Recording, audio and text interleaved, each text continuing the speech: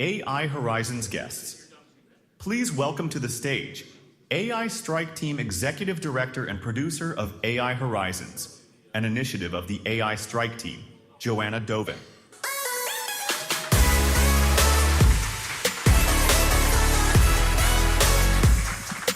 Thank you. That was a very fun introduction. Good morning. I think last night a lot of people went out. I've heard some stories. So the room is pretty full, but I know there's a ton of you watching on our live stream. We have over 17 states represented here today, but on our live stream, there's people from 10 different countries watching. So hello and welcome. I'm extremely excited about today. We are kicking off with where I see and where the world sees the future of this thing called AI that many of us here are intellectually curious about. A lot of folks here do not work in AI. You are CEOs of companies, you are even CTOs, and you're trying to figure out what the world looks like in the next month, in the next 12 months, in the next 3 years. I met the person I'm going to introduce in a minute at NVIDIA's GTC Summit, and I have to admit, I didn't really know who this person was because I'm trying to translate this world for people in real time, and I'm learning so much every day. But I came to find out that I was hanging out with the godfather of computer vision, which is the foundation for physical AI. Many of you have interacted with robots if you have a Roomba, okay? And I think 5 years ago, I got a Roomba and I thought, oh, this is the coolest thing in the world. But what I saw at the NVIDIA GTC Summit was just completely, the pace of innovation is something that we can't understand. And we're here today to explain how this innovation is going to propel human innovations and change our physical world. Without further ado, I'd like to introduce Marcel Hebert. He is the Dean of Computer Science at Carnegie Mellon University, and I also learned that the founders we're going to hear from shortly, Deepak and Abhinav with Skilled AI, he is their mentor. He is the mentor of so many of the unicorn companies that have spawned from Carnegie Mellon in Pittsburgh. So without him, it's arguably real that we would not be here today. Marcel, thank you.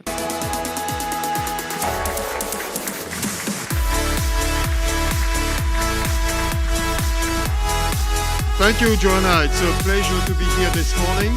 First of all, I've never been called the godfather of anything, so that's a step up. So what we're going to do this morning is we're going to hear from our distinguished speakers from Skilled AI, and then I'll have a conversation with them about physical AI and autonomy. But before we do this, I'm going to give what is possibly the longest speaker introduction on record, okay? So should we have something projected here?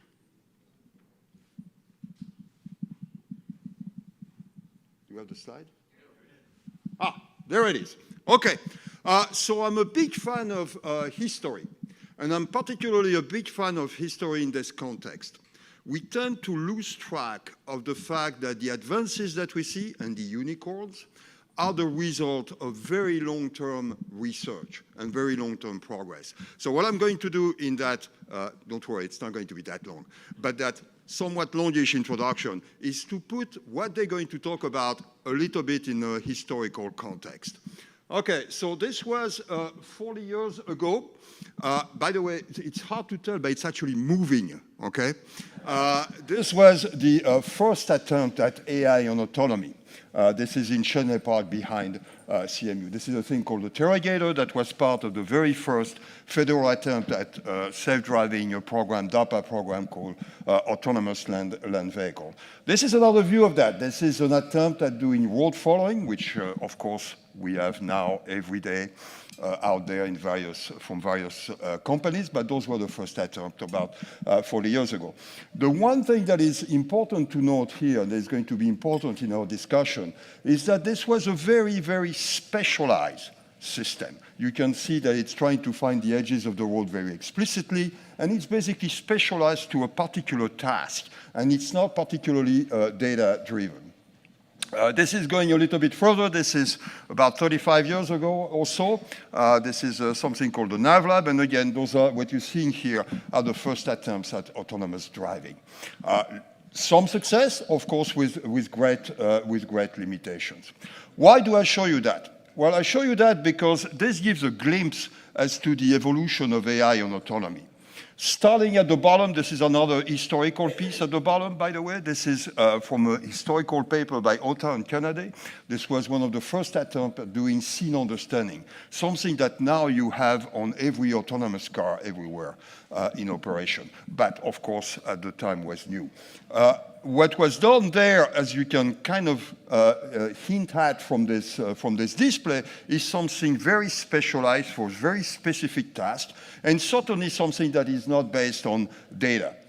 Then we moved about 10 years ago to things like we saw at the top, convolutional neural network, things that are much more data-driven, still somewhat specialized to particular tasks. So moving forward now, what we have seen this evolution going, and this was a quick illustration of that history and the direction of that history. And again, the reason why I show you this is what you're going to see in a few minutes is the extreme case of that, of what's going on today here in Pittsburgh at Skilled AI.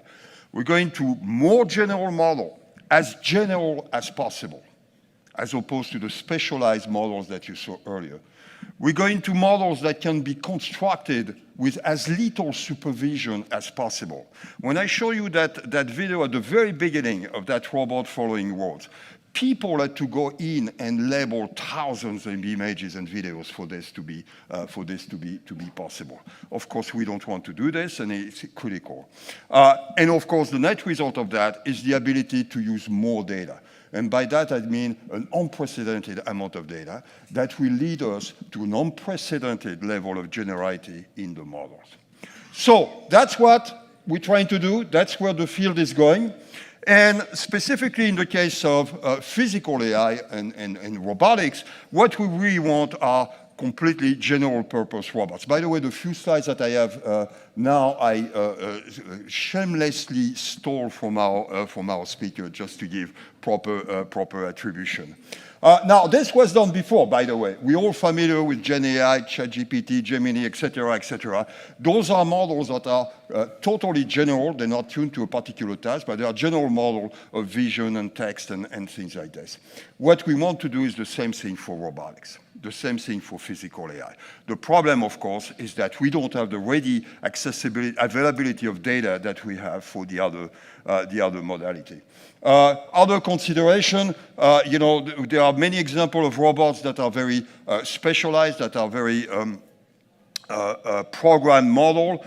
This issue of brittleness, how can we make those systems robust? And then there's an issue that maybe is a little bit overlooked sometimes unless you're really deep in the weeds of the robotics business.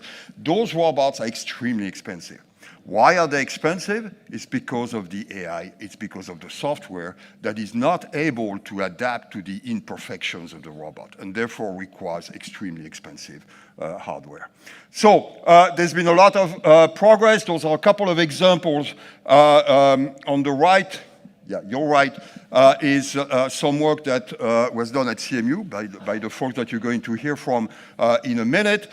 First attempt of having robots learning by themselves how to manipulate, and that led to much larger effort, for example, at Google. Work here at CMU with Berkeley on doing the equivalent of large language model, but for robot planning, which again led to much larger effort. So there is a series of work that has evolved over the years, over the past 10 years or so, that goes from those specialized models, little data, lots of supervision, to very general model, enormous amount of data, very little or no supervision. Okay. So with that, I want to introduce our speakers. So Abhinav Gupta, in another life, is a professor of robotics at CMU. Deepak Pathak is Raj Reddy Assistant Professor of Robotics, soon to be associate, right? We need to fix that, right? Somebody needs to, okay. So that's their title at the university, but that's not why they're here. They're here because they created a company called Skilled AI that is the shiny example of the history that I just presented, and basically the culmination of that history. So I'd like to now, before I'm going to invite them on stage, and while they're coming on stage, I want to play a short video that will show you the sequence of work that led to the creation of this company.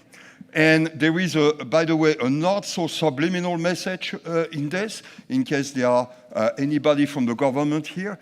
This is an illustration of the fundamental importance of long-term academic research in being able to create what you're going to hear from Deepak and Abhinav. Is it going to play? Yeah.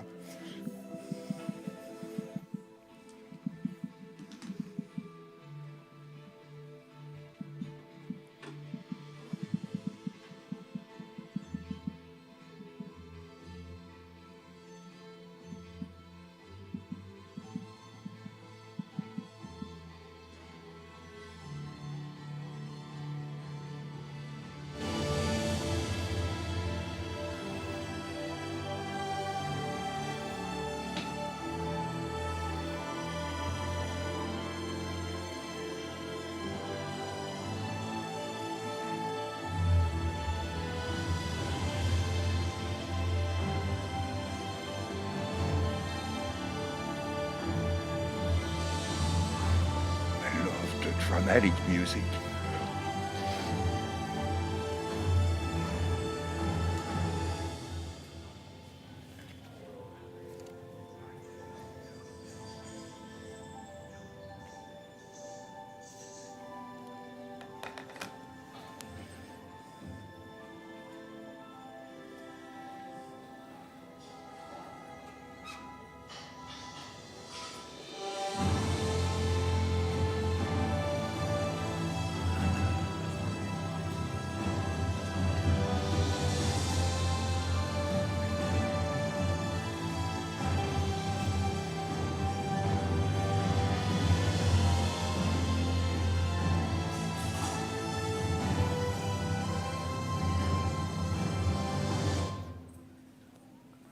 All right.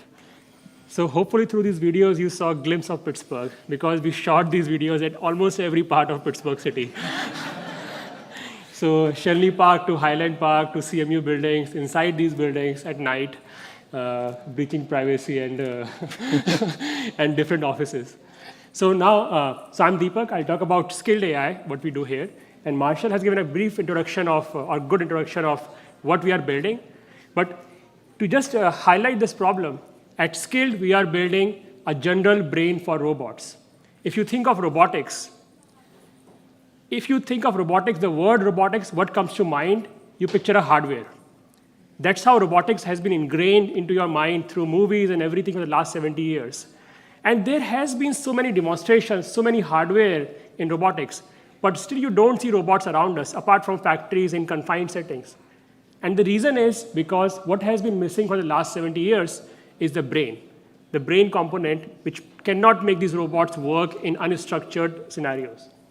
This is where Skilled comes in. So we are building a general purpose foundation model for robotics. And everybody around the world today, if you hear, you will hear them saying that robotics is the next frontier of AI. And we are seeing so much progress in Gen AI these days. LLMs, these generative models, these image models, video models. So it seems like robotics will be yet another frontier for AI. And what people forget is that the one and the main reason we are seeing all this success in AI is because of scale.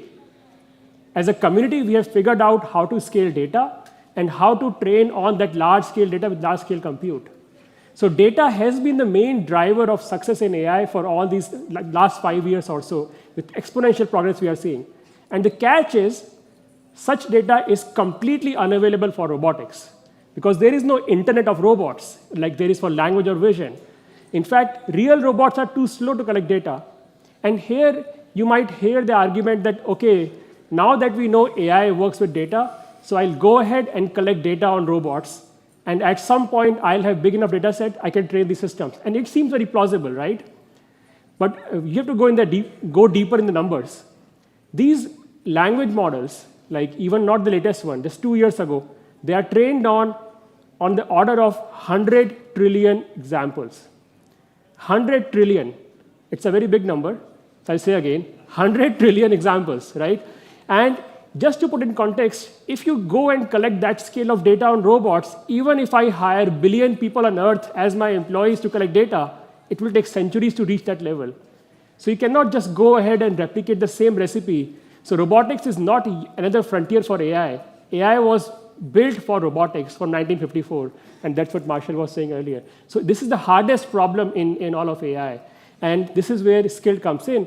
We are trying to create this general brain for robotics, using data from all possible sources to combine and train this general brain. This model works across scenarios, across tasks, across robot. In short, any robot, any task, one brain. Okay? Any robot, any task, one brain. Now this may sound, okay, this makes sense, AI is general. But to think again, any robot, what does it even mean for a brain to work for a dog robot and a human robot? They are very different things. But we are building same model across systems. Any robot, any task, one brain. And our goal is to bring what we call the GPT moment of robotics. But the difference is this GPT moment for robotics will not be anyway like ChatGPT moment. It will not be overnight. It will not happen over a week and everyone knows about it. Robotics requires physical deployment. So it will be a slow movement where robust, low-cost robots are deployed around the world and in different form factors. There will not be any one form factor. It can't be just humanoid. Because in factories, you have tasks where you require superhuman performance. So human form factor is very limiting for that. So the idea is multiple robust, low-cost robots deployed in different varied form factors. So how do we do this? I'll not go to the detail, but I had this slide I forgot to do next. So low-cost robots, multiple form factor.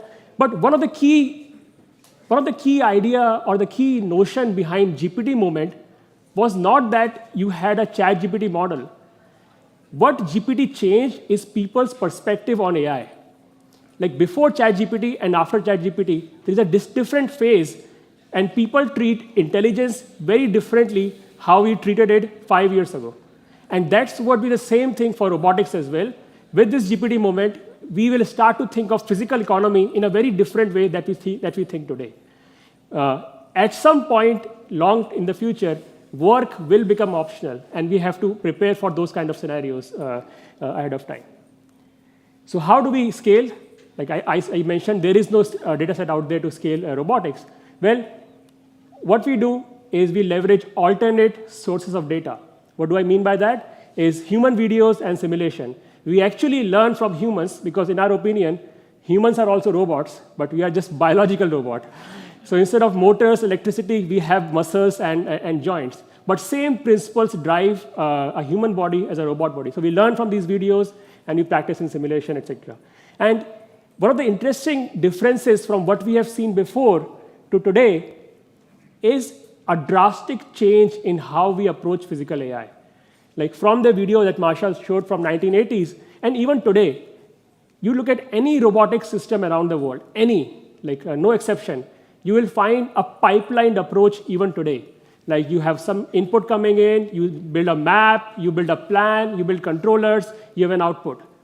Even today, when companies say that we are doing end-to-end, like if I ask you, Waymo cars versus Tesla self-driving, the common notion is Tesla cars are end-to-end, while Waymo cars are more rule-based, right? But they're both AI-based. But the thing is, when people say like Tesla, for instance, their cars are end-to-end, they're only end-to-end in this box at the center, the planning box over here. They still have to build map, they still have to build controllers.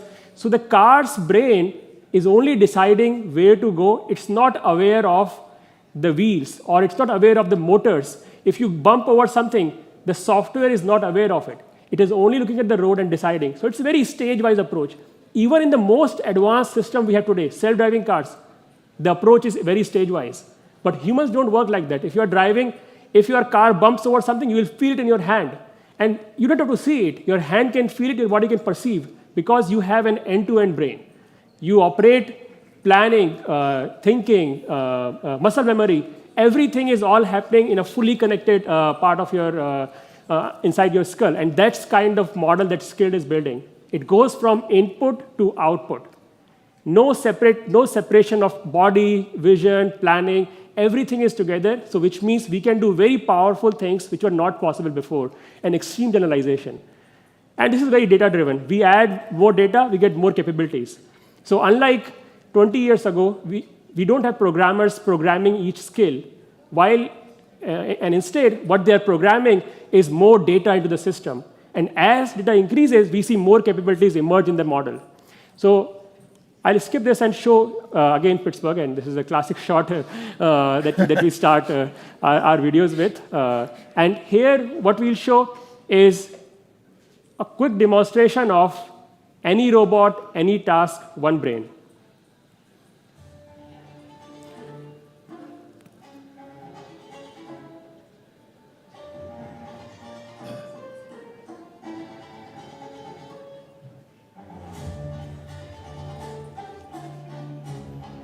It's a very dense video. You have to pay full attention. Every frame is unique.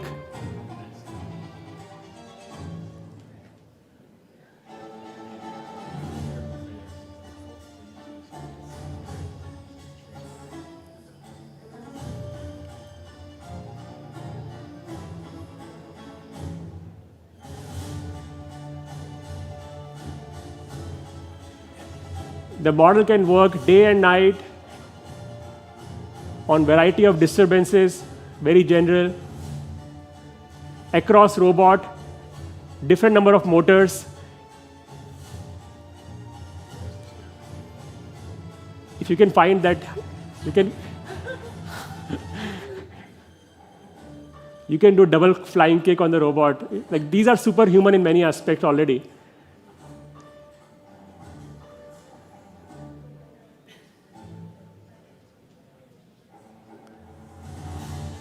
For various practical applications like packing, you can have different robots, an arm on a conveyor belt or a humanoid, doesn't really matter. This is Frick Park, and that's the trail of the background, and the robot is going off trail up the hill. If you have lost AirPods, you know how hard this task is.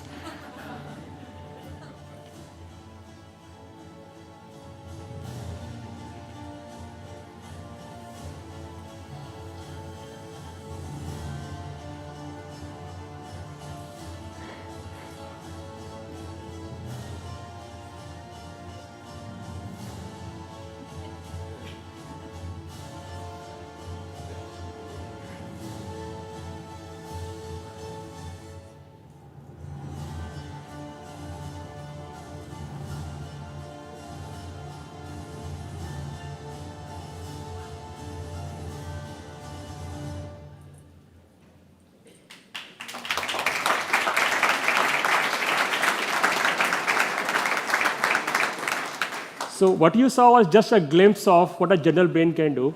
And most of these things were shot in Pittsburgh. So what you saw is a couple of places. Frick Park, our favorite place to shoot because it has jungle, etc.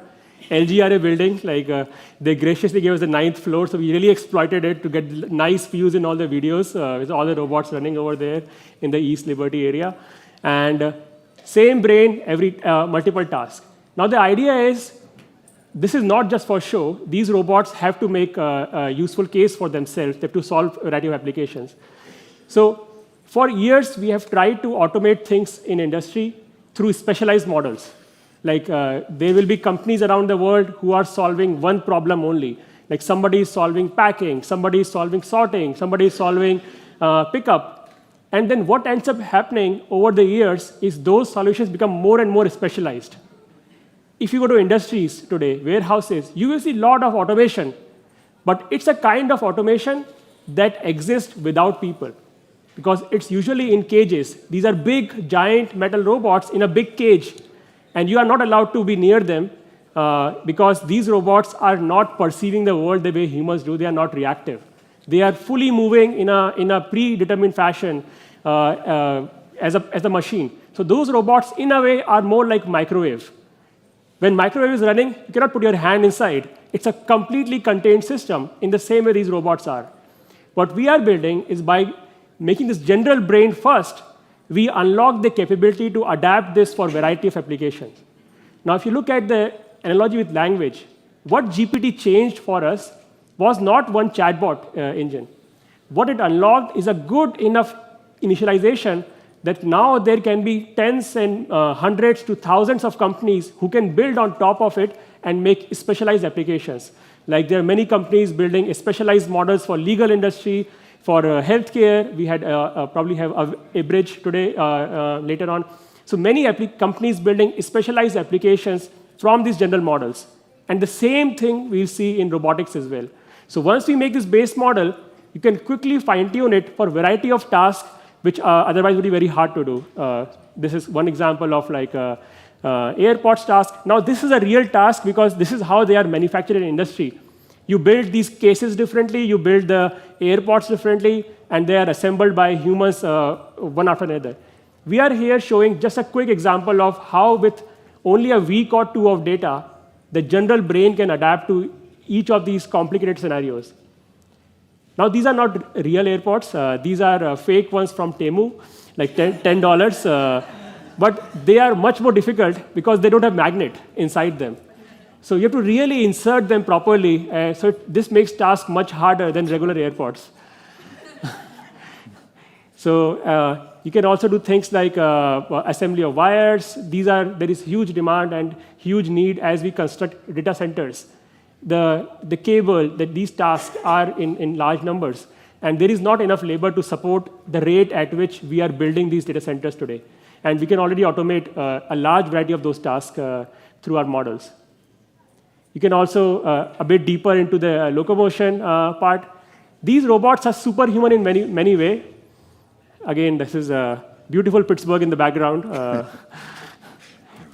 We try to shoot them in the springtime so that we get greenery, so that others don't know that we have 4 or 5 months of misery. You can see here, like, extremely reactive, extremely robust. And it's seeing and reacting. So nothing is programmed here. Even if you miss something, the robot can go over this. And now, even just this kind of capability, there can be a variety of applications that you can unlock in delivery, transportation, inspection, and etc.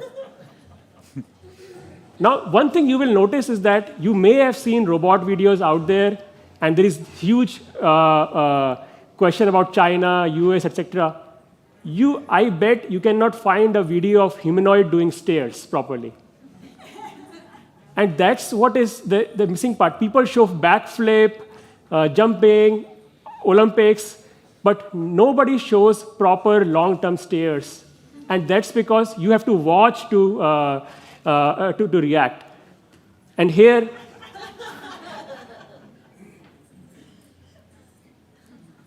so you will find examples of like these 5, 6 stairs robot doing, because you can shoot several times. But here then, we have to find an area where there are a lot of stairs. So again, Pittsburgh has everything. And you see, it will come in a bit. There's a park full of stairs. So it's extremely robust on this kind of scenarios as well.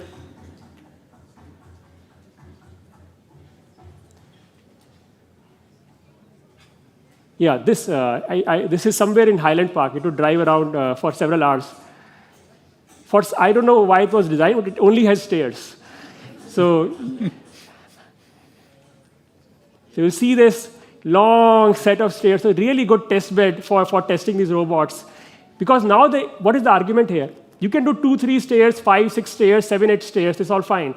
But to shoot a result like this, any single mistake and the humanoid tumbles down all the way. And so this is why this is kind of critical. And it's reactive from vision, so it's not programmed in. So it lifts its feet when something difficult. This is kind of superhuman. Like if you're pulling the robot from neck, humans cannot balance like this, but this robot can for some reason. And it's a human size, 6 feet almost. Yeah, so you can also adapt for things like packing, etc. Like these are tasks which are done by people today. Like even though you have automation for moving packages in industry, but in the end they have to be packed by people because it requires separating items because items are not stored in a loose fashion in industries. But from Amazon, you order one item, then you want one DVD or one cup. It has to be separated, and that's the hard part in this again. And that's what we can do with robots in all these scenarios. You can also do now. That being said, moving, jumping is also fun. So we can also do fun stuff. You don't just do. I just play it again. It's very fast, but kind of impressive how smooth the motion is.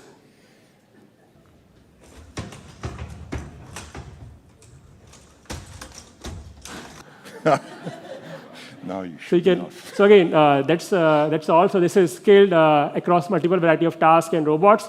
And our long-term dream is that we believe robots will be the smartphone of next generation. Like 10 years ago, you did not think, or 15 years ago here in India, 10 years ago, that your kids will have smartphones or everybody will have smartphone. This is how we see the future as well. Home robot, work robot, and we want to be the brain behind all those hardwares around the world. Yeah, with that, thank you.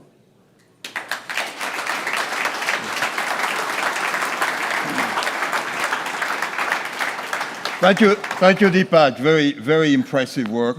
I have a couple of questions, and maybe one first to maybe challenge you a little bit. An argument in favor of more classical, by lack of a better term, architecture is that they are more easily verifiable for trust. I notice you have people around the robots at various places working with the robots. So how do you think about that, the trust and safety aspect of those kind of techniques? Yeah. So is this mic or this mic? Yeah, this one? This one works, yeah. Okay, yeah, okay. So, I mean, you are right that these deep learning systems are sort of a black box, right? And we do not always have a good handle on the description of the performance. But we have to kind of, we have to be okay with the fact that this is how things are going to be.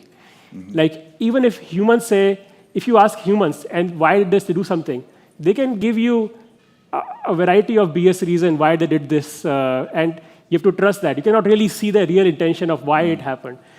This is similar kind of scenario here as well. We cannot give exact guarantees, which means to get guarantees, you have to be empirical, right? Like for instance, there is this amazing company called Zipline. What they do is they transfer items through drones from one place to other, right? Now, how do they prove, if they're using machine learning, machine vision, how do they prove that their system is safe? Now, FAA, which is one of the most conservative organization in giving permits, there is no way to provide guarantees strictly in this setting. So what they did, they reformed their testing scenario. They design a test phase that goes from point A to point B 1,000 times or several times and measure performance, and you get guarantees empirically. Yeah. And if it works in variety of corner cases, you build trust over time. And that's what we are doing with self-driving and other things as well, where you cannot always give safety guarantee to the nines. To add to this, this is where research and 10 years of being 15 years of professor also helps, right? It's not just about the data, right? I mean, if you think in robotics, we are not just doing language, which is the problem in LLMs. That's why you see lots of hallucinations. In robotics, you have to take language, you have to do vision, you have to do action, and you have to do other things like touch and so on. Now you are talking about a data which is very, very rich data. And when you are in rich data, hallucination is almost impossible, right? Because now everything has to align. Hallucination is a reason where you only see positive examples, not negative examples. In robotics, you see a lot of negative examples. When we are training in simulation, we are seeing all these negative examples as well, not just positive. Like in language, you're only seeing the good sentences. What are the bad sentences? What are the other formations? Because you're doing it in simulations and language, you're not seeing these things. And so we are seeing from the research that you don't have this problem of hallucinations as much in robotics as you feel in language. And on top of that, of course, we are also very, like we can put these guardrails, which can actually make sure that the robots do not go out of the guardrails and so on. So all these different things that we can do should bring in the trust and safety, and of course, there's a cultural thing as well. Like the robots don't exist around us, and that's why Deepak said it's not going to be an overnight moment. It's going to be a slow penetration of robots into society. And as robots come more and more, the trust automatically gains. The people gain that trust with them also. Yeah, and by the way, this idea of the fewer, or the concept of hallucination disappearing or being completely different is something that I think we don't pay enough attention to. I have a second tough question. Don't worry, the other ones are easy. But the second tough one is this. You really emphasize the fact that you're interested in the brain, and pretty much only in the brain, right? However, for those things to be deployed, there has to be platforms. There has to be hardware, preferably that we can choose where it's manufactured, etc. Now, that's a big limitation right now. How do you think about that? How do you think about the availability of hardware in support of what you're doing with the brain? Yeah, I mean, I think the hardware has been challenging because of the absence of brain. So like if you think of look at chips, their hardware. Look at planes, their hardware. Anywhere you solve the software part, hardware catches up and develops very quickly. So what we are seeing in robotics for the last 10 to 15 years is motors getting cheaper and cheaper and more powerful, because we have figured out how to do better actuators, better wiring, better magnets. So things are rapidly changing. Now, it has not been at a scale of mass production yet because of the lack of brain. And you can see this kind of a revolution going on around the world today in hardware. Every week, you will find a new robotics hardware company pop up somewhere around the world. Many companies in China, of course, because China is really, really good at hardware and they have a lot of infrastructure. But even in US as well, there are several companies who have been building hardware. They have the expertise. So as and when needed, they can really scale their hardware effort. There are many companies like Agility, Tesla is building one, although theirs is very private, so they don't actually show to others. So companies around the world are coming up at a rapid pace. Like 10 years ago, you would have a hard time getting a hardware for lab at CMU. I know Abhinav got some of all the earliest ones, but you have to really put source, pay a lot of money. But today, every lab can just buy good enough hardware for a few thousand bucks. Mm-hmm. That's interesting. That kind of flips the narrative, right? The thinking of, machine and hardware motivating the development of new AI or software, but it's actually the other way. Other way around, yeah. Like interesting. NVIDIA being big is because AI is being big. It's not NVIDIA became big, hence AI became big. Kind of argument. Interesting. You spoke and you showed some footage of various applications.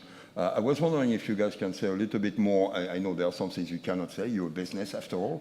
But from what you can say, what are the promising applications? You showed a lot of things in the electronics area, assembly area. Are there other applications? Yeah, so I think let's take a step back in applications, right? I mean, what you are seeing is a revolution in AI, but in the digital world right now.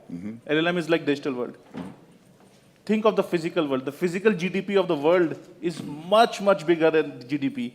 Now think of the scale, the revolution you're seeing now. If you multiply that with the physical world, if actually we are able to bring physical AI to fruition like the way we are talking about, it's going to be revolutionary. It's not only revolutionary from the point of view of applications, but also the investment it requires. I just want to be clear here, right? I mean, we are talking of completely different level of investment. Till now, you're only talking about language and vision data. Now you're adding language, vision, in time, and action data. You're talking about 10x more investment, probably in terms of the GPUs and the data centers that we have to build to learn these systems and so on. Now, keeping that in context, that we are talking about something so big, Today, at Scaled AI, we are looking at something that we can deploy very, very fast. Because unlike LLMs, where data was already there, we don't have the data. Our data will come from real-world deployment. So we have to deploy today and tomorrow, right? I mean, we cannot wait to solve the problem and then deploy, essentially. And so what we are looking at is places where there are huge labor shortages, or where there is humans find it very, very hard to concentrate. Like, for example, simple scenarios like security and surveillance, inspection, asset inspections, and so on. That's where we initially start small as well. But then we are also seeing huge labor shortages. For example, Deepak was talking about in building data centers. So that is like one of the areas we are super excited about to bring automation into the building of data centers themselves. Because in some way we have to do, as I said, we have to do 10x of these. If you're thinking of big now, it'll be much, much bigger in the future. It's just the starting point, essentially. Apart from that, also places where it's dangerous for humans to be around, right? Like places like machine rooms, places like where there's high humidity. That's the whole. So in essence, what we are trying to do is we are trying to bring these robots into factories where there's long work hours, it's very hard, and make humans much more efficient by doing these applications. Yeah, that's what we call the 3Ds, the dull, dirty, and dangerous. So last questions, but perhaps most important for this particular venue. You in Pittsburgh, you showed gorgeous shots of Pittsburgh. By the way, you worked really hard on those settings, you know. So first of all, what does it mean to be in Pittsburgh for this kind of research, both in terms of the benefits, but also in terms of things that you would like to see maybe changed or improved to support you better in what you're trying to do? Okay. So I'll take the first part, the why Pittsburgh, right? Because I came to Pittsburgh in 2009. 16 years, right? 16 I years remember. Ago. Yeah, you hired me, so that's why I came to Pittsburgh. So it has been a journey, right? I mean, I feel Pittsburgh brings the huge amount of dense talent, like especially CMU, into one place. We have people doing robotics, we have people doing machine learning, we have people doing electrical, like building hardware and so on. It's like this kind of dense talent is huge, and it makes you think much bigger. But this is tangible, right? The talent that we have, the resources we get from university, and so that's something which I also want to highlight here. CMU as a university is not only trying to do research, but also support young faculty when they are coming in, like giving resources and so on. But then there are intangibles, which I think are not highlighted enough about Pittsburgh, which I felt in the last 16 years have been a great player for me. So for example, Pittsburgh and like people like you have bet on people, like and new people is what I'm saying. It's not about betting on existing people who have already done one startup, now betting on them. That's very common in, you know, but here in Pittsburgh, I found people bet on new people, and when they bet, they go all the way, right? And so that's what I kind of, so for example, Marshall was saying, right, I mean, I come from computer vision background, nothing to do with robotics. Until 2015, I did not touch a robot. And that's a surprising part, right? In 2016, I first thought I'll touch a robot. And who supported me? Marshall, kind of. The first robot that I bought, it was paid by Marshall. I mean, he said, I believe in you. So I was telling that I want to do robotics. I think the whole idea of big data, can actually come to robotics as well. And because I had never done robotics, I did not have any funding to start this robotics work and so on. So from his own discretionary, Marshall gave me the first robot. He said, here's a robot, go and do it. And I think that's kind of the kind of big bets that people here take on young, and I think that's a big. And the second cultural thing which I think really differentiates Pittsburgh is we do not believe in just fancy stuff. We want to make things work. That's what the first thing I was told when I came to Pittsburgh, and I had a meeting with Alyosha, who was my other postdoc advisor, and Marshall, and like, what is the difference between CMU and Stanford and MIT? The first thing I was told was, here we do not believe in just papers, we want to make things work. And that's the kind of DNA which Pittsburgh ingrains in their talent and want to make things work. And I think that kind of leads us to think in a very different manner. And I think those are the things why I think if we keep ingraining these kind of DNA into our young talent, I think it will basically makes us do the big things. I think Deepak can take the now second. for the issues. Yeah.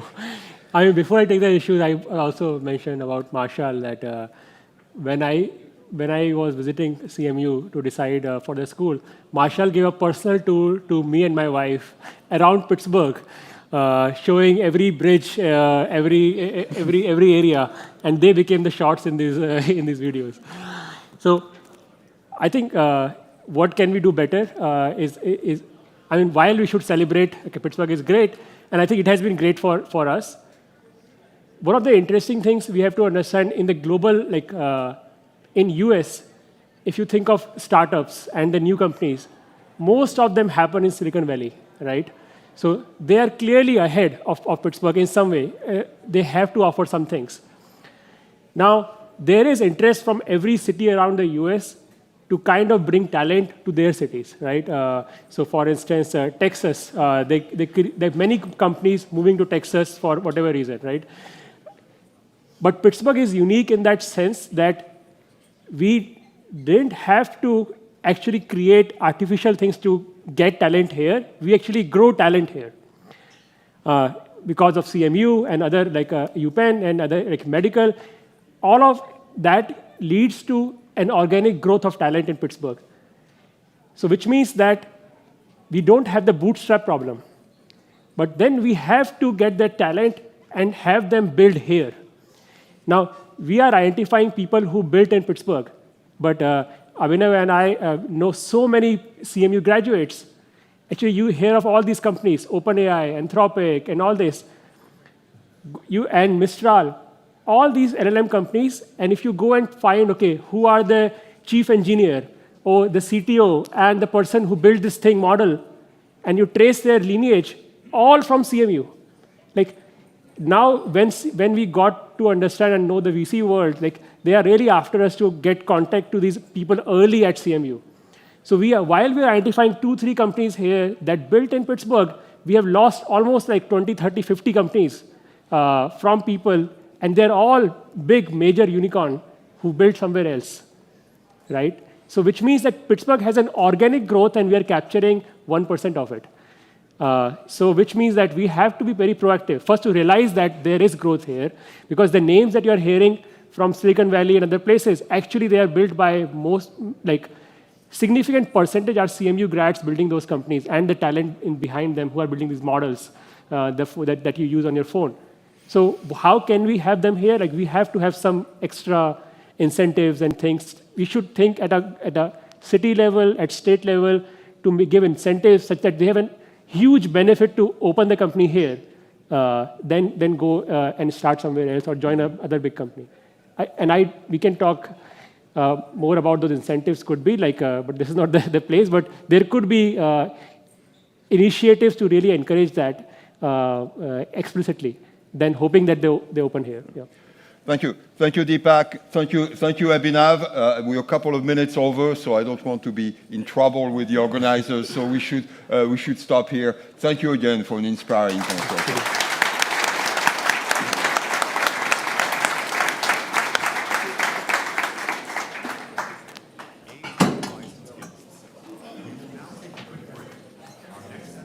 AI Horizons guests, please welcome to the stage President and CEO of Alcoa Corporation, William Opplinger, co-founder and CEO of Gecko Robotics, Jake Lucerarian, and Managing Director, Head of Applied Tech at JP Morgan Commercial Banking, Justin Kraus. Want us to sit? You sit in the middle, huh? You sit here? You in the middle? Perfect. Good morning. How's everybody doing? Good, good, good. The lights are exceptionally bright here. I don't know what you guys think, but They are. these guys run companies, so the lights are always bright for you guys. How are you guys doing today? Pretty good? Good? Very good. So thanks everybody for coming, and especially for the incredible energy here over the last day and a half. It's a pretty exciting time here in Pittsburgh, and I couldn't be more happy to be here with these two guys for more than a couple reasons. We're gonna have a great conversation. One of which is we've got iconic companies in different ways. An iconic company founded in 1888, where Pittsburgh was probably the most entrepreneurial place, maybe in the world. I think it was the epicenter of the world, probably Yeah. in 1890, 1900. I mean, Yeah. with the steel and the oil and then aluminum. It was the epicenter of the world. Yep. So 1888, and I will just say, quick one JP Morgan piece. In 1901, John Pierpont Morgan bought Carnegie Steel from Andrew Carnegie and put together U.S. Steel. So that's the slight JP Morgan connection here. Now we have a new iconic Pittsburgh company founded in 2013, a little bit after 1888, but hopefully bringing on a whole new path of making Pittsburgh. It felt like 150 years. So. Yeah, exactly. So anyway, so welcome guys. Thanks so much. Okay, so this is part of what makes Pittsburgh special. We have companies like this, and the way that AI, look at the newspaper any given day, and you're going to see AI everywhere, right? We're going to talk about AI in the physical world here today, and some really, really exciting things that are going on. But let's start. As we were sort of preparing for this conversation, we had a call. We were talking through, and Bill had this incredible quote about, "Show me how AI will help us, not someday, but today." So very direct, very much spoken like a CEO of a Fortune 500 company. And Jay kind of came back and said, "Hey, for AI to be measured by ROI, not a speculative bet, right? Show us that ROI." So, Bill, could you talk a little bit about that quote and the way you think about AI running the type of company that you run? Sure. So let me, if you don't mind, let me give you a little bit of background on Alcoa. Founded in 1888. We moved the headquarters back here in 2017. We're a global company. We've got 14,000 people around the world. We work on 6 continents. We make stuff. So we make aluminum. We dig dirt out of the ground, refine it into alumina, and then turn it into aluminum. I had to laugh. I was in Australia a couple weeks ago, met with the CEO of an emerging AI company, and asked him how his company would be valued once they came out of the private markets. And he said it was a very reasonable valuation. They would be valued at about 25 times revenue. Now, if just to bookend the conversation here, we traded about a 0.7 to revenue. So if I could get a 1 to revenue, I'd be really, really, really happy. Why do I tell you all that? Well, I tell you all that is because we make a commodity. Our commodity in the commodity space, you have to be low cost. And so whatever we're looking at, whenever we make an investment, be it in physical equipment or in AI, we are looking at what type of a return do we get. And I would challenge you, everybody in this audience, if you're going to be selling to old line industrial companies, they're going to want to know what's the return, how quickly do I get it, how much money do I put in at the front end, and how much physical benefit do I get at the back end. Whether that's cost savings, whether that's quality control, whether that's new products and higher sales, but that's what industrial companies are going to ask you to prove very quickly before they make the big leap into AI. Excellent. Jake, thoughts on this idea of showing the ROI and sort of AI, selling to companies like Bill's? Yeah, I think Bill's right, and I also think that the reason why the valuation differential is such with an AI company out of Australia and a commodity is that you want to play unfair games, and I think AI provides the opportunity to play an unfair game. 0 to 1, Peter Thiel, he was my Series A investor. And the reason why he invested is because he only bets on really great founders that are looking to play non-competitive games. And so this is why there's justification to the valuations. However, the MIT study that just came out shows that a lot of these bets are for naught. So 95% of the AI companies produce 0 ROI on a proof of value or an initial use case, is what the study describes. Now, there's been $400 billion of VC investment over the past 4 years into AI companies. Not a great return. However, there is still a bunch of optimism because of those examples of a lot of ROI coming from those specific companies. And then the question is just like, okay, what's different? And the big difference that we found is that There are companies that masquerade as being very high impact and sell a bill of goods sold to Bill, and Bill will look at the actual value and say this is bullshit, and I'm not gonna be fooled or strong-armed into buying into something that I just don't see the value in. And I think that's based on first principles. And he's running a company based on first principles. And I think, we are able to get hyped about artificial intelligence because of massive capital that's being thrown at companies. When I started my company, I had my bank account, and that's what I built the company off of. And I went completely broke off of that. So for 3 years, I bootstrapped it. And then because of being able to provide actual impact to power plants, I got an acquisition offer, got an offer from YC, was able to build the company that we have today, and it's growing a lot. And I think it's, these first principles and doing the hard thing first is the really important topic that me and Bill are here to talk about today. So, but it sounds like, and I don't want to put words in your mouth, but you sound like you're saying like you view AI as a lot of hype right now. Is that fair? Or is that the impact of AI will change everything. I do believe that. It is the way that we get there to be a predetermined destination that will just happen is the thing that I vehemently disagree and fight violently against. Because if we don't approach artificial intelligence by doing the hard thing first, we just had the folks from Skilled up here. What they're talking about is important. What the approach that Gecko has is the manifestation of that principle, and that is you go out into the real world and you get real information and data that hasn't existed before in the physical world. The fourth industrial revolution never happened. It did not digitally transform. Therefore, you do not have the framework to be able to leverage artificial intelligence to transform everything in the physical world. Makes complete sense. And so there is transformative change that will happen and is going to happen because these engines, these models are incredible. But if you don't have fuel to put inside of your Ferrari won't move. And so that is the fundamental principle that through blood, sweat, tears, and running into the facilities like Bill has, we've been able to prove out, and that's why we're growing. So data is as important as algorithm. Data, yeah. I actually recently just got in an argument with Eric Schmidt about this in Geneva.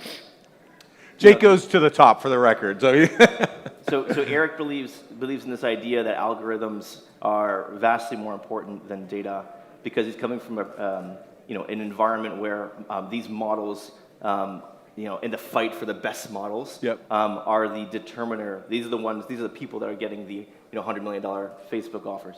But I think this assumption that the data will just exist and is going to be there for us to train these algorithms is a foolhardy assumption. It's very hard to gather this information and data. And by the way, a lot of the information and data lives in the incredible heads of those that power our society, that build the aluminum that Bill sells to us to be able to build this world, to be able to run these power plants. My God, there is a big problem happening because of the amount of people retiring 4 to 1 in terms of people who are hired or who leave and who are hired. This is a big issue, and there is a crap ton of data in those people's heads. When they walk into a facility, they can hear something, they can touch something, they can smell something, and that tells them everything they need to know about how well that thing's running. Could you talk about that a little? It's interesting. You're running this massive global business. There's a lot of data that's potential to be captured, but how do you, when you hear him talk about that and the amount of data you have to leverage AI, what do you think? I think Jake's spot on, right? So I think that there is a massive amount of data in our systems that goes back decades in some instances. The real difficult part about that is getting it in the right format to be able to utilize it. And interesting, you didn't ask my opinion, you got Schmidt's opinion, but I would think that and I'm way out over my skis here, but I would think at some point the algorithms get commoditized. And the data is kind of like the bauxite in the ground, right? The data, when I look at the value of our value chain, I really think the value is in what cannot be replicated, which is the bauxite in the ground, right? And to me, that's what the data looks like. And that is if you have that data available to you, you can make something out of it. And it would seem like the algorithms will get commoditized over time. But and then when I consider one of the challenges that we have as a company, we call ourselves Alcoans, right? We have Alcoans that have been with the company 30 and 40 years, and that knowledge walks out the door every day. And so as I look at AI, I would like to be able to see AI be able to capture that knowledge and allow it to be used by the next generation. You said, hey, you go down to Brazil, our plant in Brazil, and you've worked in our plant in Brazil, your company's worked in our plant in Brazil, and there are folks there that literally can tell how well the plant's running by the look, the smell, the feel. And how do you capture that and be able to use it in the future? Incredible. And I mean, just for everybody to hear that, talking a little bit about the relationship that you guys have, but as a multi-generational Pittsburgher, hearing two Pittsburgh companies working together in Brazil is pretty cool. Now, there's a funny story. Our JP Morgan contact put us together, and it turns out that I guess I wasn't aware that we had already been working together for years. So our JP Morgan contact, connected the two of us just to have a get to know between a couple of folks in Pittsburgh, and we've been working together for years. And we did not prompt Bill to say that for the record, everybody. No, that was unsolicited. Thank you, Bill, very much. So why don't we talk for a second, whether it's Brazil or other, I'd love to hear about some use cases from you as you think about AI transforming this company that is, 1888. Would love to share. Sure. So I made this pitch about, hey, you've got to be able to show a return on investment. The piece that I didn't really talk about is and Jake knows this, I still worry a little bit that there will be massive winners and losers in the AI race. And I worry that we may end up on the loser side of that. So while we are very pragmatic around how we spend money, in the back of my mind, I'm thinking, is there a disruptor to the aluminum industry? And is that disruptor out there working in a setting like this that is completely non-traditional? So I don't know how to address that concern, but that's something that's in the back of my mind. When we look at use cases, we've got around 70 use cases currently around the world, and they vary highly from, and I'm not going to even talk about kind of the daily work that we do with like a Microsoft Copilot, but they vary from safety systems, trying to really, as an industrial company, one of our key metrics is how safe are our facilities, and really trying to anticipate where is the next safety problem across the globe, all the way to a very cool use case. And if you allow me to diverge just a little bit, we're going through a public comment period to get our approvals in Western Australia. We've got around 6,000 comments that have come in, and we have 8 weeks to turn around those comments, and we have to personally address every single comment that's made in those 6,000 comments. And the starting point there is hundreds of thousands of pages of data for these environmental approvals. So you can imagine the Herculean task to address 6,000 comments accurately. So we're using an AI front end that will take a pass at the first response based on tens of thousands of pages of background data. Imagine that. To me, that's super cool, right? It's going to allow us to meet that 8-week deadline, and you still have, this is about the extent of the jargon that I know, you still have the human in the loop there to see. Well, that was good, wasn't it? 25 times revenue. Yeah, that should get us 25 times revenue right there. We still have the human in the loop who has to then do the final sign-off, and then as we determine that the AI is good or not good at answering the questions, we feed that back into the model. And so then over the course of 8 weeks, the model's going to get spectacular. That's just a single use case that has a return that's immediate. And we're talking about on our approvals, which are massively important for the company. So that's an example of how we're using AI. Incredible. Jake, the incredible projects. I mean, we could spend the rest of the day talking about the things you're doing. Any that you could point out that you want to share with the folks here? Yeah, I think, well, we talk a lot, we're talking a lot about like, okay, measurable impact of ROI, like building the company the hard old way, you know, not with $1 billion in your pocket. And I think that like, maybe I'll walk you through a journey with Alcoa. With Alcoa, we started in Brazil doing, gathering information and data about the structural integrity of the most critical component of one of their factories, one of their mills, integrated mills, and that is on evaluating the health of their boilers. This was a while ago. Was able to do so in a way that was eliminating $1 million worth of scaffolding, I think it was. Was able to do it in like a week, evaluate this whole facility, opposed to 3 weeks to evaluate. The data point gathering was like on the order of I don't know if it was 5 million or 6 million X what they have typically done. Was able to do so safely with. Yeah, don't forget the safety part. Oh yeah. When you're eliminating scaffolding like that, you're eliminating people on scaffolding, Yes. which takes them out of the line of fire, which for us is critically important in addition to the cost savings. But go on. I'm sorry to interrupt.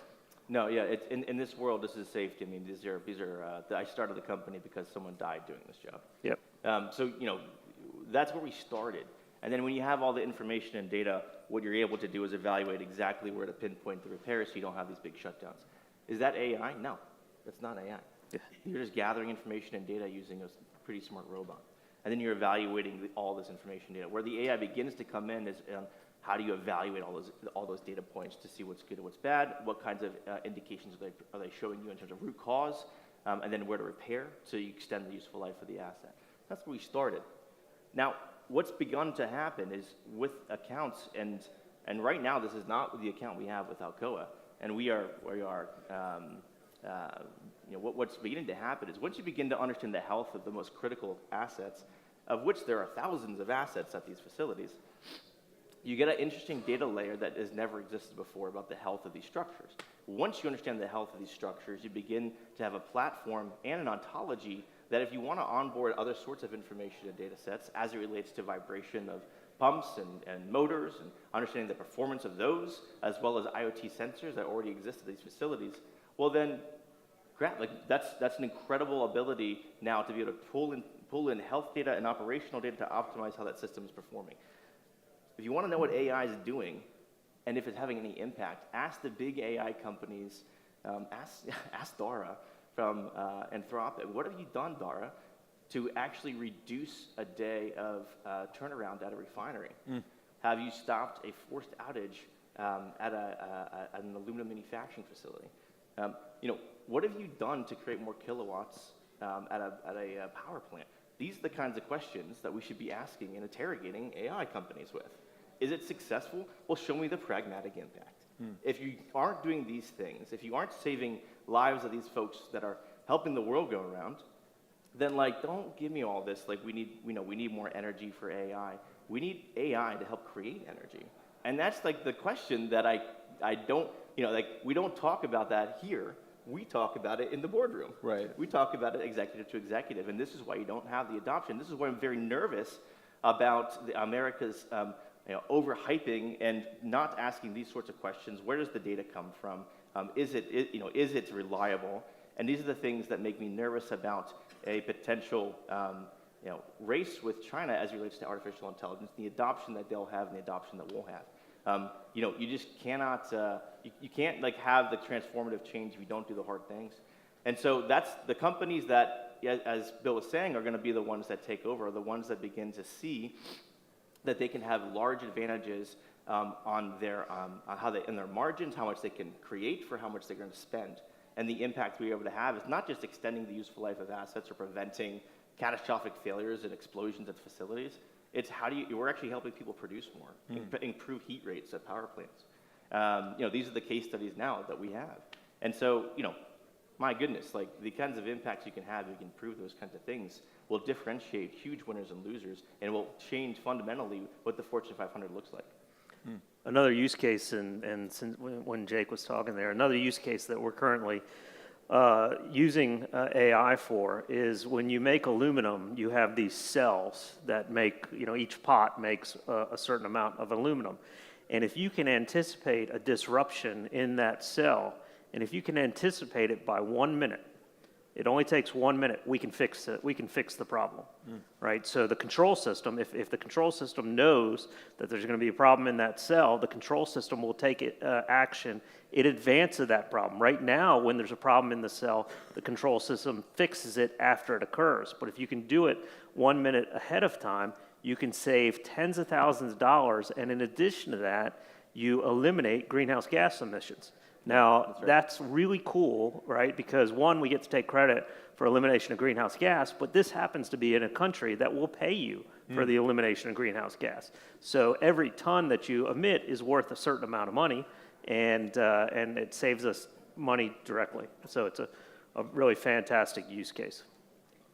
And just for everybody here who obviously has a vested interest in AI, what AI means, I think the most, and I have this position where I'm seeing, sort of AI and innovation across the country and to a degree across the world with the business I run. What they're talking about is such a unique, vitally important use case. And vitally important because if his company could be more efficient in what they do, obviously it helps the bottom line, helps shareholders, all the stuff that Bill wants to do. There's the other implications. One is the worker, and Jake, you just alluded to it, like people, being injured on the job, right, and potentially losing their life, and the ability that a lot of these tools have. That is an impact that we're seeing, and that folks like Jake are bringing that are massively important, obviously, to Bill's business. Safety, safety, safety. So I think the other thing that it would be interesting to touch on, maybe just a second, because we've seen a very dangerous world recently, specifically geopolitically. You look at what happened in Poland this week, and you think about sort of what that means, in the eastern side of NATO, and how critical, for instance, this company is, and aluminum production is, to our war efforts. Like, could you talk about, like, sort of national security implications for Sure. We are, as I said, we're truly a global company. We have operations on 6 continents. We used to be known as the Aluminum Company of America. We changed our name to Alcoa because we weren't really the Aluminum Company of America. We have remaining no bauxite mines in the United States because the bauxite's gone. Refining of bauxite is limited to a very small refinery, so there's only one of those left, and there's only 4 smelters, 2 of which are ours. So aluminum is critically important to defense of any country.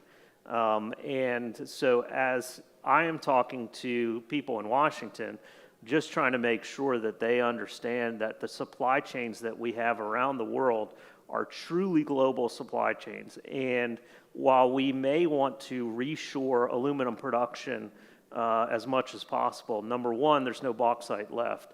Number two, it will require a massive amount of electricity to reshore production of aluminum smelting in the United States. Put that in perspective, I think we had Dan Sumner here yesterday from Westinghouse. We need 6 of his world-class reactors just to power the aluminum that would have to come back on shore. In addition to that, we are looking to pay for about 3 cents a kilowatt hour. Right now, I don't know how many of you know what the data centers are paying, but they're paying 10, 11, 12 cents a kilowatt hour for a 20-year time period. If you're paying 5 or 6 cents a kilowatt hour, you're structurally non-competitive in aluminum, right? So it's a conundrum for the U.S. government. It's a conundrum for the U.S. government because the industry's unlikely to reshore to the U.S. We must have strong global partners, whether that's Canada, Australia, Brazil, Norway. We have to have strong global partners for this. Are you saying the economics just won't work at something above 3 cents a kilowatt? In order to be globally competitive, you need to be at 3 cents a kilowatt. And does tariffs help off-balance that? It does, but the difficulty with tariffs is you can't count on them. So they can change overnight. And faster than overnight. So if we were going to build a smelter in the United States, it's about a $4 billion endeavor. We're an $8 billion market cap today, so it would be a huge bet for us to build a smelter in the U.S. We would not build it based on tariffs, simply because the tariffs can change. What we would build it on is globally competitive energy, and that's 3 cents, 3.5 cents a kilowatt. This seems to be the thing that we should be challenging, like the Governor Shapiro and I know Senator McCormick's here today. It seems like aluminum being able to be onshore is a national security issue. That seems to be true. At least it was true for steel. It seems as though there are certain parameters that are true in the markets that from a commerce, from a geopolitical standpoint, could help to balance. It seems as though if it's a national security issue, my question is like, Alcoa, based in Pittsburgh, what is the government doing to give as much incentive as possible to you to be able to onshore manufacturing and create facility and an environment, for an incredible company? It has to be energy. For us, it needs to be energy. And there you go. It's 6 gigawatts. Is that what the 6 gigawatts? Okay, 6 gigawatts. 6 gigawatts. In order to bring back 4 million metric tons, you would need around $30 billion. Now, when you throw out a number of $30 billion to the U.S. government, they don't seem to blink. But for us, that's a very big number. And it'll take at a minimum 5 years before the first ton comes out the door. And that's the other thing, is it's beyond an election cycle. Have you thought about what else you could do to not just sell the aluminum, but to make it into specific parts that you could sell for higher? Instead of selling the material, you actually create parts, whether it's to the government or... So the aluminum value chain, Alcoa Inc. used to be completely vertically integrated between the mine and the finished product to the customer. Right. And we made the strategic choice back in 2016 to break that up. And what we're really good at is mining, refining, and smelting. Our customers are better at making it into something. So the question I'd maybe ask to the AI community is, what can you do to help that answer be more economic and to actually be more fully integrated for a customer like Bill? I think where I see everything going is those that own the raw materials, just like the ones that own the data, are going to be the most powerful. That's where I see it too. And be the most valuable. I do believe that you're going to start seeing those that own the inputs be more in control and being more assertive in the value chain. It's coming, believe me. And I think that AI will be a big component here in helping to accelerate and make the math work. So, AI companies out there, get to work. I'm going to do it. Yeah, well, we don't doubt you, Jay. So we're starting to wind down here. We are in Pittsburgh, and we're obviously very proud here, and with companies like you for good reason. Could you talk for a second, and Jake, maybe I'll start with you, just when you think of a Pittsburgh-style AI, right? What does that term mean to you? Does that mean something? No, I don't know what that means. It doesn't. Yeah, what does that mean? Yeah. No, I don't know. I mean, second fiddle. I don't know. Yeah. No, I just see. I mean, we have great research. Right? I mean, tell me where the pragmatic impact is for big businesses. Yeah. Where's the big AI business here? Right.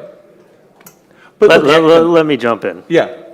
And sorry to cut you off. I don't think we should just all clap and applaud Pittsburgh if we haven't earned it. So I think that's my big contention is just damn, I am excited to clap about how great Pittsburgh is, but it is really important to show results. And I think these kinds of events are great, but it's just what sorts of momentum do you get off of them? Right. The event that Senator McCormick put on was great, $90 billion committed. Damn, that's great. That's awesome. That provides the opportunity for AI companies to provide pragmatic impact to the companies and the opportunities here. But, it's where are the founders? Yeah. They're all not here. Yeah. Good, Bill. So you jump in? Yeah, I mean, why is Silicon Valley successful? Why is Silicon Valley successful? Because you have an ecosystem. Yep. You have an ecosystem that when there's an idea, and this is the great thing about America still, is that when you have an idea, we tend to overcapitalize it, and people can rush in, and you get something out of it. It may not be exactly what you start with, but in America, we throw a bunch of capital at things, we throw a bunch of people at things, and we end up with something great. May not be exactly what we anticipated. In America or in SF? In America, totally. Okay. All right, so hear me out. All right. I'm going there. Now let's go to Boston. All right, look at Boston. I have a son that works in Boston. He works in AI in biotech, and Boston is a biotech pharma city. And it's because there's an ecosystem, right? And when there's an idea, we throw a bunch of money at it, and something great comes out of it. And the beauty of Boston, in addition, and slightly different than Silicon Valley, is the university system, right? We bring, and don't get me started on a rant, but we bring the best and the brightest in the world into Boston for postgraduate degrees, and then great stuff happens, right? And a lot of times they come to MIT, to Harvard, Boston College, Boston University. They come and we get a lot out of it. The thing about Pittsburgh, I can see a Pittsburgh AI, contrary to what Jake says. And that's because we need to build the ecosystem here, and I think it starts at Carnegie Mellon. I'm a Carnegie Mellon grad, so I'm a little bit biased, but it starts with Carnegie Mellon, where we get the best and brightest in the world here doing AI and robotics. You start spinning out successful companies, and you start to build an ecosystem that when people think AI and robotics, they don't think Boston, they don't think Silicon Valley, they think Pittsburgh.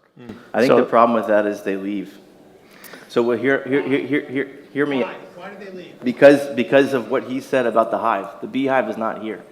The jobs, the companies that are the most successful in the world, in the topics that we're talking about, are not based here. They might have an outpost here, but they're not based here. The founders aren't here. The best innovation doesn't happen here. The university, the incredible folks that we attract here, that Dr. Farnham has done an incredible job of building upon the success of the years past. Incredible folks come here, but then they leave.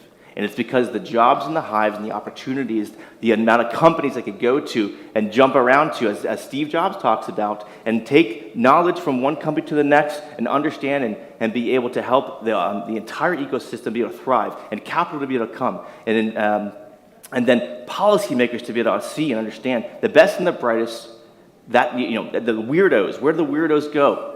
Right. That's where you see like these incredible innovations happen. Now, Paul Graham, who's a Pittsburgh, Murraysville, I believe, native, who founded YC, he wrote an article 10 or 12 years ago talking about Pittsburgh has the opportunity.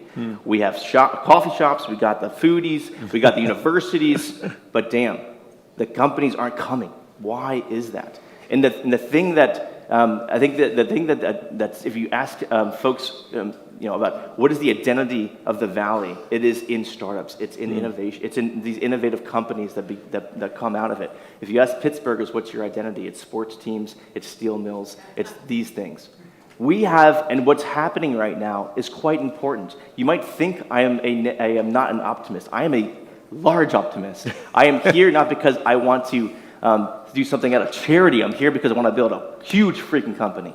Yep. And I want Pittsburgh to be able to have a flywheel of successes. You know how PayPal was able to create a mafia of folks spun out all sorts of people. Success in the midst of a huge bubble that burst. It was because they were able to get a huge success out of potential failures that spawned incredible companies off of that mafia. They were able to get return, and for the equity to actually mean something. The equity around Pittsburgh has not meant much yet. The equity packages that were supposed to return large amounts for some of these self-driving companies, they did not return. And so that's what's really important. You have to have these successes, you have to have these big winners, so that there can be a flywheel, so that there's 10 companies that can start off of a big Gecko success, a big IPO, a big Duolingo success, a big Duolingo IPO, a big Skilled, hopefully, success, an IPO. That's how you get a flywheel. And they build it here in Pittsburgh. Now, we have a huge opportunity because of our position right now, because politically we matter. That might not always be the case. And so we also have incredible resources that we have to tap into that fuel the incredible once-in-a-generation opportunity with artificial intelligence. But my goodness, we need aggressive policy. We need aggressive foundation spend. We need aggressive folks from university. We need more dropouts from CMU and less professors starting companies. And I'm telling you, it's really hard to create a transformative company if you don't believe it's all or nothing. If you have tenure to back yourself up on, my goodness, you can fall back on something. If you can't fall back on anything, but man, you'd be surprised what you can accomplish. And so I believe in this region. I believe in the talent in the universities. I believe in the opportunities and the access to problems like these problems here. But I need us all to understand that it's not just, we can't just say that we are this or we're that without proving it. And we have to have an identity that goes beyond what it was, but what we're going to be. And that's what I'm trying to represent here. Excellent. How about that?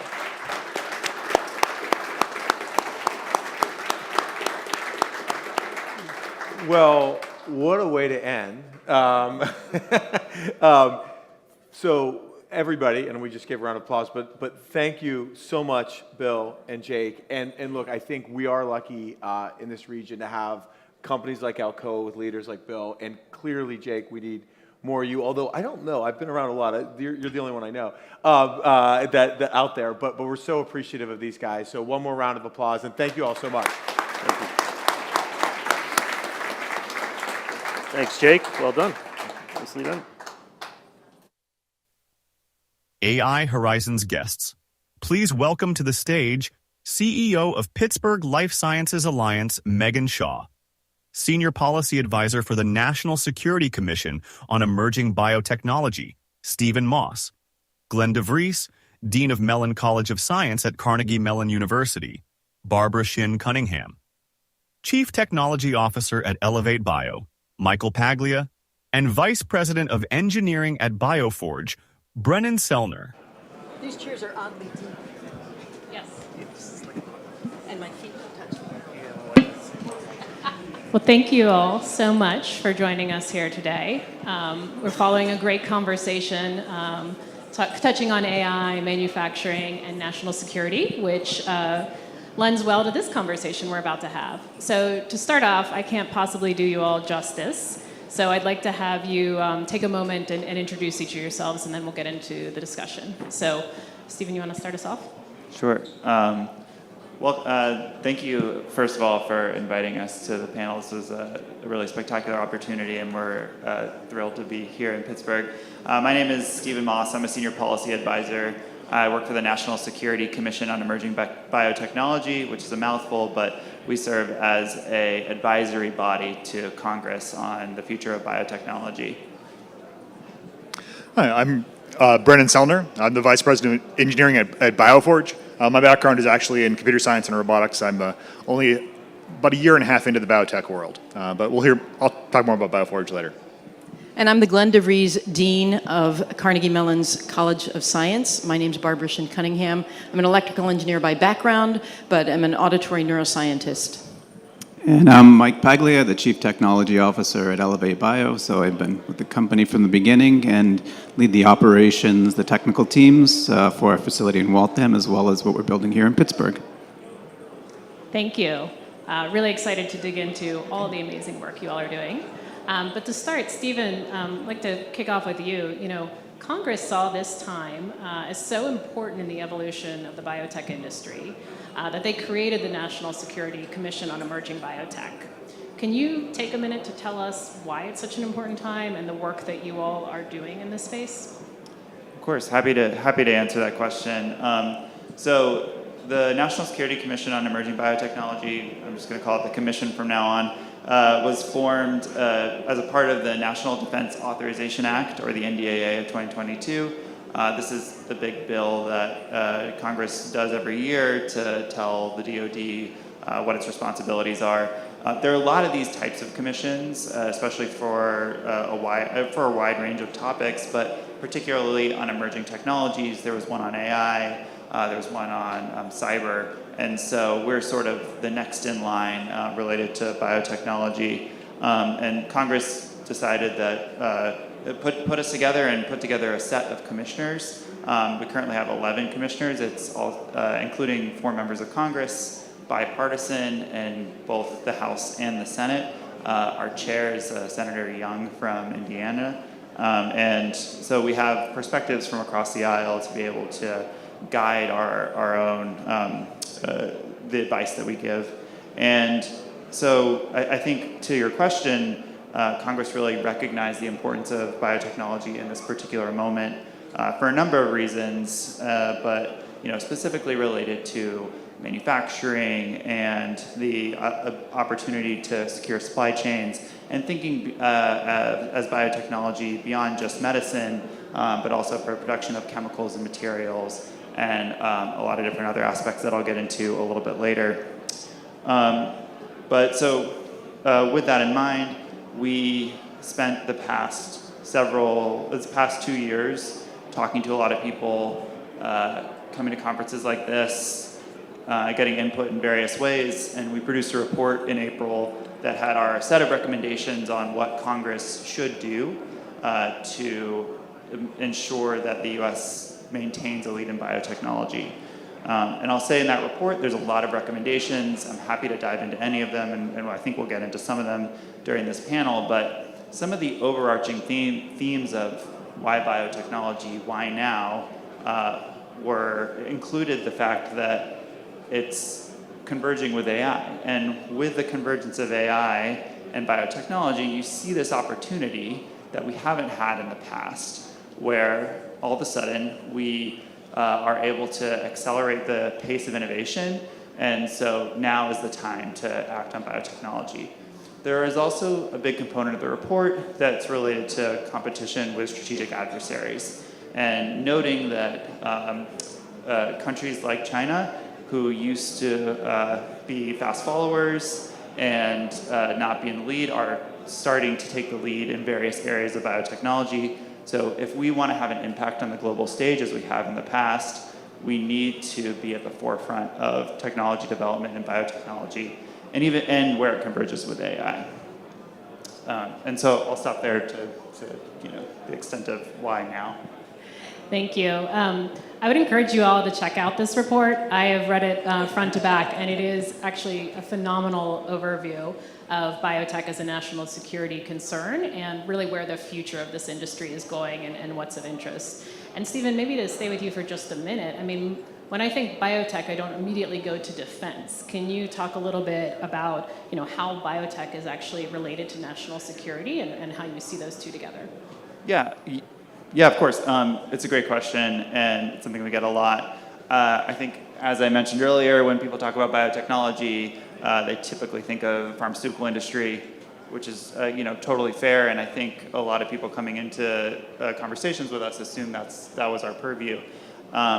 But if you think more broadly about the national security implications of biotechnology, then you get into conversations that primarily focus on biological weapons. And we wanted to shift the focus to say, yes, biological weapons are something that are important to think about from a federal government point of view, but we also want to think about other aspects of national security, economic security, and supply chain resiliency, important aspects that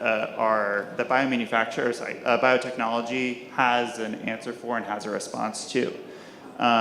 So, in a lot of the aspects of the work that we did, we took time to show examples where biotechnology is being used for purposes of defense to help ensure that the military has strength in various areas where they haven't previously.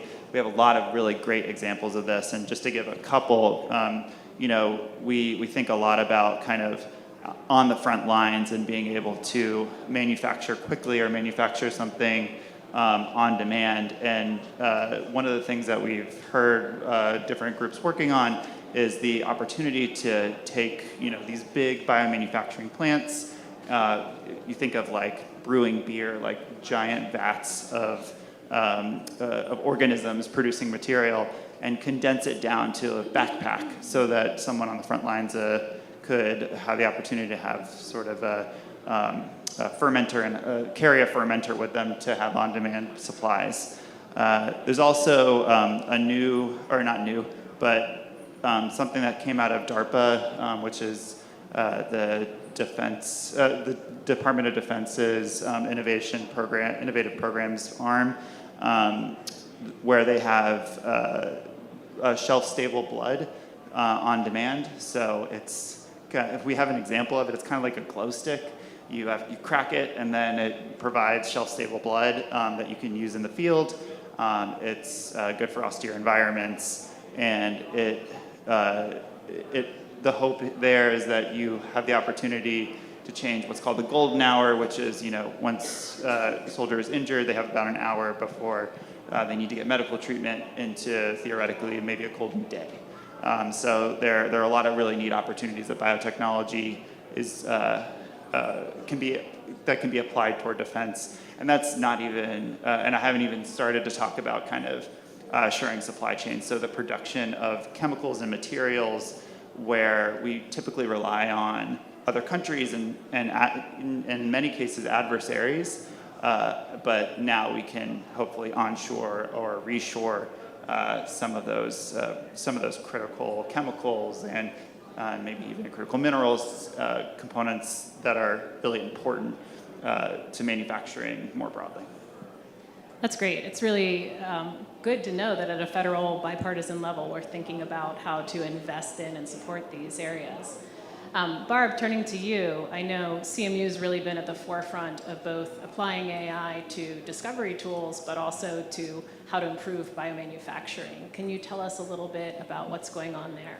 Yeah, absolutely. So one of the things that drew me to CMU, actually, I was recruited here 8 years ago to now, or 7.5 years ago, to head the Neuroscience Institute. And what drew me was the expertise in AI, because discovery science, we're generating data at a volume that we can't analyze by hand the way we used to. We really need AI tools. That was the driving force for me to come to CMU to found the Neuroscience Institute. And AI is being used in all sorts of ways. And I don't mean large language models. I mean AI, artificial intelligence in a broader sense, using AI to make sense of huge volumes of data as a way of accelerating discovery. It's being done in every single science. In neuroscience, we're using it to drive innovation in neurotechnology. We're using it in chemistry to find good molecules that are good candidates for drugs, for genetic interventions. So it's used everywhere in every one of the sciences, because the sensors were generating so much data that these tools are really invaluable. So that's one place where it really intersects. And when it comes to biomanufacturing, we are very close sitting here to a $40 million investment that CMU made in a cloud lab, which is actually, if you hold up that report, it's one of the things that's mentioned in the report is needing to build a autonomous science network. NSF just released a new call for proposals. That's one of the things that was recommended that's actually happening now. And CMU is well poised to compete for that because of this facility that's right next door to us as we speak. And the idea there is to combine autonomous AI in generating hypotheses that then can be tested automatically, and combining it ultimately with robotics to make it so that people from all around the world can access these kinds of facilities, do repeatable experiments, make science accessible, but also do it at a scale and volume that is impossible otherwise. And it's really going to allow us to accelerate the discovery of chemicals and biologic agents in a way that we haven't been able to do before. And all of these things are really perfectly situated here, as we've heard already today. CMU, Pitt, the environment here is just rife with basic scientists making discoveries that are going to be the things that fuel the commercialization for tomorrow. Thank you. That automated lab here in Bakery Square, if you all haven't seen it, it's phenomenal. I mean, it's a warehouse full of equipment that can be run autonomously, and just phenomenal what you're doing over there. So great example of applying AI in the life sciences. Mike, speaking of really incredible breakthroughs, Elevate Bio is doing a tremendous amount in the development of precision therapeutics and then the biomanufacturing there. But obviously in this space, the ability to create these and the precision and novelty that's enabling these new treatments also can be challenging to scale. How are you all tackling some of those challenges? And can you tell us a little bit about the investments that you're making here in Pittsburgh as well? Yes, yeah, absolutely. The promise of these therapies is what makes them challenging. And so when we talk about advanced therapies, and especially in development and manufacturing, we're talking about cell therapies, gene therapies, mRNA therapies. So even in the report, they talk about sickle cell disease and potentially curing sickle cell disease through cell and gene therapy. So the type of work that we do at Elevate Bio is really we built the technology to support the industry for advancement of these types of therapies. Not only just manufacturing, from clinical to commercial manufacturing, but also the tools for our partners in the industry to achieve the development of those products. So platform approaches for manufacturing, development, and how we started was very unique compared to existing contract development manufacturing organizations in the past, is we built a highly digital infrastructure from the beginning. We've been at this for over 8 years now, and building that infrastructure from the start has really made a difference in how we can advance these programs commercially. So our facility in Waltham, Massachusetts is essentially our reference site for the development and manufacturing, and now we can scale that commercially, and we're doing it here in Pittsburgh, which is very exciting. Partnership with the University of Pittsburgh and the Mellon Foundation is something that we're really looking forward to bringing that technology and that infrastructure, as we heard on the last panel, really a life science hub for companies to build that technology that come out of the university and stay in Pittsburgh. Now there's a foundation here for advanced therapy manufacturing for the life sciences. The other thing that we provide are the tools to be able to develop those products. We have a company in Durham, North Carolina called Life Edit, and that works on gene editing components, so novel CRISPR enzymes that are proprietary to us, so we can license those products to companies.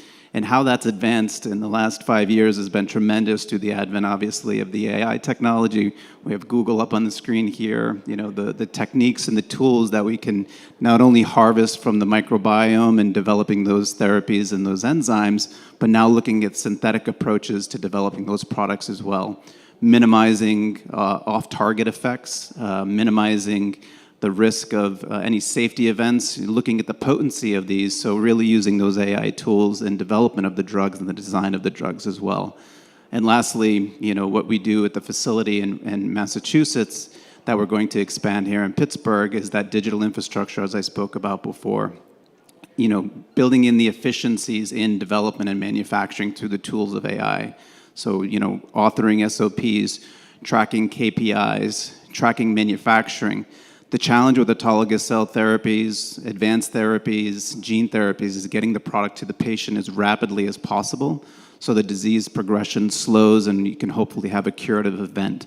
So the idea is to make sure that the manufacturing, which is also oftentimes very complex, is done right the first time, but also done very quickly.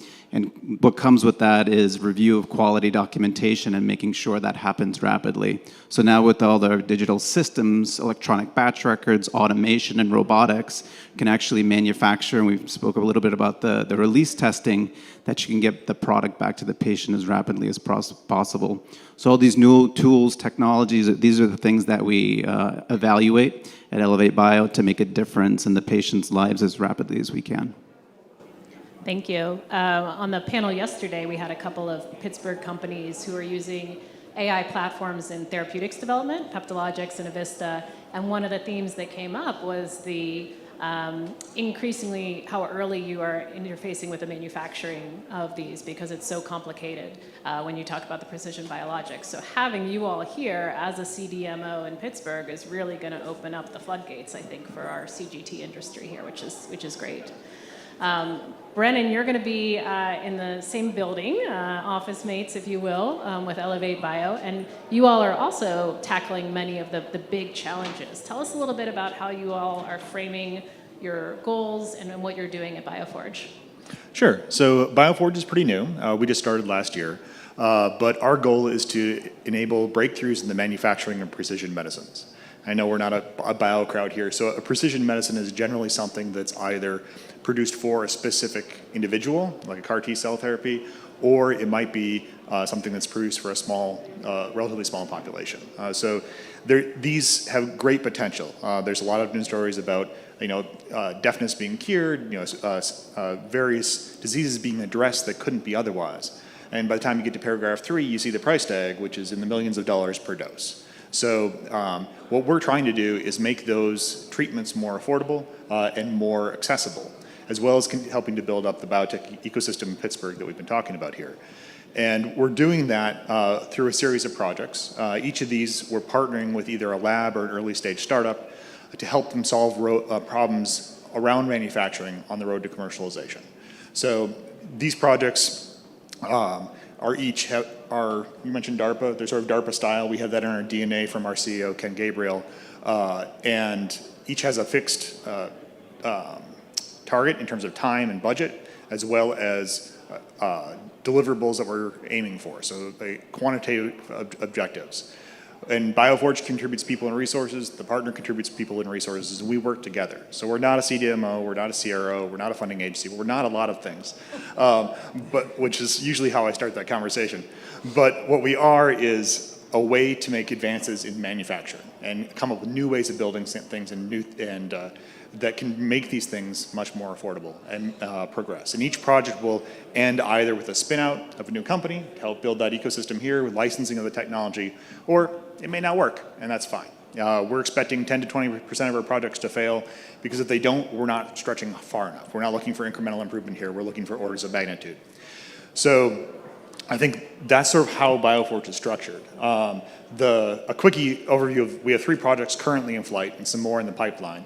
The first is a microneedle array project. That's a technology, it's a small patch with very thin short needles that is great for both skin cancer treatments, vaccine deployment, as well as cosmetics.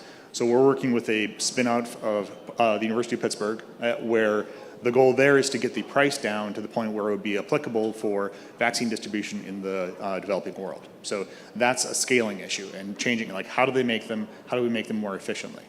The next project is AAV manufacturing. So AAVs are a viral vector that's used for delivery of gene therapy that has great potential, but the manufacturing process, as Mike alluded to, is expensive and complex. And most startups in that space have one shot. If their therapy doesn't work, they're out of money and they're out. That also means that smaller diseases aren't being addressed because it's not economically feasible.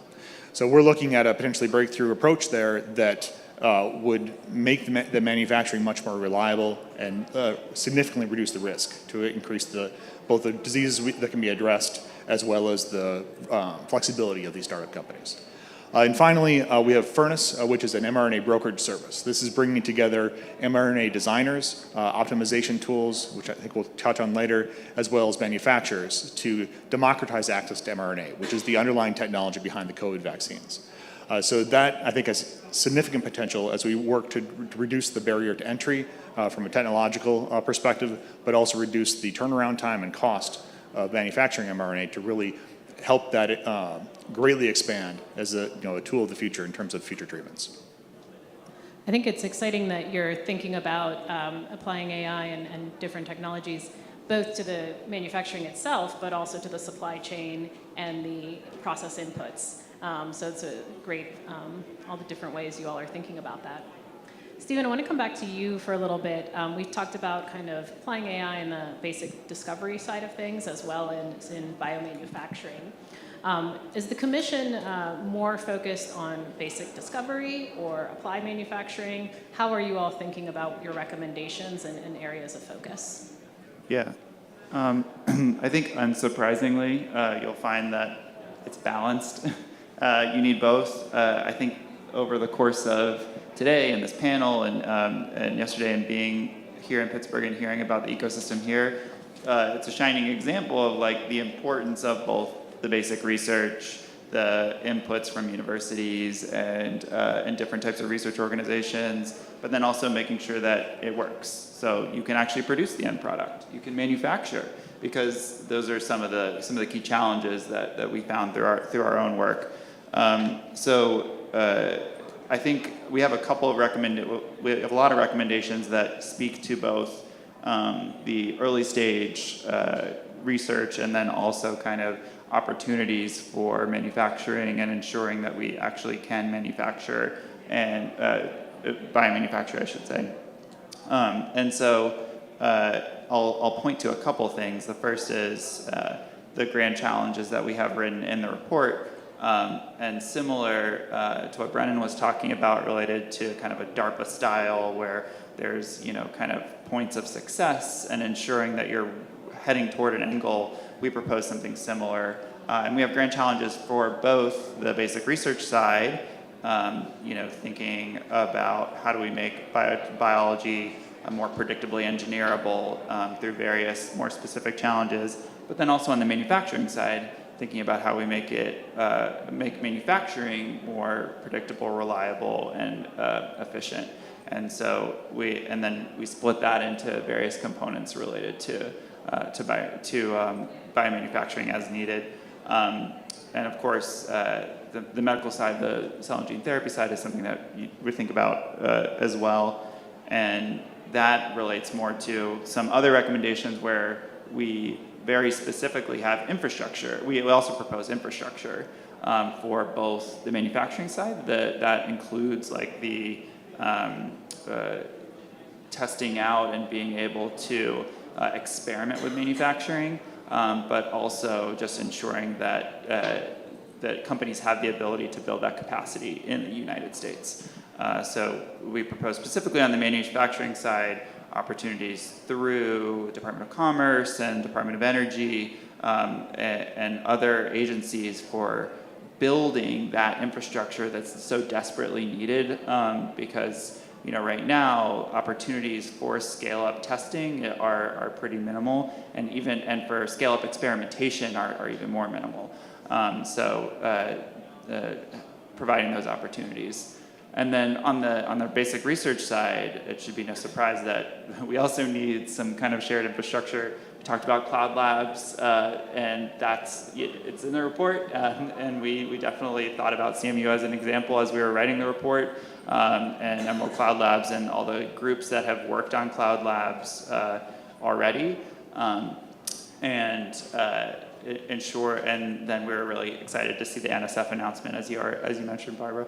And so that's one component of it. There's also components related to the Department of Energy National Labs, where they have amazing research capacity, but just ensuring that they use and have the opportunity to utilize that for biotechnology, and even as it's combined with AI and autonomous systems and automated instrumentation.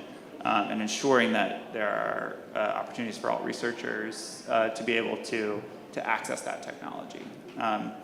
And then I'll say overall, and I'll end on kind of like an umbrella recommendation related to data, because you hear a lot about data, everyone talks about data. If you're gonna talk about AI, you're gonna talk about data. And we recognize the same challenge. And biological data is particularly challenging because there's so many different types of it, and it's so scattered, and it's not standardized right now. So how do we fix all of that? We have some recommendations, but also we understand that there's a lot of work that needs to be done within the community as well. And so thinking about how to work with stakeholders from kind of like as we continue our own work, but on there. I found the research, the grand challenges, really helpful in articulating what's of interest at the federal level. So for those of you all doing research, I would encourage you to look at them because it's a great roadmap for where there is interest and enthusiasm. I think the other thing that really came out of the report is how Pittsburgh's strengths intersect with many of your recommendations, and particularly our strengths around data-driven healthcare, as well as precision biologics and next-gen therapeutics, and the having two integrated health systems here in this region, along with two R1 universities, and the intersection of what's happening there in the development of the life sciences really found its way into many of the recommendations, us having strengths related to many of the recommendations. Building on that, Barb, I mean, this is changing so fast with the tools that we're bringing on. How do you see basic research changing due to AI, and what are you seeing over at CMU? I mean, it's already changed. Everyone who's doing basic science really depends on AI at this point, given the volumes of the data that are being generated. And like I said earlier, you really need automated tools to make sense of that data in any real-time kind of, in a realistic time frame. And there are all sorts of examples. It's not just in biology. I mean, in physics, we have a physicist who works on the Hadron Collider, and they generate petabits of data per day, and in order that you can't store it all, you have to have AI to decide which moments of time to store rather than storing it all, because it's just the volume is too incredible. So it's being used in physics, it's being used in neuroscience, it's being used in biology, it's being used in chemistry, and there are examples of, throughout. One of the things I think is really important to think about is getting lots of data might work for the Hadron Collider, but for a lot of biology, we don't have trillions of data points around. And I think basic science really can play a role then in constraining the problem and by building in what we know about basic physiological processes and biological processes, you can get away with less data to guide you, but still use AI in an automated way. And that's almost necessary given the complexities of the problems and the speed at which we want to attack them. Without that kind of built-in constraint, you would be unable to solve the problems because you would need more data than we have available. So I really would argue for a role of basic science and the kinds of stuff that people in the lab are doing today, powered by AI to make sense of what is large volumes of data, but what by itself isn't large enough without knowledge of the underlying constraints. So I feel like the basic scientist arguing for the importance of my own work, but I really believe that, and it really is about the data that you can generate and being guided by models and constraints in order to make it a solvable problem, but it's everywhere. Mike and Brennan, I'm going to turn to you all. I mean, biomanufacturing is changing so fast right now. What do you see happening in the next 12 to 18 months? What are some of the breakthroughs that you're most excited about right now? I guess there are probably two things for me. One is, well, since we're not a bio crowd, the really short version is that when you make RNA, it's made of a series of amino acids. Each amino acid can be spelled a number of different ways with the underlying nucleotides, A, G, C, T. And that results in a space where you can have the same amino acid sequence, but there are more ways to spell it than there are atoms in the universe raised to the 6th power for a short sequence. It gets crazy fast. So this is not a space you can automatically explore. And there's a bunch of different objective functions you may want to use, in getting more than the AI side, where you may want to try to maximize manufacturability. Can we make it efficiently? Expression, is it efficiently produced in the body? And others. So you've got competing needs. You have a very expensive ground truth to collect, as Barb mentioned, and you have a dimensionality that is frankly insane.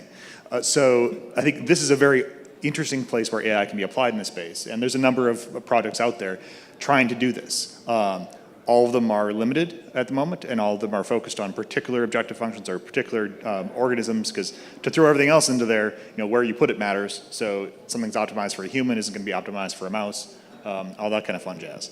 So that's, I think, really interesting. And the other very different area that we're excited about is the intersection of nanoscale fabrication, high-speed control, and biologics. So we're now able to make things at the scale of viral particles and cells. So we just recently installed a 3D printer that can print features down to 100 nanometers. So the combination of being able to essentially operate on single particles with high-speed sensing and control loops that are familiar from robotics allows us to do things that we couldn't before. And I'm really excited to see where this goes because, as I think Steve mentioned earlier, current biology is generally, to oversimplify, dump things in a pot and stir and hope for the best. And by allowing us to control these reactions, we can both achieve things we couldn't before and parallelize to a degree we couldn't before. We can create something that's 10,000 parallel channels, conduct 10,000 experiments in parallel to decrease the cost of collecting this data, but also turn around and manufacture 10,000 of these in parallel to increase overall throughput. So I think there's a lot of potential in that space as well. But with that, Mike, over to you. Thank you. Yeah, I think it's certainly exciting, all the advancements in robotics and automation, but I also get excited about the new tools to train the workforce. So having been someone that was in those clean rooms in the past, I've worked on 4 approved cell therapies, and it was complex. You almost needed a PhD or an MD to actually manufacture those products in the past. So now with the foundation that we've laid in the industry and the curriculums that we have, and now the tools of whether it's digital twin technology or 3D glasses, and to be able to train the next generation of the workforce here in Pittsburgh and in Massachusetts, I think that's something that really excites us at Elevate Bio. It's all about the people and also the next generation of the workforce, that they can continue to innovate and take these therapies to the next level. Of course, cost of goods is important. Reducing time back to the patient is very important.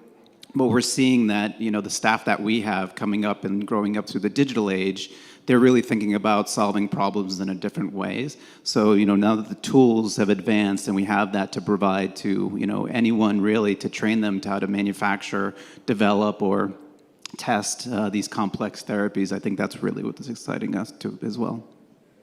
Can I just, these are really cool. I want to say one other thing to kind of add on. One of the coolest examples we saw is, definitely agree, workforce 100%, and the AI convergence 100%. And one of the things that we saw is what AI is able to do related to biomanufacturing or manufacturing in general for biotechnology is it's bringing back old technologies for new purposes. So we saw a really cool example where all of a sudden a company was able to do really robust quality control of the production of a biologic through Raman spectroscopy, which is an old school not old school, but it's a type of spectroscopy that was only used for a very specific purpose and has since been, and with AI they were able to multiplex it and provide more in-depth information that was beyond what they previously could. So I think there's really neat stuff there. And I'll just say, on the non-pharmaceutical side of things, I think the applications of data, the data applications and AI applications are also proving to be really, really robust, especially as it relates to quality control, but then also processes that were typically very challenging previously for biology, like separations, for example, where people just didn't know how to do it. Like it becomes your huge bottleneck, and now it's they're able to incorporate AI methodologies to understand how best to accomplish this. We're even seeing the FDA be more open to these new advanced technologies too. Sort of, advanced manufacturing technology can go for a designation where it provides companies in early therapies to get more access and make it easier for them to implement these technologies. It's a path, essentially, that the FDA has opened up for these companies to have that assurance that the technology that they're incorporating has some robustness built around with it, and that the FDA has seen that technology is comfortable with it, and you can have that conversation openly with the FDA as a therapeutic company now. So it's great that the regulators are thinking about how to increase the adoption of new technology also. Yeah, that's a great segue. I think in the audience today, we have a number of policymakers on both the state and federal side. So as we think about this industry, what are some of the biggest challenges that you all see that could be addressed by either investment or policy changes to really unlock the potential here? I'm going to open this up to everybody. I'll jump in, and I'm kind of building on Mike's comment about the workforce. I think right now, today, we really need to lean into getting the best people and allowing the best people to come and study at the universities, get the knowledge that they really need in order to be that workforce for the future. And I think some of the challenges of some of the current administration's policies around immigration are a threat to that. And we really need to double down on allowing the best and the brightest to be here in the United States, studying here so that they can spin off the next company, make the next discovery, and get the knowledge that we have delivered to them so that they're equipped to do that. I agree. I think beyond the human side of things, which is critical, one of the things that was a shock to me coming to the biotech industry last year was just the cost scale. It's frankly bonkers. My previous company, we were selling fully autonomous forklifts for the cost of a tabletop centrifuge. And they are not the same thing in any way, shape, or form in terms of R&D costs, cost of goods, cost of manufacturing. So, I mean, that's all the way up and down the supply chain. So that reduces the reach of companies by making everything more expensive and requiring a much larger investment. I alluded to earlier, when you have a risky process and you can only have one shot at it, that means that you don't take the big shots that could make a big difference to a large number of people but have a low probability of return. You try to be safer.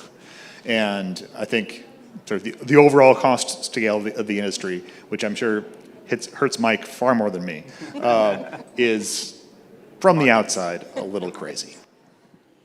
I think the incentives to stay in Pittsburgh as a company, a biotech company, we heard in the last session, technology that comes out of Pittsburgh, and I'm guilty of this. I actually worked for a company where the technology came out of the University of Pittsburgh.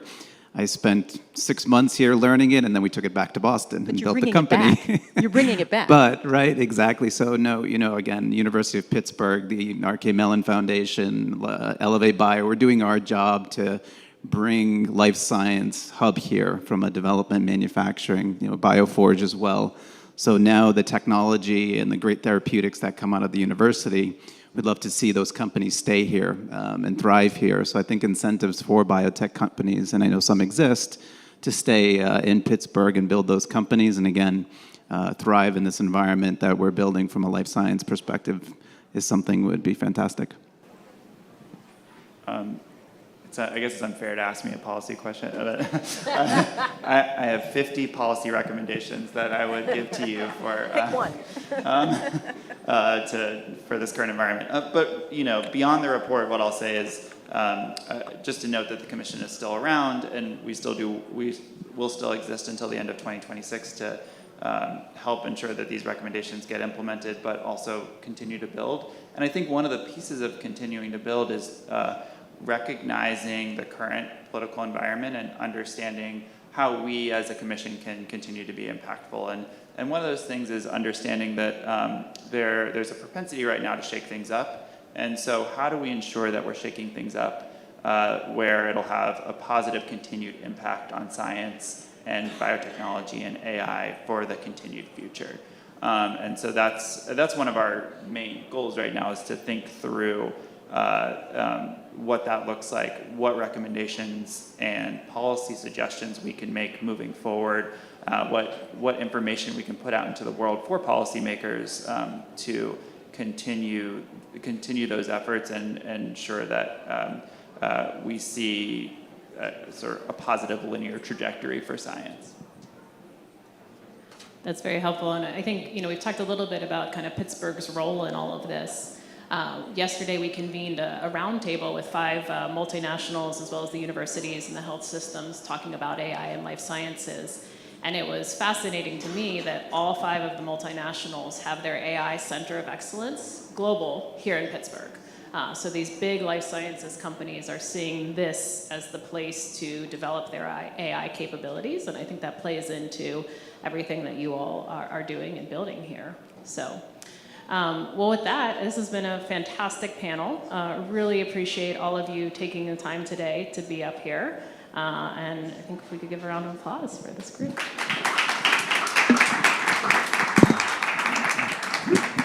AI Horizons guests. We will now take a quick break. Our next session will begin shortly.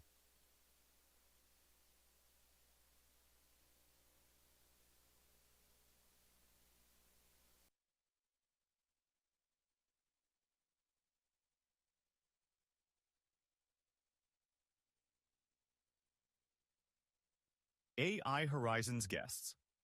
Please welcome to the stage AI Strike Team Executive Director and Producer of AI Horizons, an initiative of the AI Strike Team, Joanna Dovin.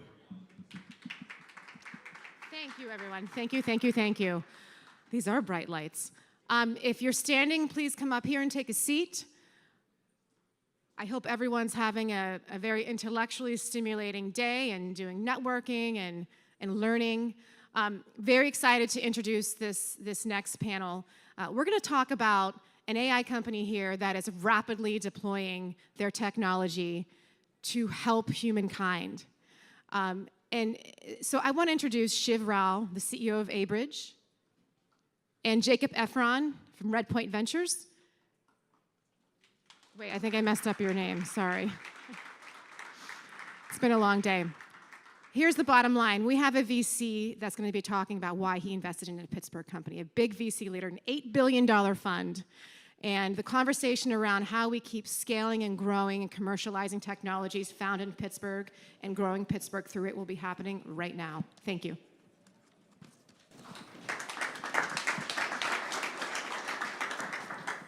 Awesome. Well, really excited to be here, Shiv. I feel like we're in Pittsburgh today. We both share a strong connection to the city. Mine by marriage. My wife is from here alongside 5 generations of her family. And so I get to come here all the time, both to visit you, to visit the family.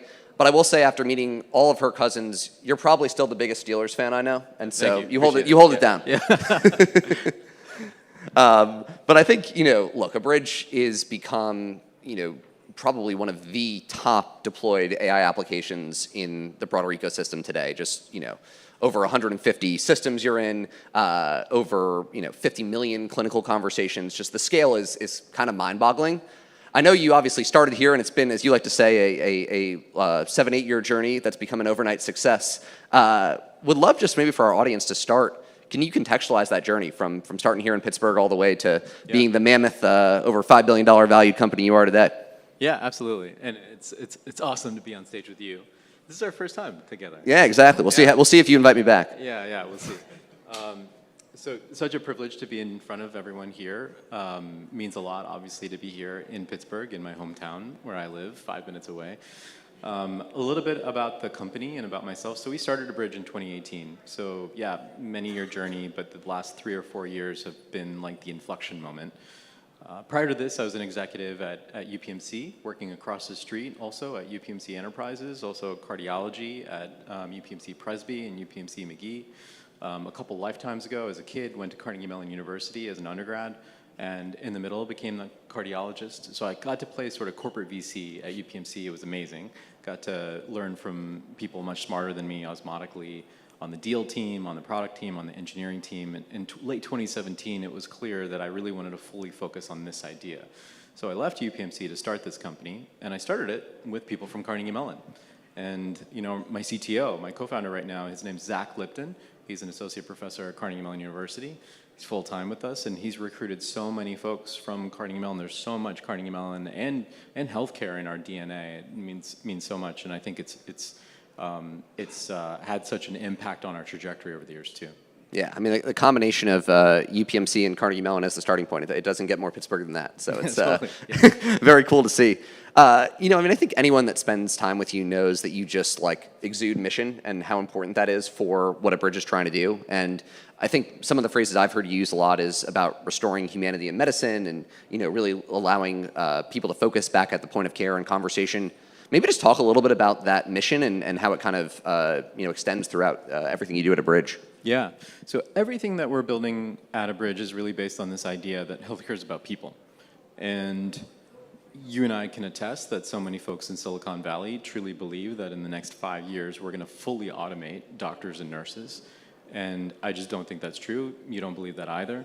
And if we truly believe that for the foreseeable, we're going to need to see doctors and nurses when we get really sick in the hospital or in a clinic, then one of the first signals in healthcare is spoken. It's a conversation, it's dialogue like this. And those conversations drive so many workflows in healthcare. They're upstream of clerical work, like clinical documentation.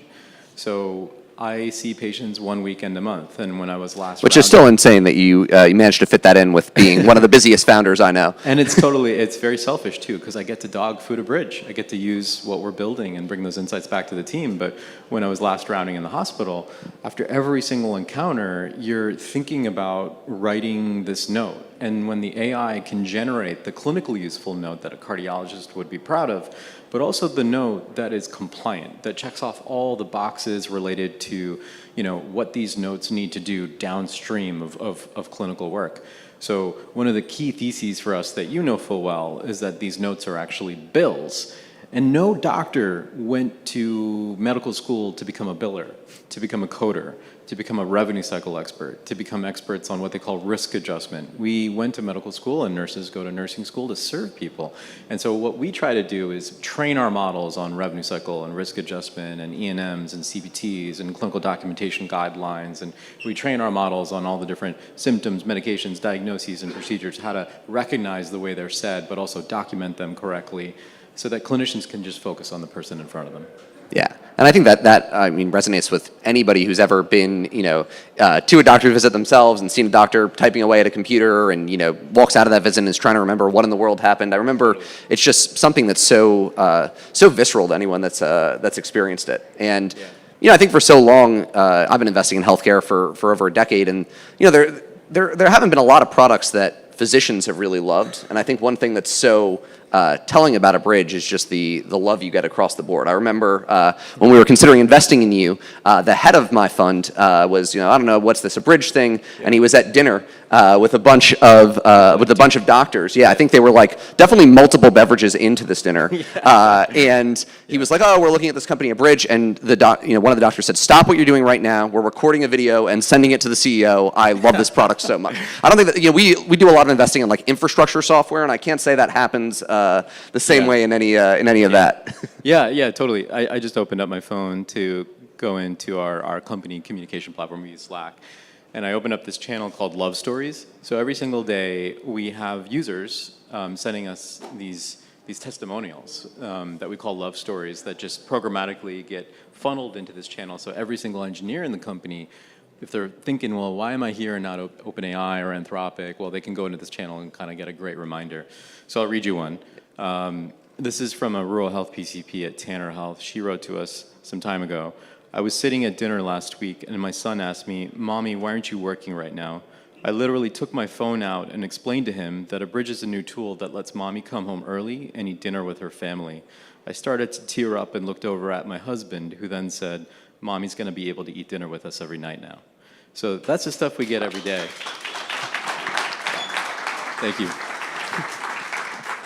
It's really powerful, and I think, as you think about all the different early use cases for some of these models, and a lot of people are trying things in different industries, and not all of it's worked, I think it's really just incredible that this has ended up being, an application that works so well, because, what an incredibly powerful impact. It's so wild for healthcare to adopt AI. Yeah, we're never at the cutting. I'm shocked that we've been first here. Yeah, I know. And you invest across all the different sectors. Yeah.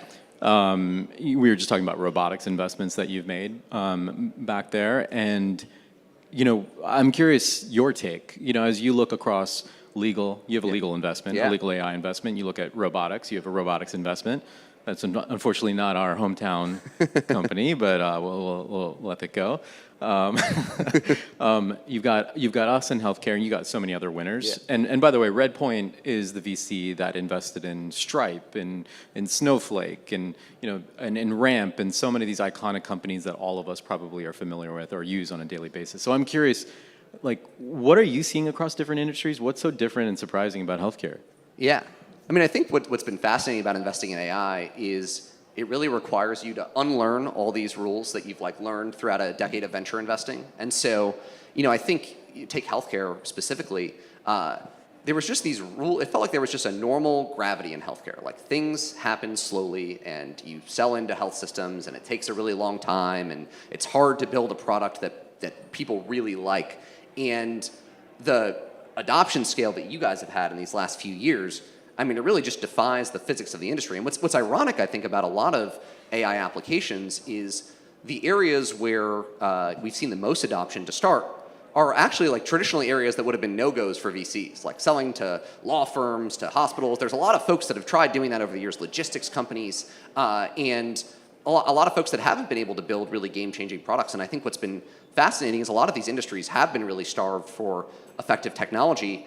And AI has kind of the ability to really build products that are 10, 100 times better and lead to a story like that. I don't think a lot of the software that's been built over the last prior generation, you'd ever hear a story like that. And so it's been it's been fascinating to see. If you asked me 5 years ago, hey, do you think your last 3 investments would be in healthcare, legal, and logistics? I'd be wondering, like, did I get fired from Redpoint? Like, that feels difficult. But it's been really interesting to see the adoption rates in these spaces. Yeah, it reminds me of like there's a blog from, every VC, and you guys too. We all have to be media companies now, right? You're all media companies. This is the job. And Jacob has a podcast that's one of the better AI podcasts in the industry that everybody should check out. But some time ago last year, as every VC was updating their AI manifestos, there was one that put one out that I thought was especially compelling, where they likened what's happening with AI to the Daniel Kahneman book, Thinking Fast and Slow. And the idea was that when ChatGPT first came out, as all of us probably use ChatGPT, or many of us probably do on a daily basis, you're prompting it and you're getting an answer like immediately. It's like such a quick dopamine hit. The answer is absolutely instantaneous because it's pulling from seemingly memorized or regurgitated content and just like putting it in front of you, answering your question. But what this blog started to reflect on as these models become like reasoning agents, as they sort of can think through a problem, unpack it into its constituent parts, and then sort of solve for the answer, you can start to actually get jobs done, like start to finish, go all the way to the end zone. And when you think about getting jobs done, and you think about industries, and I'm just reflecting on those sectors where you've been investing, there's so many jobs that we need to get done, and we need to find a way as industries, but also as a country, to find a way to get these done more efficiently. I'm thinking about Bommel's cost disease and like education, healthcare. Like there are costs that are just absolutely out of control, and we need to find a way. And there are not enough people out there for health systems, for example, or even insurance companies to employ. There was an American Journal of General Internal Medicine article that was published 2 years ago that suggested that doctors need 30 hours a day to get all of their work done. 30 hours a day. And they unpacked all the different work. So it makes total sense why doctors always feel submerged, and why 2 out of 5 doctors a few years ago said they didn't want to be doctors in the next 2 to 3 years.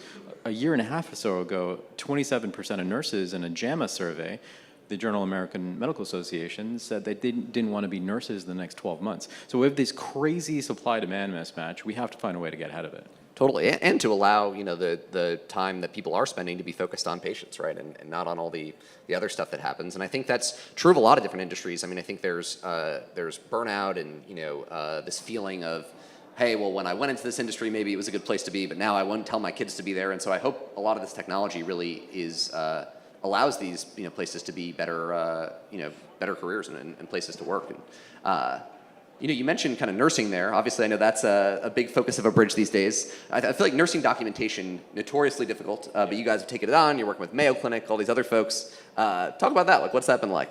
Yeah. Nurses are the scaffolding for healthcare delivery. They're the backbone.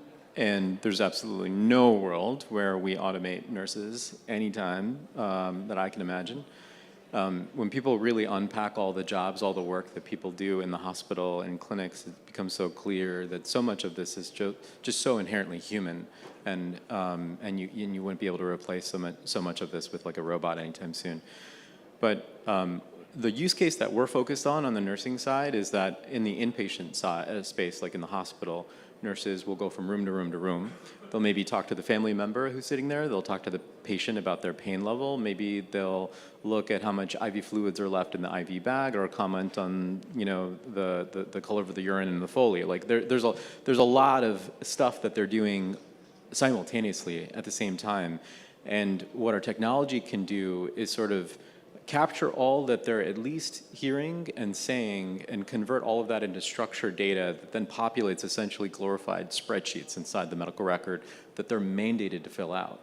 So very similar to clinicians, like we're mandated to write these notes because these notes are bills. Doctor notes are bills. This is how doctors and hospitals get paid. So the quality of the note is the quality of the payment, in a sense.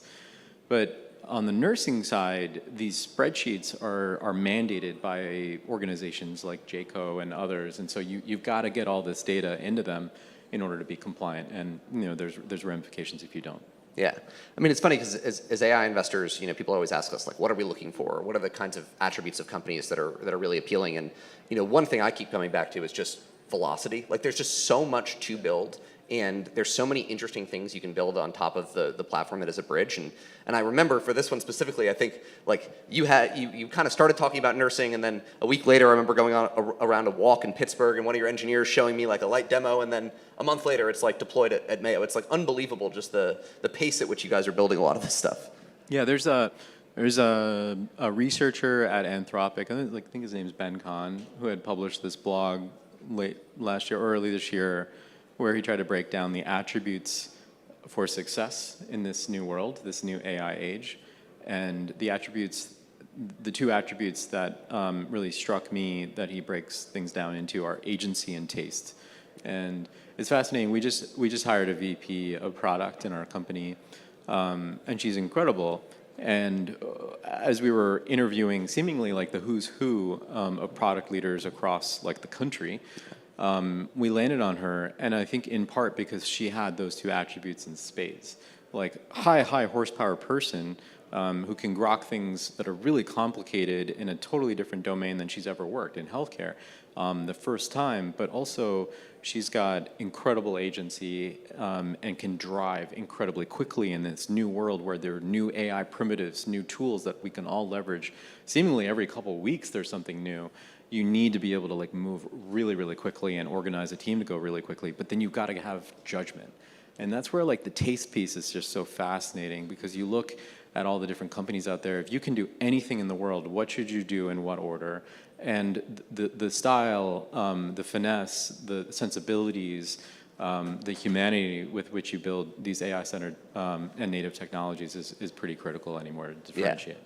No, it's cool. We were talking earlier backstage about like the broader Pittsburgh ecosystem and a bridge's impact. And I think one thing that's really powerful is there's not that many people that are deploying AI applications at this scale. And so I feel like there's so many lessons and if you think about the past waves of technological change, the people that were early to it and really deploying products at scale, it's those people that go on to seed an ecosystem of the thousands of other startups that follow. And so I think just the experience you get playing around with everything that's required to deploy these AI models at scale, and the experience that everyone at a bridge gets doing that, it really helps seed like a broader ecosystem. And there's not that many companies, right, that are at this scale. Yeah, it's interesting. Like we had dinner last night, and we were talking about the place where we had dinner sort of like stemmed from another restaurant, or like there was like some sort of common DNA like across multiple restaurants, and that's the case in any city.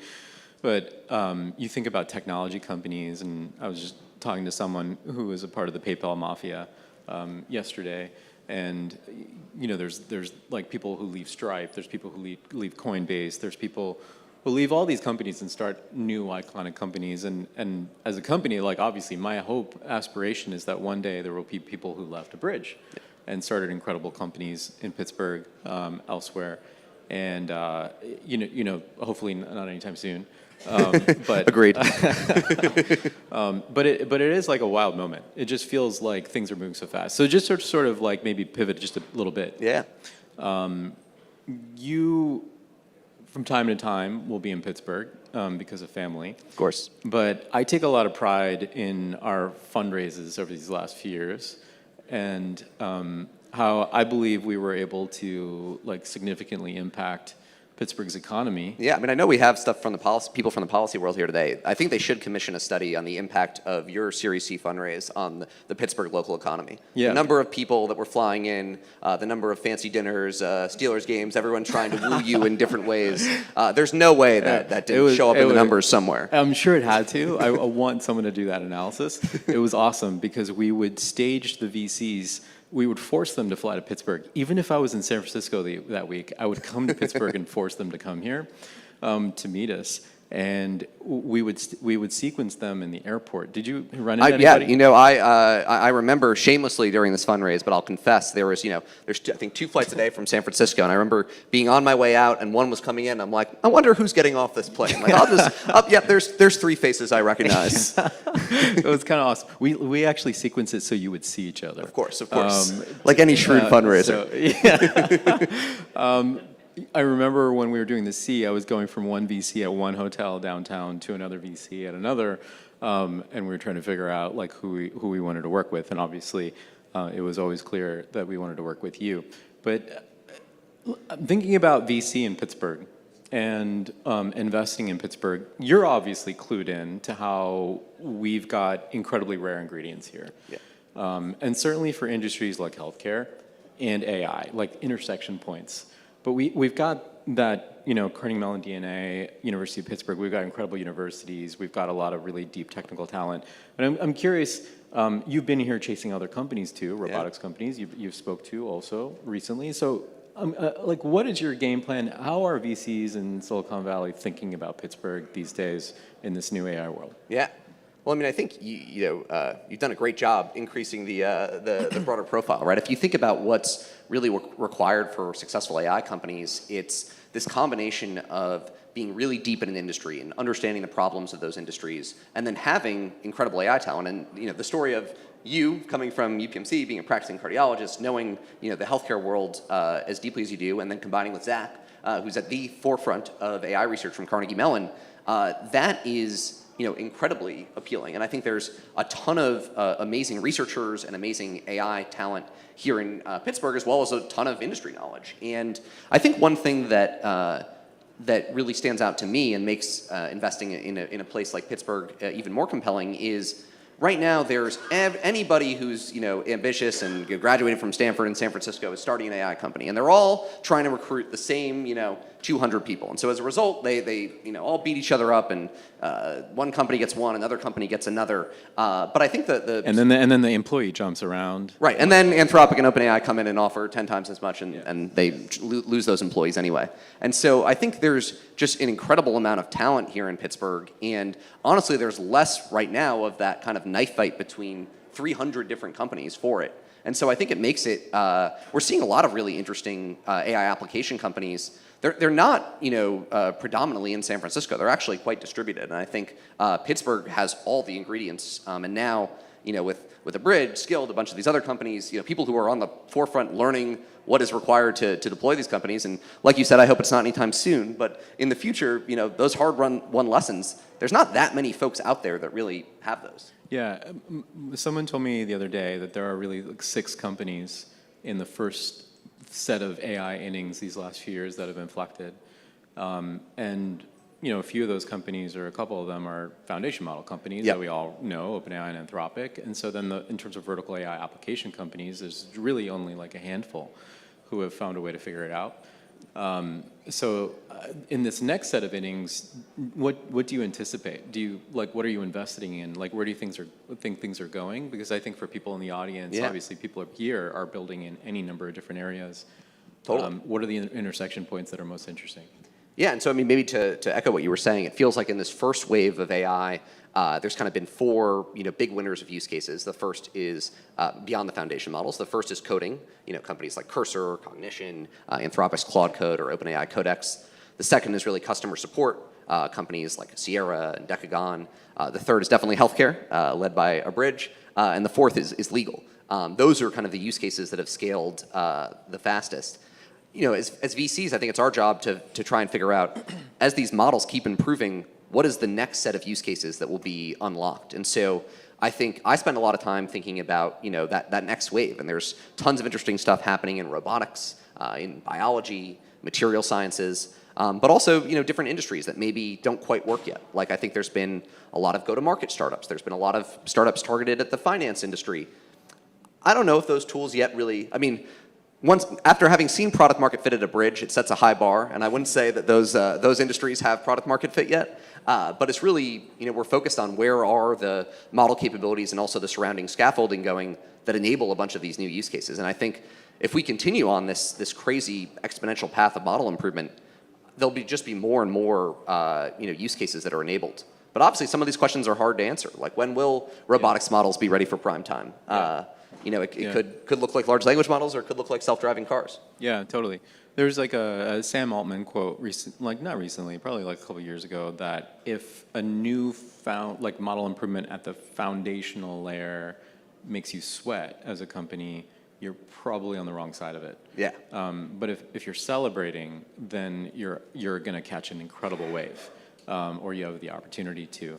So what's been interesting for us, and you mentioned Zach, is that we see ourselves as a vertical AI company that's T-shaped, in that we're going really deep, millions of miles deep, on a narrow use case in a specific industry that exposes us to proprietary data sets that allows us to build our own models that can live on top of those foundation models, or with which we can fine-tune those models and then post-train those models to basically create differentiation and even defensibility at a lower level of the stack. And obviously, any company has to think about moat in all the usual ways, whether it's switching costs or brand or network effects. But being able to think about data network effects, being able to think about moat at that technological layer is something that folks in Pittsburgh, in a city like this, with not just the scientific pedigree, but also these access to these proprietary data sets in very specific industries, can go after in a way that others can't. Totally. I mean, I think the science has always been so at the forefront of what you do, and whether it's been publishing very early on a lot of these different metrics that matter in this space, or kind of continuing to push the field forward on reducing hallucinations or expanding specialties or languages. There's so much fundamental. These companies are very different than traditional software companies, where you're just kind of like building. There's both a combination of workflow and then deep science. And I think, again, there's so much deep science talent around here that it really makes it a very attractive ecosystem for VCs. I hope those flights are extra full for the next few years. Totally. And we should hold Jacob accountable to opening up a Red Point Squirrel Hill office on Murray Island. Nothing would make my in-laws happier. I can promise you that. Awesome. I think I'd be in the family good graces for I think you would. I think you would. Yeah. We watched the Steelers game, the Series B or the Series C? Yeah, we did. Yeah. And I was like trying to woo Shiv. I desperately wanted to invest in a bridge, and I was like, this is high stakes. There's a Steelers playoff game. Like, I hope he's in a good mood, that they'll win. Unfortunately, did not go their way. I think this was in like the Mason Rudolph days, so a little more challenging. And I was just watching them go down, and I was like, have I lost my chance here? Like, did I really just not think this through? But you were resilient. Yeah, that's what we have here. We have grit. Yeah. We have. You also told me you thought he would be a long-term franchise quarterback after seeing him complete one garbage time pass. I started optimistic. I was like, I appreciate the optimism. My wife's introduced me to be a massive Pitt basketball fan, and we've definitely needed some optimism too. So I get Yeah. Well, in terms of optimism, in terms of the future, in terms of these new model improvements, in terms of where we want to see the world go, there is this moment right now where I think cities like Pittsburgh, with humility, companies like a bridge can bend the trajectory for how we actually leverage AI and the kind of impact that we create in the world. And we are building with this thesis that the best job that AI can do is bring people closer together, to actually make us all feel more human and get all the judgery out of the way. And with that in mind, I think what's interesting to think about and reflect upon, which is very specifically Pittsburgh related, is a recent announcement that we made around prior authorization. Yeah, this was like I felt like a peak Pittsburgh announcement too, because you were doing it with what, AHN and Highmark and and something that we'll hope to scale to UPMC and every other health system across the country. But certainly we've had the opportunity to get creative with Highmark on this and NAHN. But the idea is that, say we're talking in a clinic, the AI is listening to our conversation, and if I order a cardiac MRI for you, then when I hit stop, there's no beeping sounds, no flashing lights that distract me from you. But when I hit stop and look down, I can get the cue that, hey, you just ordered a cardiac MRI, and Jacob happens to have whatever insurance and whatever geography, and you asked 5 out of the 7 questions in order to get approval from the insurance company. Do you want to think about those 2? And then I can hit record again and close those final gaps and instantly on the spot get the approval from the insurance company. And that means patients don't have to wait weeks, maybe months to get that approval, first and foremost. That means clinicians don't have to get on the phone and basically make their case to doctors at the insurance company on why you deserve the cardiac MRI instead of the cardiac CT or the echocardiogram.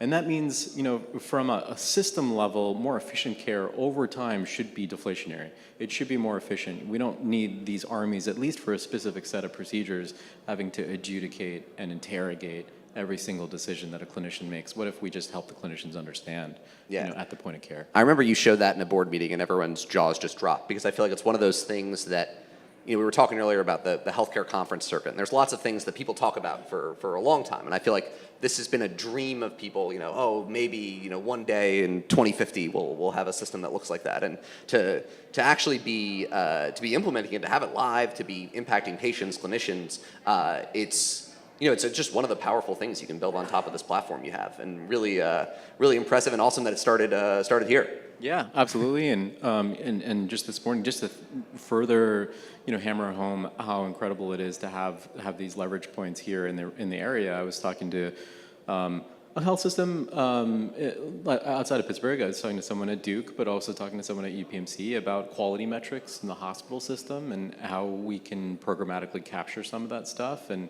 help health systems, help hospitals get full credit for the quality of care that they're delivering, because there's such a information capture sort of challenge. So sky's the limit for healthcare. There's no question about it. We can build forever, and that's been our thesis all along. Totally. What do you what's your kind of vision for where what a bridge looks like in 5-10 years?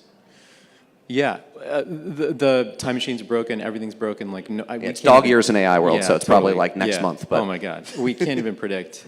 We cannot predict anything. We can't predict, we're not doing, I don't know, 12 months is a lot.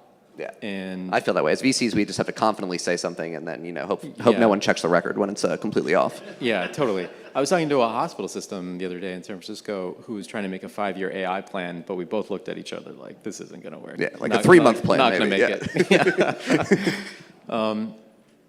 Ultimately, I think the thesis that will continue to serve us, because every company needs a strong idea that they hold tightly to. That ends up being your mission. And for us, the strong idea that we hold tightly to is that healthcare is about people. When we started the company in 2018, I remember seeing a patient in my weekly clinic, cardiology clinic, 50 years old, 10-year history of breast cancer. She was seeing me because she was about to start doxorubicin, a specific chemotherapy, and she needed my clearance as a cardiologist because it can impact your heart muscle. And over the course of those 30, 45 minutes, she was incredibly anxious. She's a professor at the University of Pittsburgh. She allows us to tell this story. She's just crawling out of her skin. You could tell that she was not happy to be there. And at the end of the visit, I asked her why and if there was something I did or something I said to make her so clearly uncomfortable.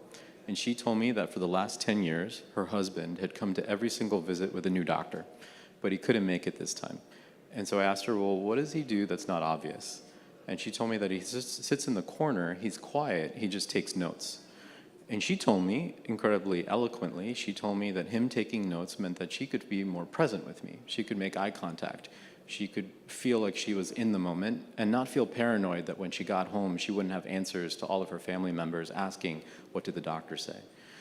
So her taking notes, or him taking notes, meant they could also go home, and at the time, pre-GBT, they could Google, search all of these big words, and rewrite their stories in words they understood, and then go to the next doctor and retell their story, feeling like the main characters, as opposed to someone looking in from the outside. And I think the key reflection and why I quit my job at UPMC to fully focus on Unbridged that month was that really what we need in healthcare is more agency. Like what she was looking for was more agency in her care journey. What I'm looking for as a professional, as a doctor, is more agency because I need 30 hours a day to get all of my work done, and I'm not delivering the kind of care and the kind of care experience that I wish I could. And so if AI can create more agency for people, then we're doing it right. And I think that's the opportunity that's in front of us for many, many years to come at Abridge. Yeah, I mean, it's just incredibly inspiring, and I think, it feels just great for the world that this has been, one of the, applications of AI that's taken off in the way it is. I think, the impact you're able to have at this level of scale, and also just where this all goes from here is incredibly exciting. And it's not always, sometimes it feels like some of the first products in tech waves are a little gimmicky, or I don't know, they're like fun image generation or whatever. But to have, you're really one of the, top 3-5 fastest growing AI companies out there, period, and to be doing it in such a mission-driven space and having the impact you're having. I feel lucky to be an investor in the company, and I think the world is lucky to have Abridge. So it's really, really impressive to see. Thank you. Appreciate that. Should we open things up for questions? I don't know. Okay, we've got like 5 minutes for questions. Any questions from the audience? We are happy to take some. Otherwise, I can keep giving random questions to Shiv. But if anyone has a question, happy to answer. Yeah, or I don't know, you can call him. Shiv, I saw you at Rockaway Pizza the other day. What'd you think? Yeah, it was great. It was awesome. We needed that place. These are the hard-hitting questions that I was supposed to be asking. I think I'd bring some fun to it. Maybe Jacob doesn't know this is like the hot new pizza place. Dave Portnoy gave it like the best Let's score. spend 5 minutes talking about pizza.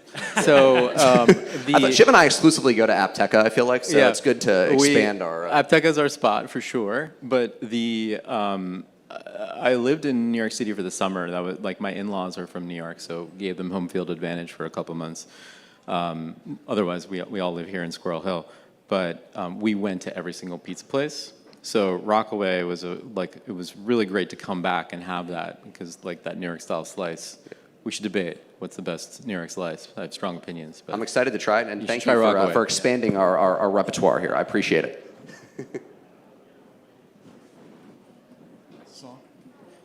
Hey, it's interesting that you talk about the love stories. I was having dinner with some friends the other day, and I mentioned that I'm a software developer in AI, and one of them is a clinician, and he mentioned that apparently they are using a bridge, and he was saying about how much it helps them. So I know we ran into each other like coming up the elevator, but my question to you was, in the world of AI, we talk about how it's augmenting the way that people work. I'm curious from the medical perspective how the imbalance kind of happened there where people were in their pajamas taking these clinician notes during extra time where AI is kind of adjusting it to get back into a reasonable degree, whereas in a lot of other industries we're talking about freeing up their time to do other additional work. So like how did that imbalance kind of happen within that industry, and like how was AI like the helping and adjusting that back to a normalcy? Yeah. I think the question. I think I'm supposed to repeat them real fast. I think the question is, about how do we get to this imbalance where you're supposed to be working 30-hour days? Yeah. Well, we got 5 minutes, and I'm history of healthcare. But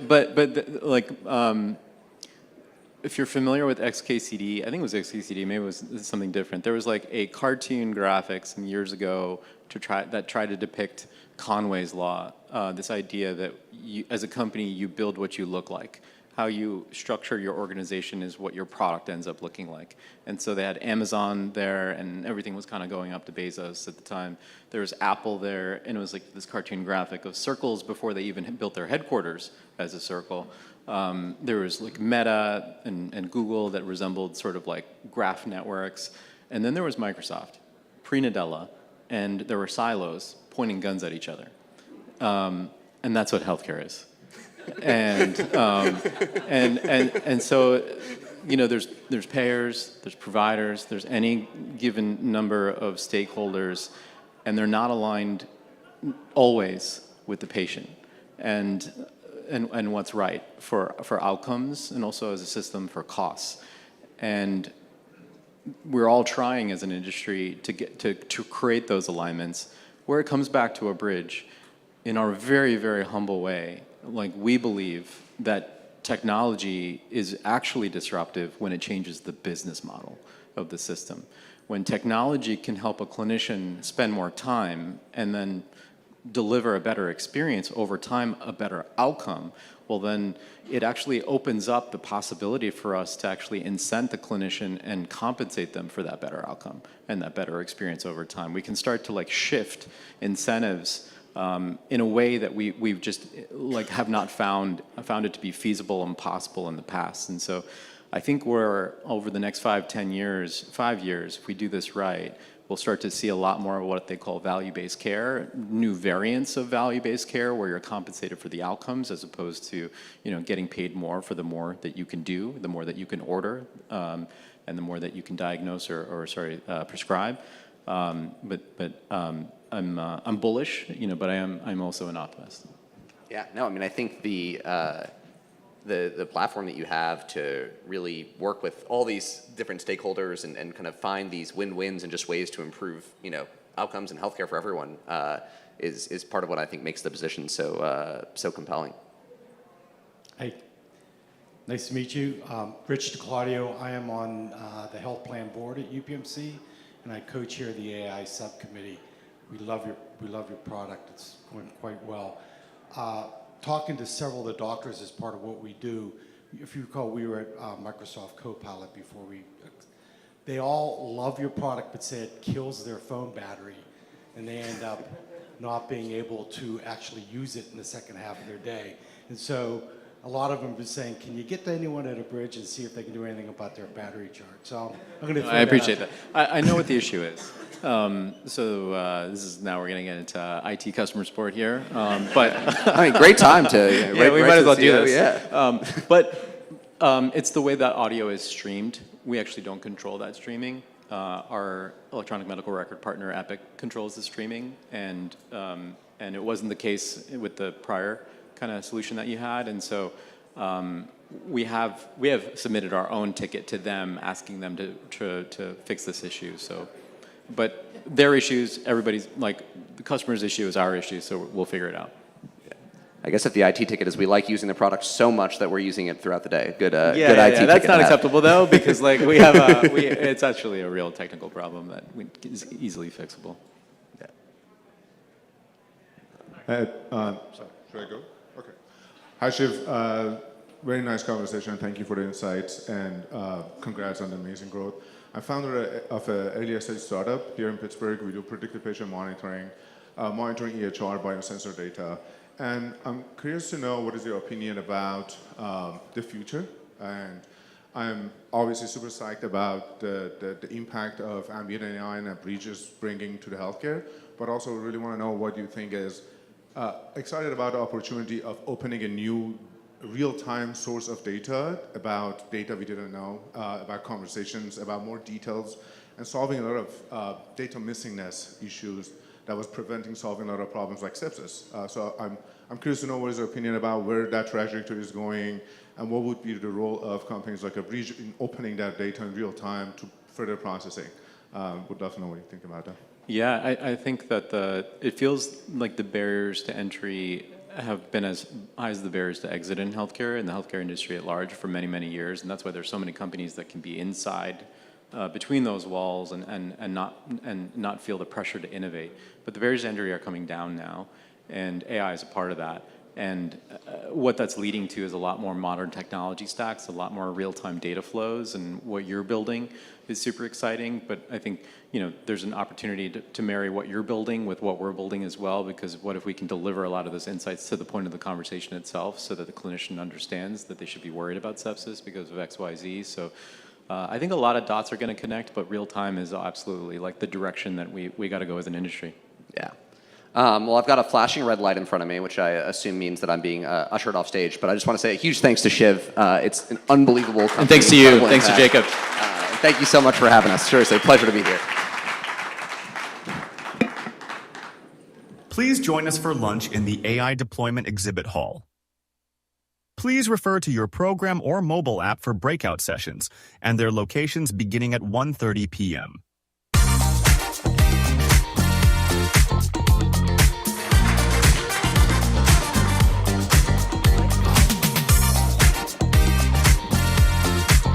Well, hello, Pittsburgh.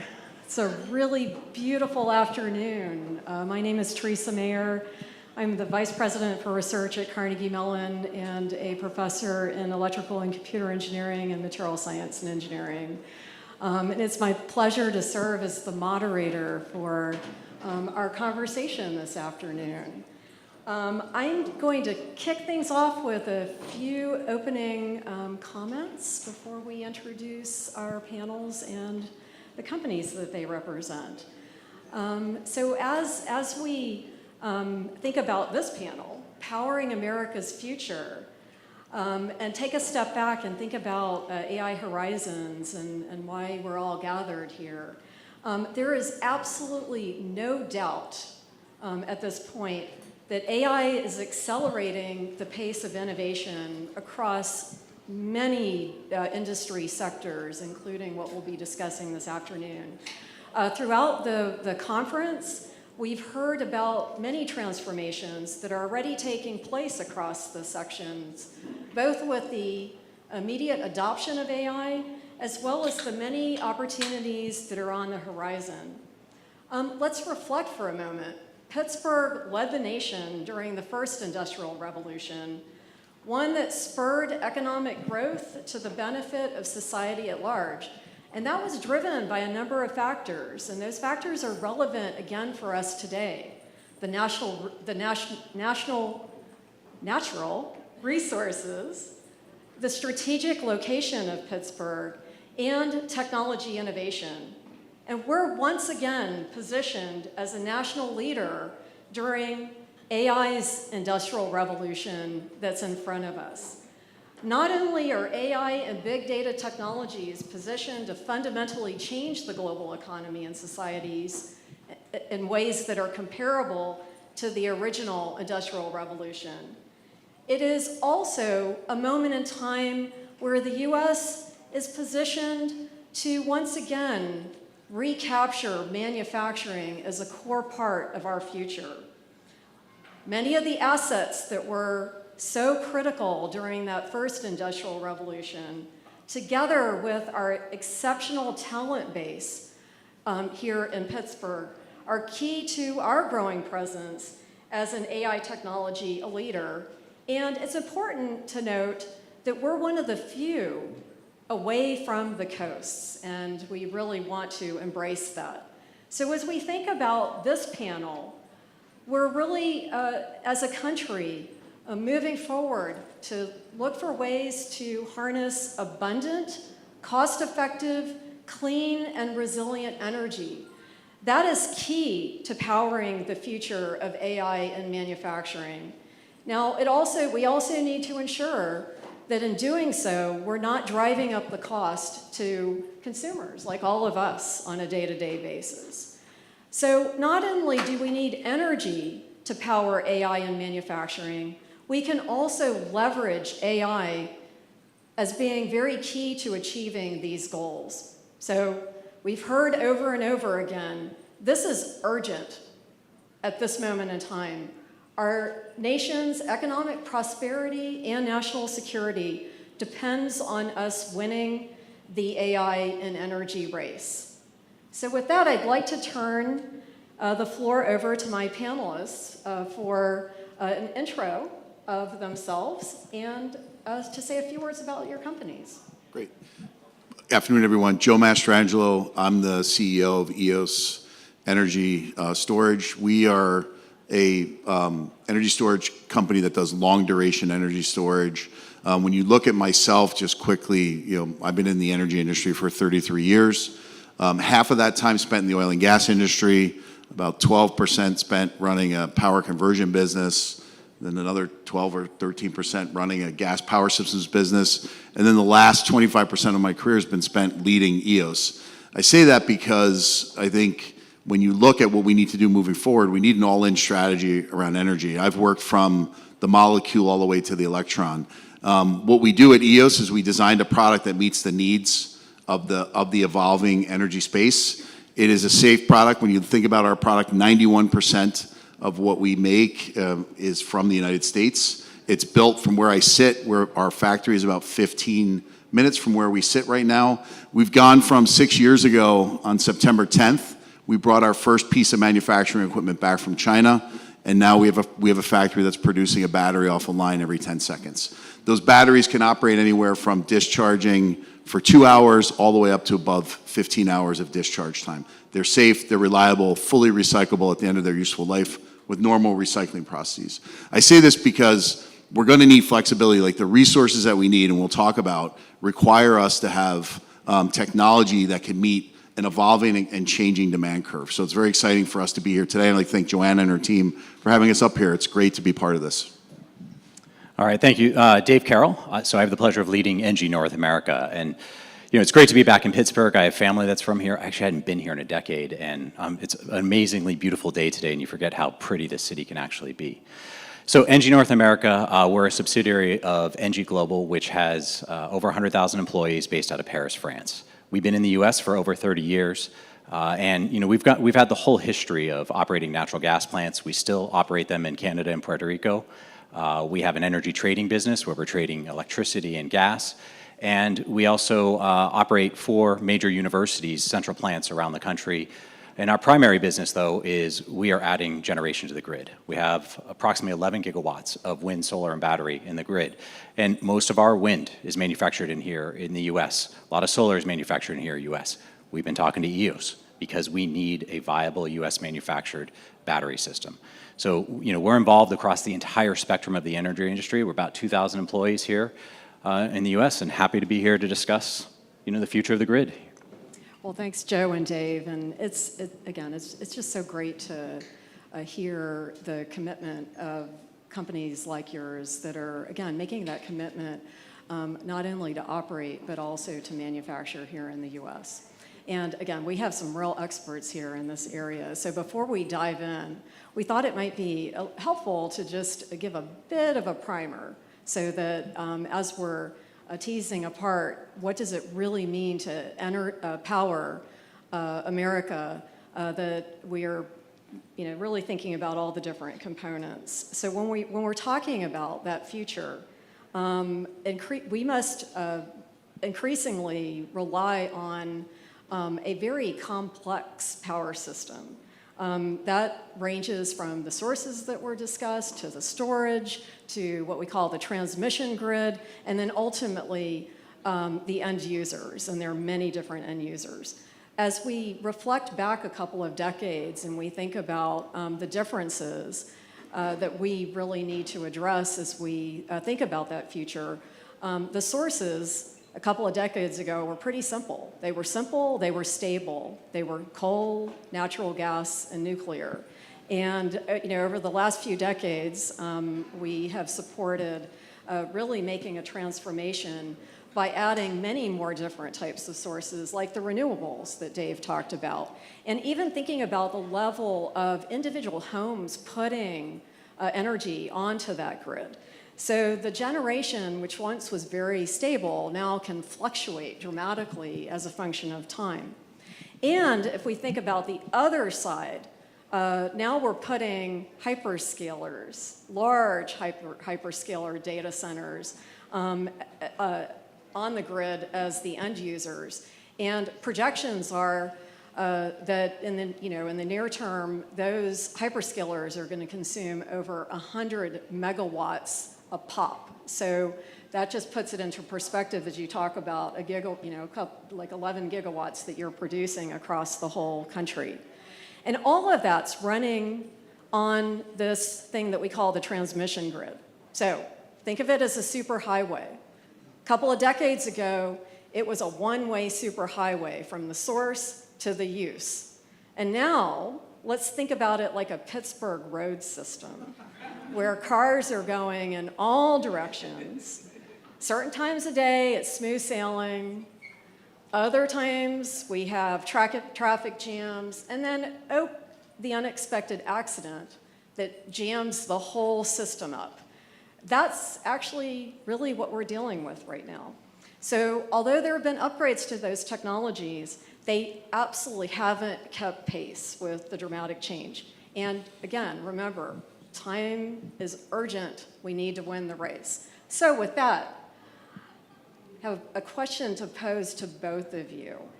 Can you share your thoughts on a couple of the greatest challenges we face in powering the nation, and how AI and big data can help us overcome these barriers with the urgency required? You want to start, Dave? No, please. Okay. Look, I think, Teresa, you hit on many of the key things that we talked about. And I think when I think about what we need to do, as I said in my intro, we need an all-in energy strategy. Like, I've always believed and believe, given my background, like you need natural gas, you need nuclear, you need all these different generating sources to generate enough power. But at the same time, when we first started talking about storage, it was always something plus storage. And we've got to think about storage as transmission or grid plus storage. It's critical to have these, if you will, it's almost like a parking lot for electrons when demand is not there or supply is higher. The worst thing that we have on the grid today is that you've got either congestion where you can't put the electrons on, which causes you to curtail the generation capacity that you have.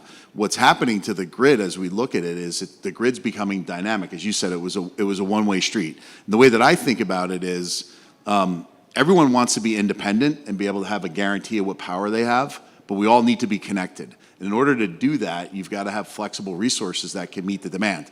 What I often say is when you think about storage and what we do at EOS, whether it's a brown electron or a green electron, we don't discriminate. We'll hold it, keep it there while demand's not there, and put it back on the grid so people can use it when the demand is required. Yeah, so just to really reiterate that as well, Teresa, you set the table well, and I think if you look at it, the grid was really designed post-World War II, so 80 years ago or more.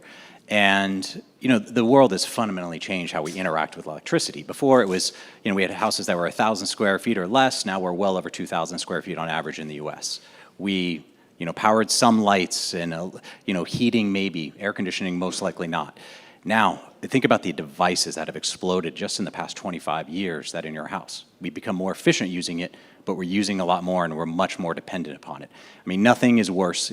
Power can go out of my house. As long as the Wi-Fi continued to work, it would be okay with my kids. And nothing else would be worse. So, you know, we fundamentally have changed how we interact with electricity. And to do that, we haven't kept pace. The utilities, you know, they're not used to this huge growth that we're now seeing. We were 1% growth maybe for the past 25 years year on year. We're now looking to have a grid that needs 30% more generation because it has 30% more load coming on. And we also have, like I said, many more connected devices. So we need battery storage that's going to allow us to respond quickly to keep the grid up because we're often milliseconds away from a grid instability issue. And it's a very, very complex grid that's out there that we have to manage on a day-to-day basis. And I think to manage that complexity, we need to have storage. And that also is compounded the fact you asked the two major challenges. I think we need to turn over the grid to economists and engineers. That it should not be politicians determining how energy is made, how energy is delivered. We have about 240,000 miles of transmission in the US. In the past 3 years, we've built 1,000 miles. Yet we're adding all of this generation. So we need to be able to just clear roadblocks. And the second, we've spent the last, you know, post-World War II globalization period moving away from US manufacturing. In order to bring that back, we have to incentivize US manufacturing. We've lost it for years in many different ways. But part of that manufacturing is we need the mineral base to do so.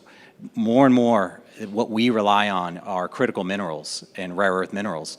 We do not mine those anymore. We do not process them anymore in the US. That has gone away. And not just power, but computers, everything we utilize really relies on our modern economy. So I think we have to really address those two key issues. Yeah, and Teresa, I would just add, underlying all that is like we're here talking about energy for AI, but we need AI for energy. So a lot of like when you talk about different solutions in the energy space, we try to simplify it, right? So even the way you bid into projects, we pick an operating point. We say, all right, we're going to bid you on a 4-hour duration. And that's something that came up in a spreadsheet somewhere that you may not ever really operate your asset at 4 hours, or you may only operate it for 4 hours 2% of the time. The other 98% is totally different. And that's the product that we tried to design at EOS, and now we need to build the model. So like when I come here, yeah, it's exciting for us to talk about the demand that can be generated by AI from an energy usage standpoint, but I also come here because you're trying to get smarter and learn what's out there because we need to apply AI to what we do every day in the energy industry. Yeah, so I couldn't agree with you more. I mean, I think it's incredibly important. The batteries we have, we operate over 3 gigawatts of them. We're not going to the full depth of discharge. We're trying to figure out and utilizing systems of utilities that were 60 years old. We need to get more and more data. We have millions of cells out there. We can optimize and respond to the grid and keep costs low. It actually will reduce costs the more data we have. And we now have so much data that humans can't process it. So we need the help of AI in order to do that.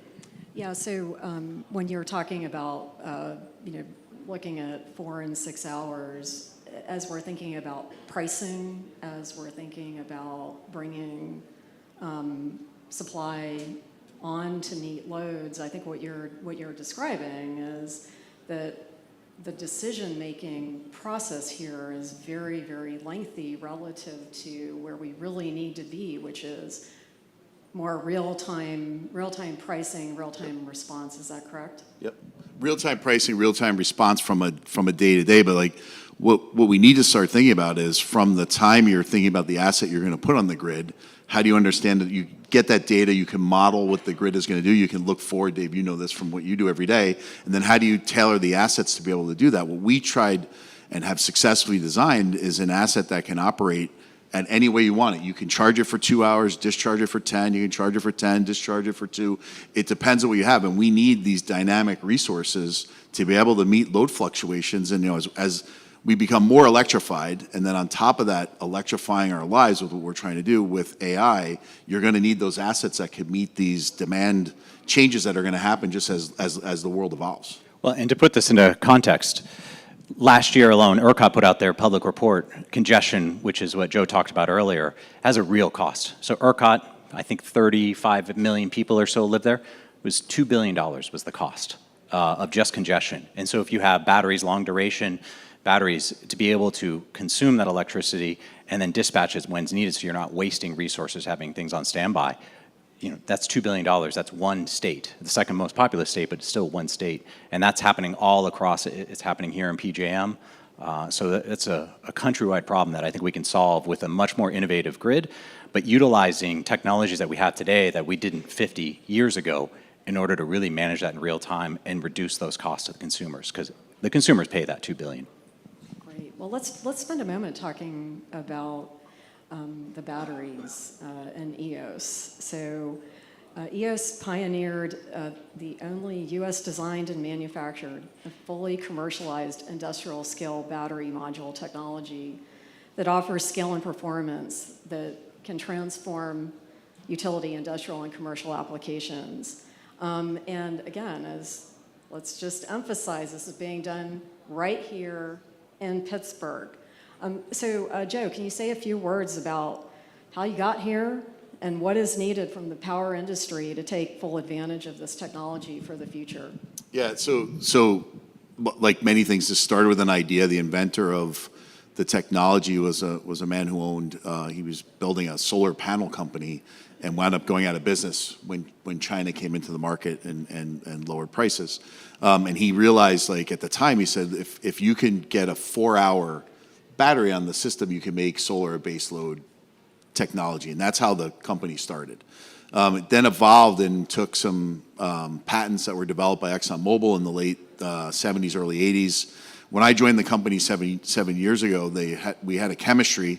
We had to figure out how to build a product. So what we did, different than a lot of other battery companies, is we said, we're going to focus on a product that you can build at scale, that you can build at cost, that competes and wins both for customers and for the stakeholders and shareholders of EOS. And once you get that product, then now you got to build out, and we said, like, we want to keep this differentiated operating performance I talked about earlier. Now you got to scale the manufacturing. We came to Pittsburgh 6 years ago, and some people get mad at me when I say this, but we came here just because it was cheap. You can get good manufacturing space inexpensively in the area. I had a factory earlier in my career that was here, so I knew you can get a great workforce to build the product. We built a workforce out, we get the operation up and running, and now what we're starting to look at is, like, how do you put kind of intelligence in the software around here? And I think what we're now focused on is how do you bring in the intellect and leverage, Teresa, leverage Carnegie Mellon, the other university ecosystem that we have here, to make the company smarter and to enable things to move quicker. When you ask the question about what do we need to do from a grid standpoint, what I always tell our team in EOS is, like, if you're faster doesn't mean you're fastest, and if you're better doesn't mean you're best. And the one luxury that we don't have right now is the luxury of time. And our industry does not move quickly, but we've got to move quickly. If we want to win the AI race, you're on months. We have months to do this. So we're going to have to move quickly. We're going to have to find assets that can go online quickly, and we've got a product that can scale not only the product itself, but the manufacturing of that product. Well, and Joe, I think you're being modest as well, because you've really removed a lot of the rare earth minerals from your process as well, which I think makes it a much more attractive product because the supply chain exists. Yes. Much more readily. Yeah, and on that one there, like, I always joke, like, I'm not burdened by high intelligence. So when we were designing the product, Dave, like, what we actually said to people was, you can put anything you want in the battery as long as it already exists, and it's got to have its own supply chain, because no supplier in the world is going to build a special product for a startup company, and that's ultimately how we wound up here. That was our constraint we put around designing. So I wonder if you could just help everybody to understand just what is the scale of these batteries? How large are they? And what do they compare to that we might be more familiar with in our day-to-day lives? Yeah, so think about it. It's a battery module is about the size of a computer server. You have 20 cells inside of a battery. We then can configure those batteries either in an enclosure where you would put 672 of them in an enclosure and ship out multiple enclosures to the field, or we can put them inside buildings. Like if you do a building design, you can get a footprint density of within an acre, you can get up to 3 gigawatt hours of power on an acre. So because it's non-flammable, because it's safe, because of the fact that we don't require complex cooling systems, we can fit more of them into smaller spaces. The way that the battery weighs about 50 pounds, you get a lot of, I sometimes see some of the criticism of the company of like the battery doesn't look intelligent, it doesn't look high tech, and that's the point. It's very simple, and we're trying to do this at scale with ease and make it easy for people to use it, because that's what's going to happen as we move forward.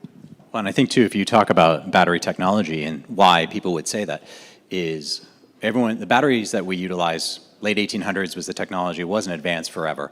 Then we started to see EVs and cell phones with lithium-ion batteries. And those are great for vehicles where weight density matters. Weight density doesn't matter with what the solution you're trying to solve, because we're trying to work on the grid. So space constraints and weight constraints aren't the issue. And I think that's what EOS is designing around. And what we tried to look at from that point of view is we can either go wide if you have space, or we can stack and go taller. We've got designs where you can go up to 60 feet tall inside a building to get more of the power into a smaller space.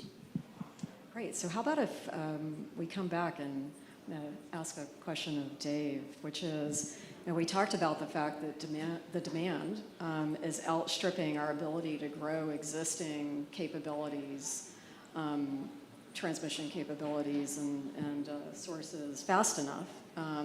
And it's not focused on driving the greatest efficiency of operation and the lowest cost to the consumer. So if we had a moonshot goal, we're talking about, I never heard of brown electrons and green electrons, although I've heard about all the colors of natural gas. But if we drove a moonshot goal of getting every electron generated at the supply side to the end user, do we need to think our overall approach? And what solutions are possible, particularly as we think about the role of AI and big data? Yeah, so I'll definitely answer this associated with AI and for the data nerds out there.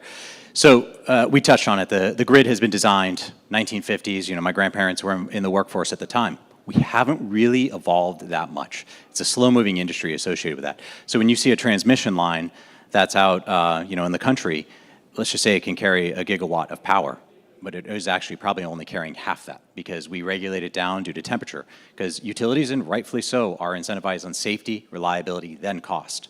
So I think we have to flip that a little bit. It's on its head, because we now have computers that can analyze a huge amount of data at once and operate that grid much more efficiently and a faster speed that humans can do it. And we always tell our team, if you don't find something intellectually challenging, that's something that should be automated.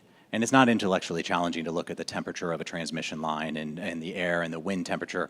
But I think if we can turn around and start to look at that and shift load and generation to meet it in a much more dynamic way, there's grid enhancing technologies, they call it GETS, that's out there.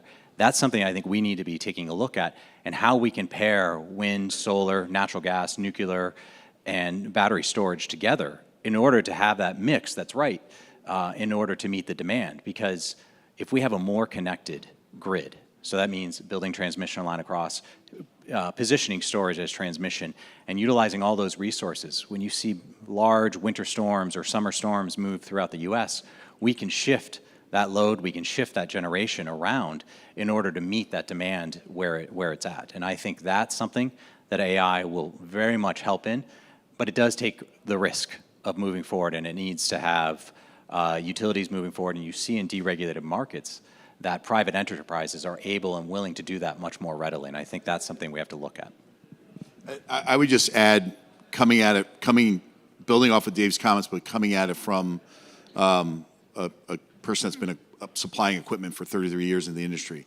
When you think about like a gas turbine or a coal plant, there's an operating point where you maximize your efficiency and you burn the least amount of natural gas, right? So what we're talking about with storage, in my view, is instead of running at part loads, so like so think about you're driving your car at you're burning more gas because you're running at part loads, you're not hitting your efficiency. Run that gas turbine at full load, store the energy, burn less natural gas over time, save that resource and extend the life of that resource and make the grid more efficient. And then at the same time, grid investments are expensive and the return on that investment is low. This allows you to add capacity without having to add to the grid. And all that, when you put all those things together, a grid investment takes years to implement. A gas turbine at best is 3 years from the time you order it. So there's a time element here where this is speed to market for us, and speed to market not being an EOS battery. Yes, I want speed to market to that, but speed to market as the United States winning the AI race. Yeah, and I think you bring up a good point too, is the natural gas market has naturally built in storage in terms of the pipeline as to storage. The electricity market is not that. It's use it or lose it. It just does not. There's no way to storage. So we need to add that storage so we can get very fast response and long duration response as well in order to keep the grid stable and meet those demands. I'm going to build on this. You described the path forward, but the utility industry, as you pointed to, is very conservative. Probably incentives aren't necessarily aligned with moving quickly towards adopting data and AI, and the other technologies that we're talking about. Can you comment on that? And what are ways that, and it's very complex because we have many different operators, many different utilities, and at the end of the day, we need to interconnect across the country. So I wonder, again, what can we do to provide the incentives to really, again, move at the speed that we need to move to meet the demand? Yeah, and speed is key because once the load is built, it never comes back. And so if we're talking about the AI race with China, we have to build it here. I'll contradict myself a little bit. I said, we should leave the grid to engineers and economists. We do need the regulators associated with that to provide that space for utilities to do some of those test cases. And you're seeing that in certain areas, and particularly, the federal government itself does own a couple grids, TVA, BPA out in the Northwest. Those are areas where test cases like that can happen. But I think that we have to provide that space and that technology and partner with large tech companies that are able to actually provide this service. They're out there, they have the abilities to do it, and I think it can be done in a very safe and controlled way so that we start to see how these things operate. Because if you go to some very strong portions of the grid, having a portion of it that has an issue will not ultimately impact the entire grid. You can backfill it. And I think if we look at it that way and partner with the tech companies and give access to the data, because that's the other thing too, and understand it, we have to be very mindful of the cybersecurity associated with the data on our grid, because that is very, very key in terms of maintaining the safety and health of our grid. And Joe, what do you see as the growth potential? So from where you are today, or where the battery storage is today, as compared to where you think it should be even a few years in the future?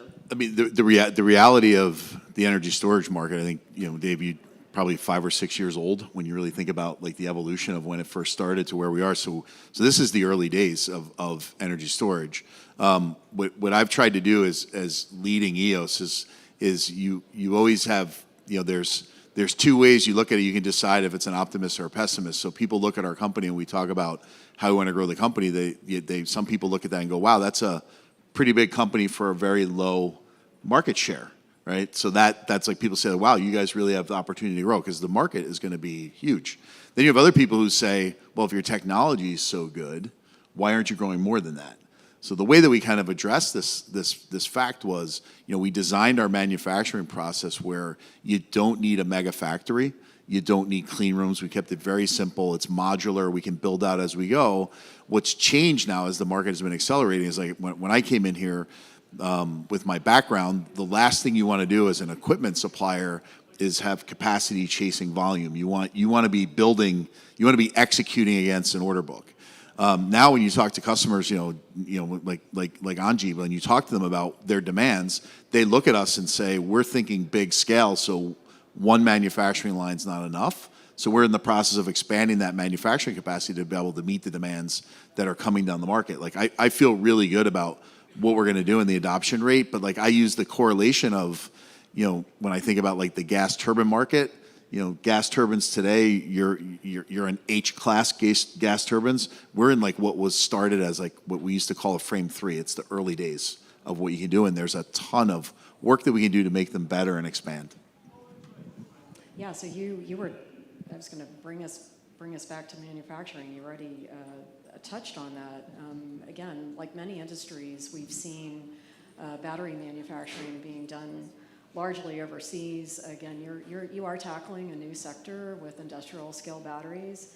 And you pointed to the fact that you're increasingly going into the data business. And okay, you came here because the land and the facilities were cheap, Yep. but the bonus is that you're in a great We'll stay here because we get great. We'll stay here because there's great people that can help us develop the software. Yeah. Right. So I wonder if you could describe, your path forward for the expanding parts of your business, for all parts of your business, and then again, just touch on a few more of those barriers of deploying and operating these batteries in the field. Yeah, I mean, look, the energy industry, like when you think about power, right? You want the lights to come on when you flip the switch. We don't want to pay a lot of money for it. So you've got to have a product that meets those two. That's the two criteria: reliability and cost effective. So we'll continue to build out the reliability and to build out the cost effectiveness, both on the hardware and also the software. And I think what we've talked about is have a differentiated battery technology, packaged simply so customers have ease of installation and use, surrounded by software that allows them the flexibility they need to meet future demand. And we're going to continue to work on that and develop that because we think we have a battery that meets the future needs of the grid. Yeah, and you touched on something a little bit. You said, data. And actually, we're part of an industry that is, no one wants to think about it, right? The fire department, you pay for it, and you only want to, when you call it, you want them to be there. Otherwise, you don't want to think about it. And we are now no longer really just energy companies. It's got to be much more data companies. The amount of data that each of our companies is getting every single day on operating plants is something that we have to process, something that we have to share and partner with our customers. And that goes a little bit too with understanding the gets and how we move the utilities, is that information sharing back and forth in order so that we can be optimal providers of that energy to our users. And we, on our trading business as well, we have customers that we supply energy, and we often provide them notices. They give us the parameters of when they should reduce their load to reduce their cost. And if we are providing that two-way sharing, because as you started off, it was a one-way highway. If that data sharing, even at the customer level, down to the residential customer to the large data center or manufacturer customers, if you have a two-way street on there, it allows us really to move back and forth. And we're much more data companies than we are energy companies. Yeah, I think we're seeing that translation into so many different sectors. And maybe we could spend a moment doing a bit of a deeper dive into really the role of, as we think about generative AI and foundation AI models that now can really begin to aggregate large amounts of data from different sources and look across those data sets to help us make informed decisions. Even Joe, I was thinking about your batteries have 20 cells. Those cells don't operate the same way. Right. They over time probably Diverge. Will degrade differently. How can we deploy again AI at all different scales, from the controls and operation of the battery packs and the battery modules all the way up to the system altogether? Yeah, look, I think from our side, it's a little bit easier just talking about EOS.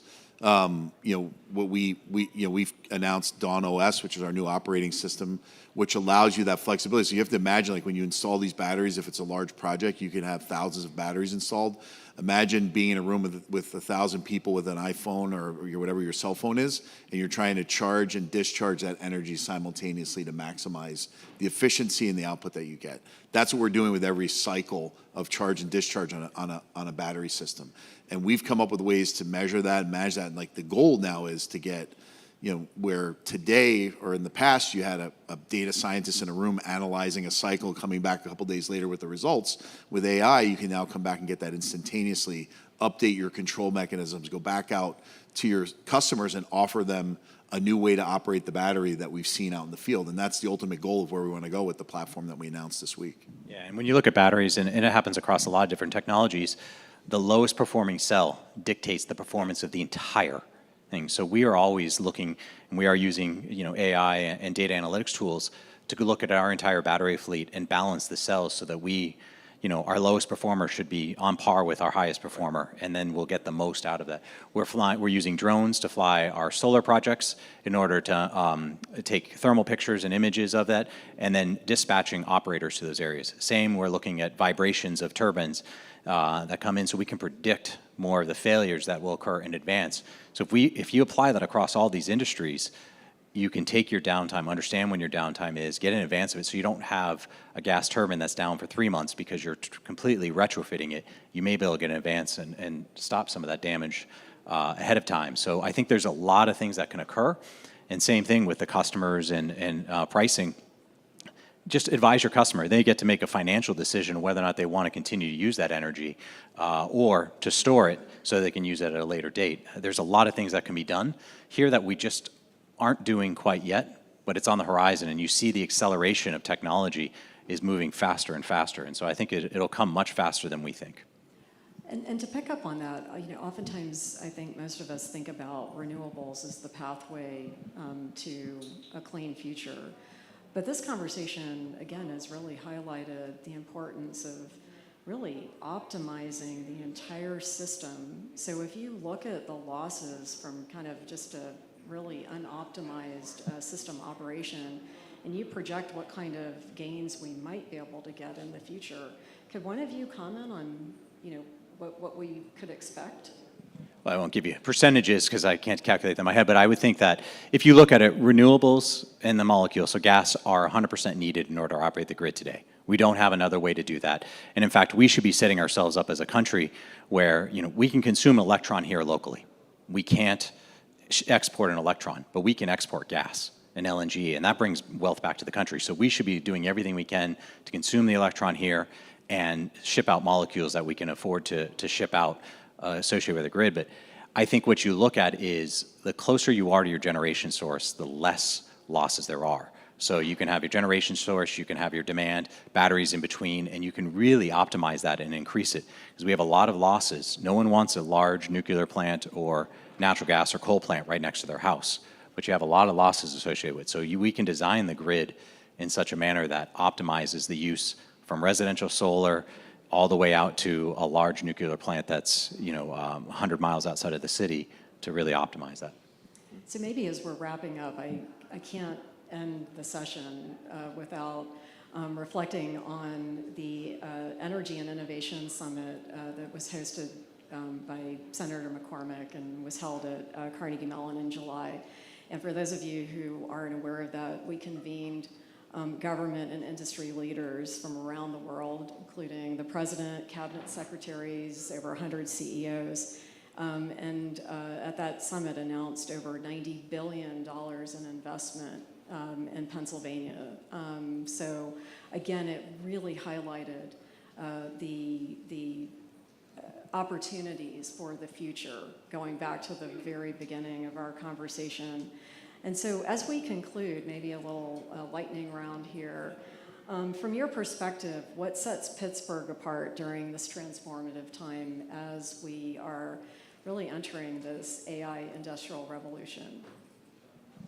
I mean, look, I think we talked about a lot of the, natural resources, the ability to the fact that, the industrial growth that happened here before. But what I would say, like, to me, that stood out being at the summit is, yes, Senator McCormick hosted the summit, but Governor Shapiro was there. And I think what we need to see more of in this country is all of us coming together on the common themes of what we need to do. And this is a common theme that we need to, the competition is not against ourselves. And unfortunately, with some of the things you've seen this week, it makes me proud to be in the Commonwealth and building our company here, because you have the support of both the Republican and the Democratic side to build great companies and allow the country to win this AI race. And I think that's going to be one of the biggest things that comes out of this. And the other thing with being in Pittsburgh, Pittsburgh is a gritty city. And I'm not sure that our company would have gotten to the point it had if we weren't in a gritty city where you could take a punch and keep going. Because when you're trying to build manufacturing, when you're trying to bring a supply chain back to the U.S., you need people that want to work with you, and you need people that can deal with the ups and downs that go through that, and that's the workforce that we have at EOS. Well, and you touched on in the beginning, Pittsburgh was at the center of a couple of big revolutions. You have the railroads that pushed west in the 1800s. You have vehicles, Model T. Both those things are driven by energy. Big revolutionary changes in technology are driven by energy. And Pittsburgh was at the beginning of that, with coal plants, steel being shipped out of here to address both those items. Oil, Titusville just north of here. So this is going to be an energy race to change this technology from what we're talking about is AI, but quantum computing. You see robotics can drive a lot of electrification, and Western PA has a lot of access to energy and a lot of history in exporting that energy. What a great way to end. As I moved to Pittsburgh a little over 2 years ago, and what you've highlighted is we have the manufacturing grit. Yep. And roots and history, and we have the leading, bleeding, forward-looking AI data, like fundamental advances that you referenced. And where else in the country are we bringing both of those together? And so I think it's a really special time for Pittsburgh. Thank you so much. Thank you. Thanks, everyone. AI Horizons guests, we will now take a quick break. Our next session will begin shortly. AI Horizons guests, please remember to join us for our closing celebration reception today at 4:30 outside on Sally's Path. Thank you.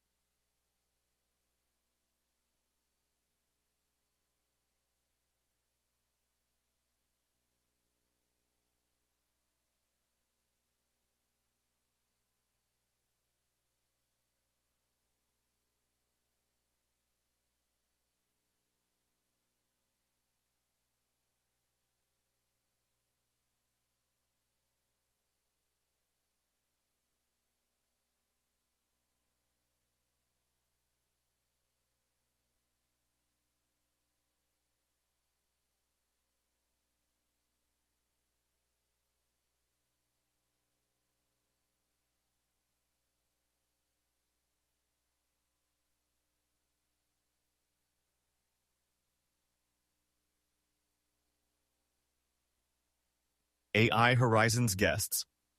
Our program will begin in 5 minutes. Please, take your seats.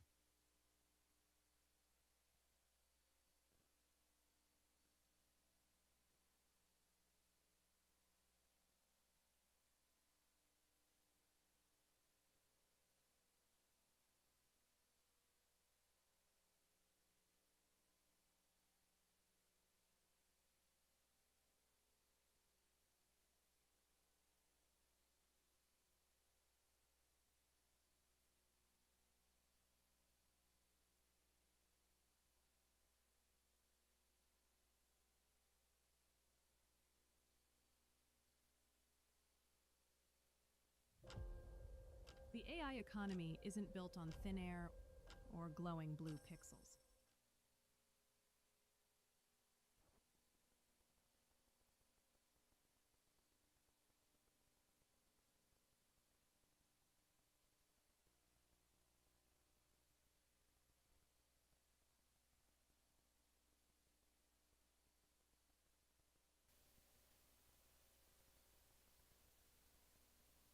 AI Horizons guests.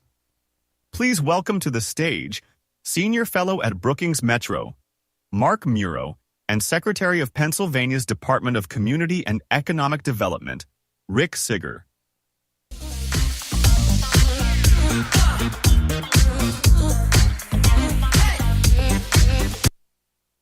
Hey, good afternoon, everyone. I'm Rick Siger.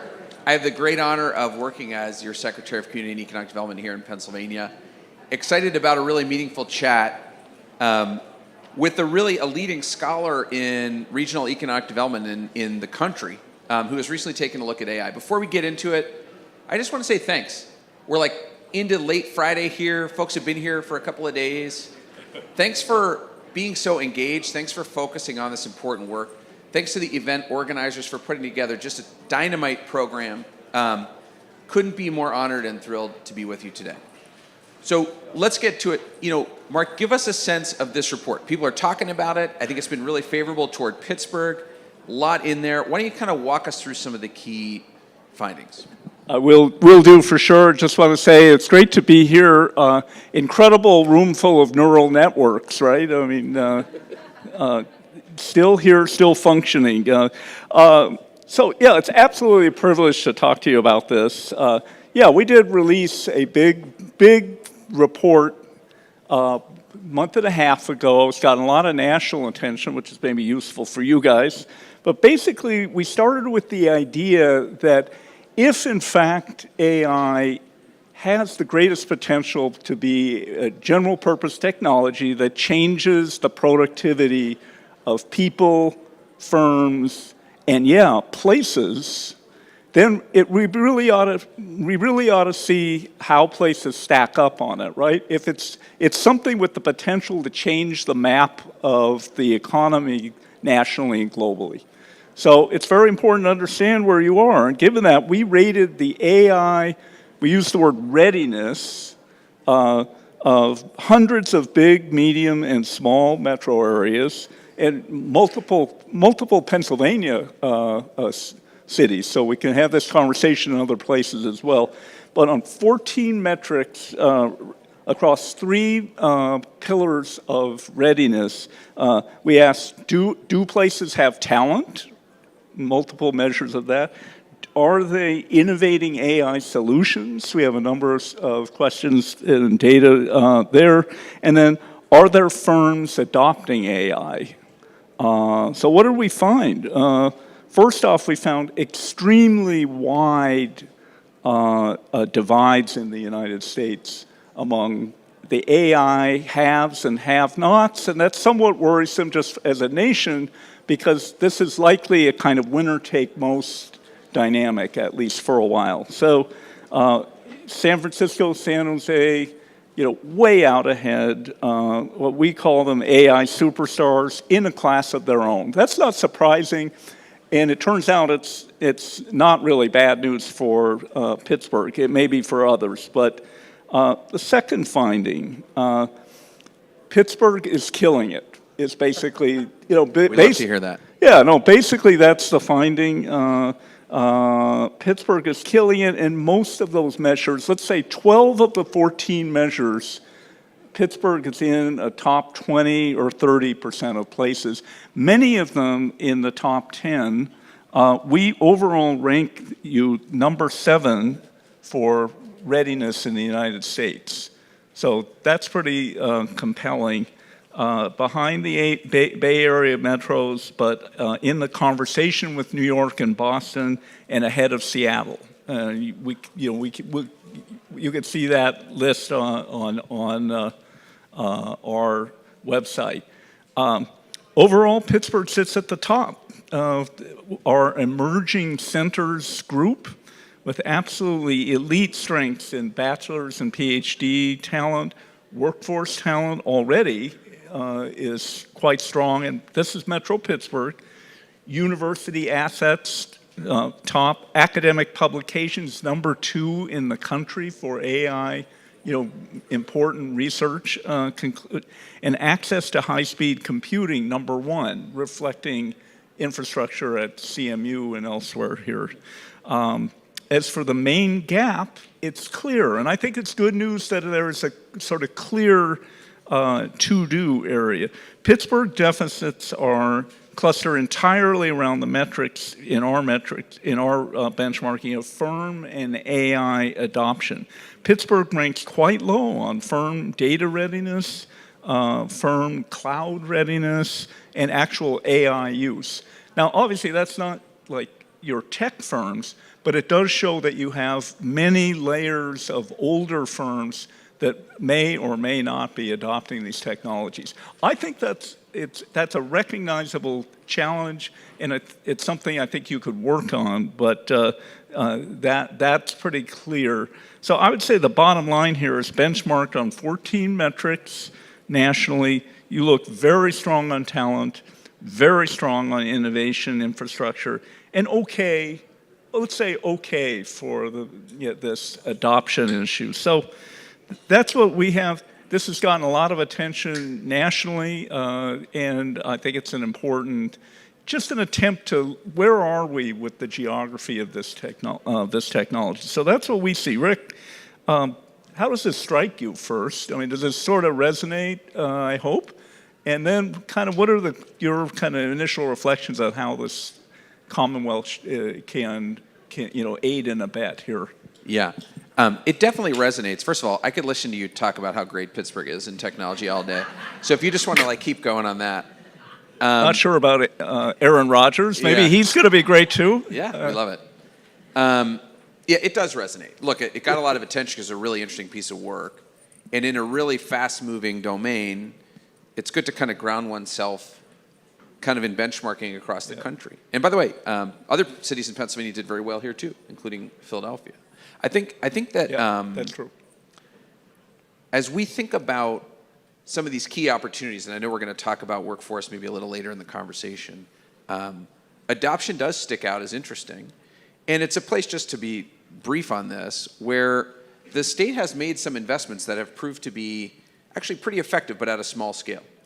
Like our manufacturing PA program, where we collaborate with Carnegie Mellon, actually, to deploy kind of like university talent into existing manufacturers to deploy automation and increasingly AI. I think programs like that, programs like our manufacturing extension partnership, could be really relevant as we look to tackle that adoption piece. Yeah. I would just say, kind of zooming out a little bit to how we think about AI and technology is, as you heard the governor talk about yesterday, we're all in. We want Pennsylvania to be the place where this technology is pioneered, and really importantly, where we take advantage of the full economic opportunity here. And I'll just briefly talk about sort of what I mean by that. It is important that, and indeed we have natural resources that enable us to be a real center for data center and infrastructure development because of our energy resources, because of our strong building trades. And the governor mentioned yesterday really significant investment, for example, from Amazon, $20 billion in the eastern part of the state to start to build out the initial piece of their data center network here. I think you'll see more such investments of that type. That's important. It's especially, I think, important in rural parts of Pennsylvania, where those kinds of intensive construction jobs and really high quality jobs that don't necessarily require a college education in the long term are in place.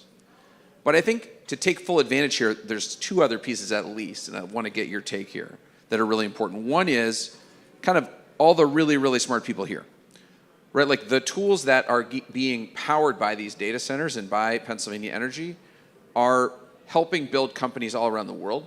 We want more of those companies to be here. Right. And so I think as a state, working alongside our leadership, including Jen Gilbert, who leads our technology group, coming up with the right set of interventions and policies and convening opportunities to make sure we take advantage of that. How can we make Pennsylvania the destination of choice to build an AI company? Certainly convenings like this is a heck of a step. Yeah. And then finally, and something maybe we could talk about a bit more, I've actually been struck by the acceleration of manufacturing opportunities related to the AI boom.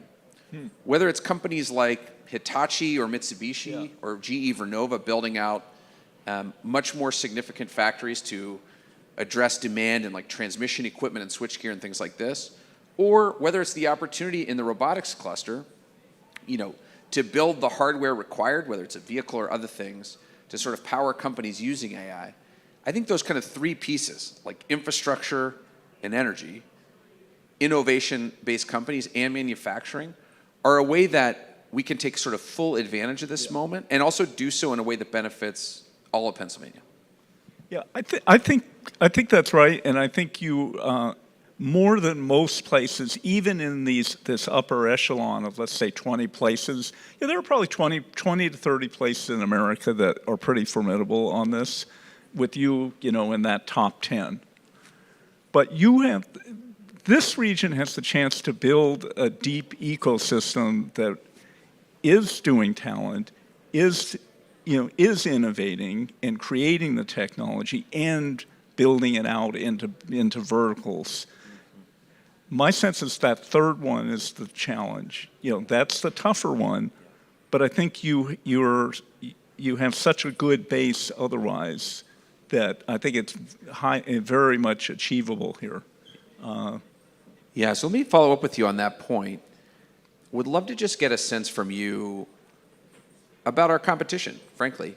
What are you seeing in other states? What are key things you think we could learn as we grow? What has stuck out to you, maybe positive and negative, from some key other states, both maybe those that we compete with typically or mid-Atlantic regional states, but also around the country?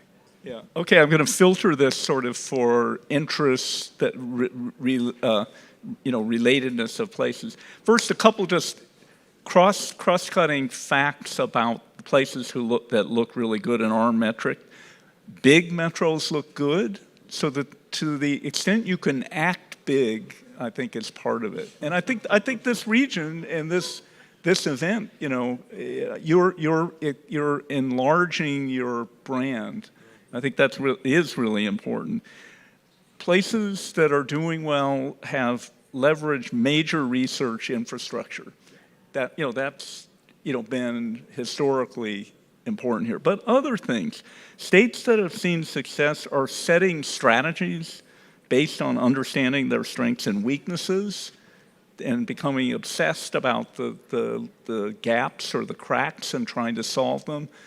Massachusetts, a formidable, economy, piled on and has, done a major research analysis of their positioning, and they're already beginning to channel action. So I think that's whether or not that's possible.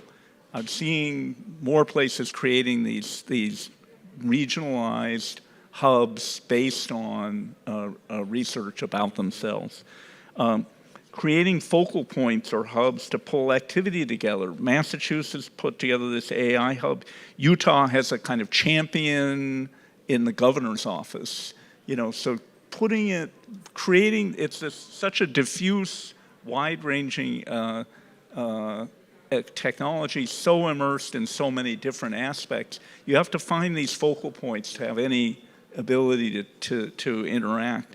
And then talent is central. Broad AI literacy is a hugely important complement, especially if you have designs about building this out as on the adoption side.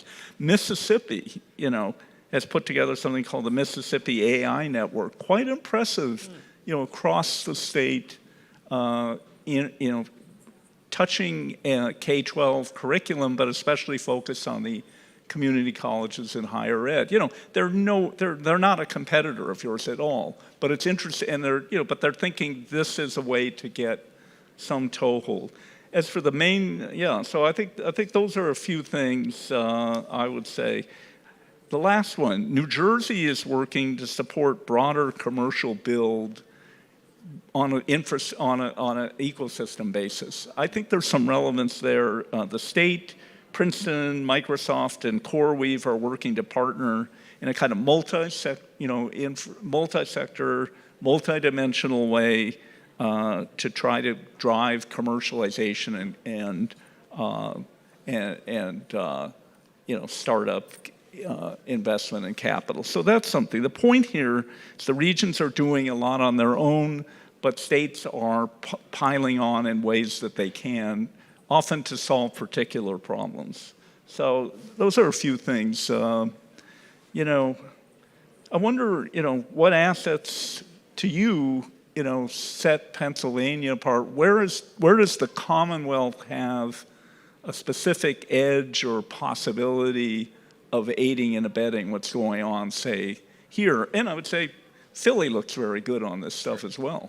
Yeah, I think it's the key question. And look, first, thanks for the comments, and thanks to panelists and folks here. I mean, a lot of what we've been doing here is learning. But I'll give you a couple thoughts on where I think our Commonwealth can win here, or how the Commonwealth can help you win here, maybe is a better way to think about it as a region. When we took office, when the governor took office, there hadn't really been like a focused economic development plan in Pennsylvania in like 20 years. And we knew that we needed a plan because candidly, like, how do you know where you're going, right, if you don't have a plan? And we did a ton of listening, and we actually went really, really deep into the data. Yeah. And we looked at core sectors that are both driving our economy forward into the future, and also sectors without which, like, we wouldn't really be Pennsylvania. It would be difficult for us to succeed. We chose 5 sectors where we're focused. One of them is, we call it robotics and technology, robotics, AI, and technology.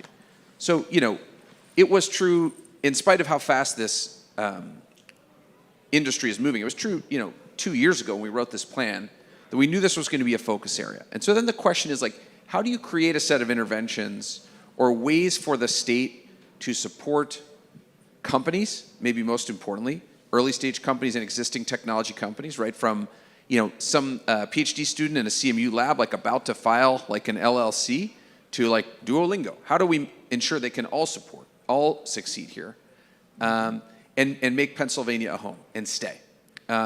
So 3 things I would call out, I think, that are relevant here, where we've seen a lot of success. First is my colleague, I don't know if he left yet, but he's had a plane to catch, Ben Kirshner, who runs this office called the Office of Transformation and Opportunity. By the way, this is relevant to any business in Pennsylvania. If you're a barbershop or, or an autonomous vehicle company. We knew that Pennsylvania did not have the kind of speed required for business. Businesses complain to us all the time. It's too slow. Yeah. We don't know what's happening. Our permit's stuck. We created an office. Governor signed an EO on it the second day in office, Office of Transformation and Opportunity. And the goal here is to bring like a business sensibility, the speed of business, to all of government. And 2 proof points. Number 1, that team cataloged 2,400 state permits, licenses, and certifications, every single one, and set like an expected time for process. And if we don't meet that time, we give you your money back now. So like if you apply for your barber license and we tell you it's going to take 14 days and we actually deliver it in 16, you get the license and you get your money. Now look, if you're a big manufacturer like Joe Mastrangelo and EOS and you're looking for a stormwater permit, you probably don't want your money back, actually. You just want the permit. But it's enabled us to sort of focus the bureaucracy, focus the permitting agencies and the regulatory agencies in a way that's been really effective. One proof point I'm fond of using, when we took office, it took 8 weeks to get a simple business license like an LLC. Today, it takes 1 day. You can try it. It takes 1 day. So big results. And then the second thing, and I think this is especially relevant to, let's say, the infrastructure, energy, and manufacturing components of this process, which have like typically more complex environmental and permitting requirements, is we have a fast-track permit process for large-scale projects. So, if you're building large gas-fired generation and data centers in, I don't know, Homer City, Indiana County, just down the road from here, like you're going to get a real hands-on approach from our permitting experts and actually from the governor's office directly to sort of unlock the value of that project with real speed and real certainty. And I think that is something we've done that is beneficial to any business, but is especially important just given the sheer velocity of this industry and how fast people need to move. Right. The second thing I'll say is actually like business climate related. With the leadership, bipartisan leadership in the General Assembly before my time, there was broad agreement to reduce the corporate net income tax. That's had a significant effect. I can sit across from the table from companies we're trying to recruit to Pennsylvania and say, by the time your factory's open in 31, like our C&I rate's going to be under 5%. It started at 10%, 9.99%, so really significant benefit. And then thirdly, I think it's really about equipping regions, localities, counties with tools to win. One really important piece of that for us has been site development and deployment, but it's also working, for example, with the AI Strike team and Carnegie Mellon and innovation leaders from across this region to like identify the key areas that are going to be required for them to unlock value. The state is not here to tell regions what to do. The state is here to be a strategic partner, right, and help regions realize their goals with, a strong point of view about where we're going. And on this point, I think the tech industry, like AI-driven technology in Southwest Pennsylvania, is really a moment, right? In some sense, we're all fortunate to be doing this work together in Western Pennsylvania, like in 2025, because it's like game time. Yeah. And we're totally committed to helping move this forward. Yeah, I think there's something important here about regulatory change as necessary to get the acceleration you need while preserving all the values and need. And then the other one is at the same time supporting bottom-up ecosystem development, where arguably Pittsburgh is one of the great successes of building an infrastructure for an ecosystem. And I think it's really showing up here. I mean, I would say a couple things. The moment here, I think, is first take the win. You have a moment to celebrate here where a lot of things are moving in the right direction. And Pittsburgh hasn't been great at taking the win sometimes. You guys think the worst of yourselves in some ways. And that's what I think is really important about Horizons here, is that moment. The strengths are huge, so I think there should be a moment of celebration, along with, though, that tough recognition of, there are some, in our work, demonstrable, challenges around adoption, especially in some firms. So I would say continue building your brand. That's one way to accelerate.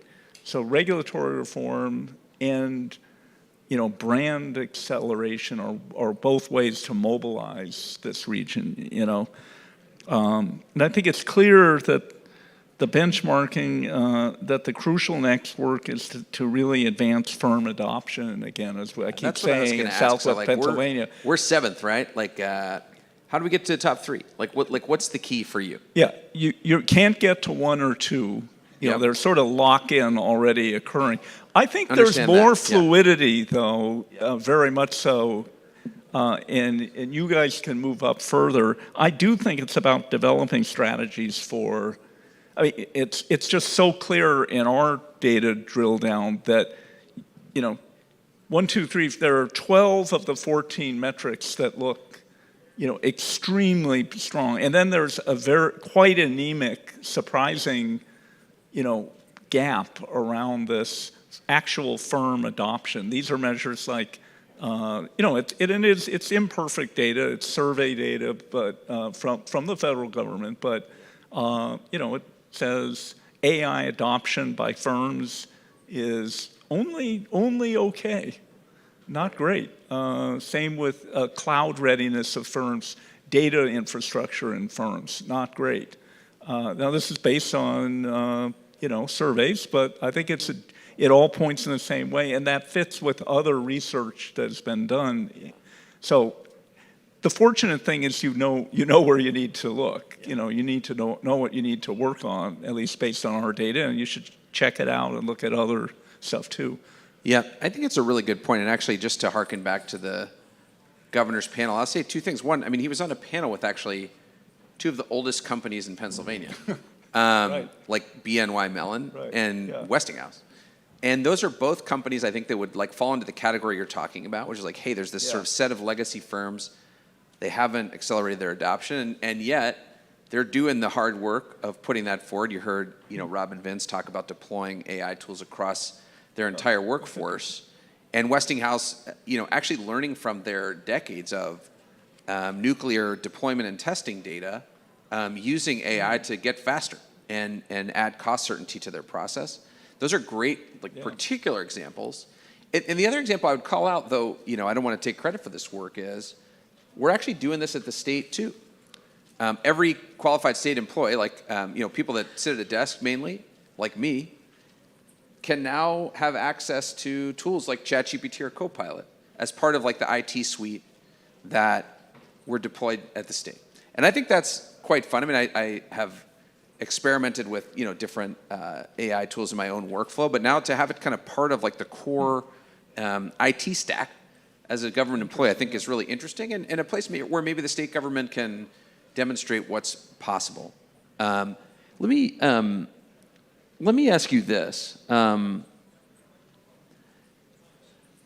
we try to be as fast as possible, and states, we are trying to be nimble and just work as hard as possible to keep up with this. Yeah. It's true that sort of state economic development machinery, bureaucracies don't often work as fast as the private sector. Yeah. How can we think about, beyond this adoption concept, which I think is really smart, how do we think about keeping up here? How can the state make sure that, in addition to going to conferences like this and talking to a bunch of people at the bleeding edge of this work, make sure that we're relevant and additive at this moment? Yeah, clearly AI just accents, what's been a growing challenge over 100 years, right? I mean, just economic and technology change has been increasingly stressing, the structures we have that basically arose in the 1940s, so I think this does accent a really serious challenge. At the same time, I think you're beginning to try to, first you're recognizing you're impatient with that.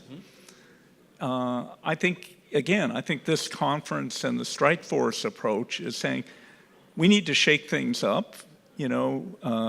Everybody's trying hard, but we need to mobilize more and different problem solving in more and different places. Let's have everybody be part of the solution. So I think that mobilization is approached, but also beginning to think even more seriously about organizational change. I'm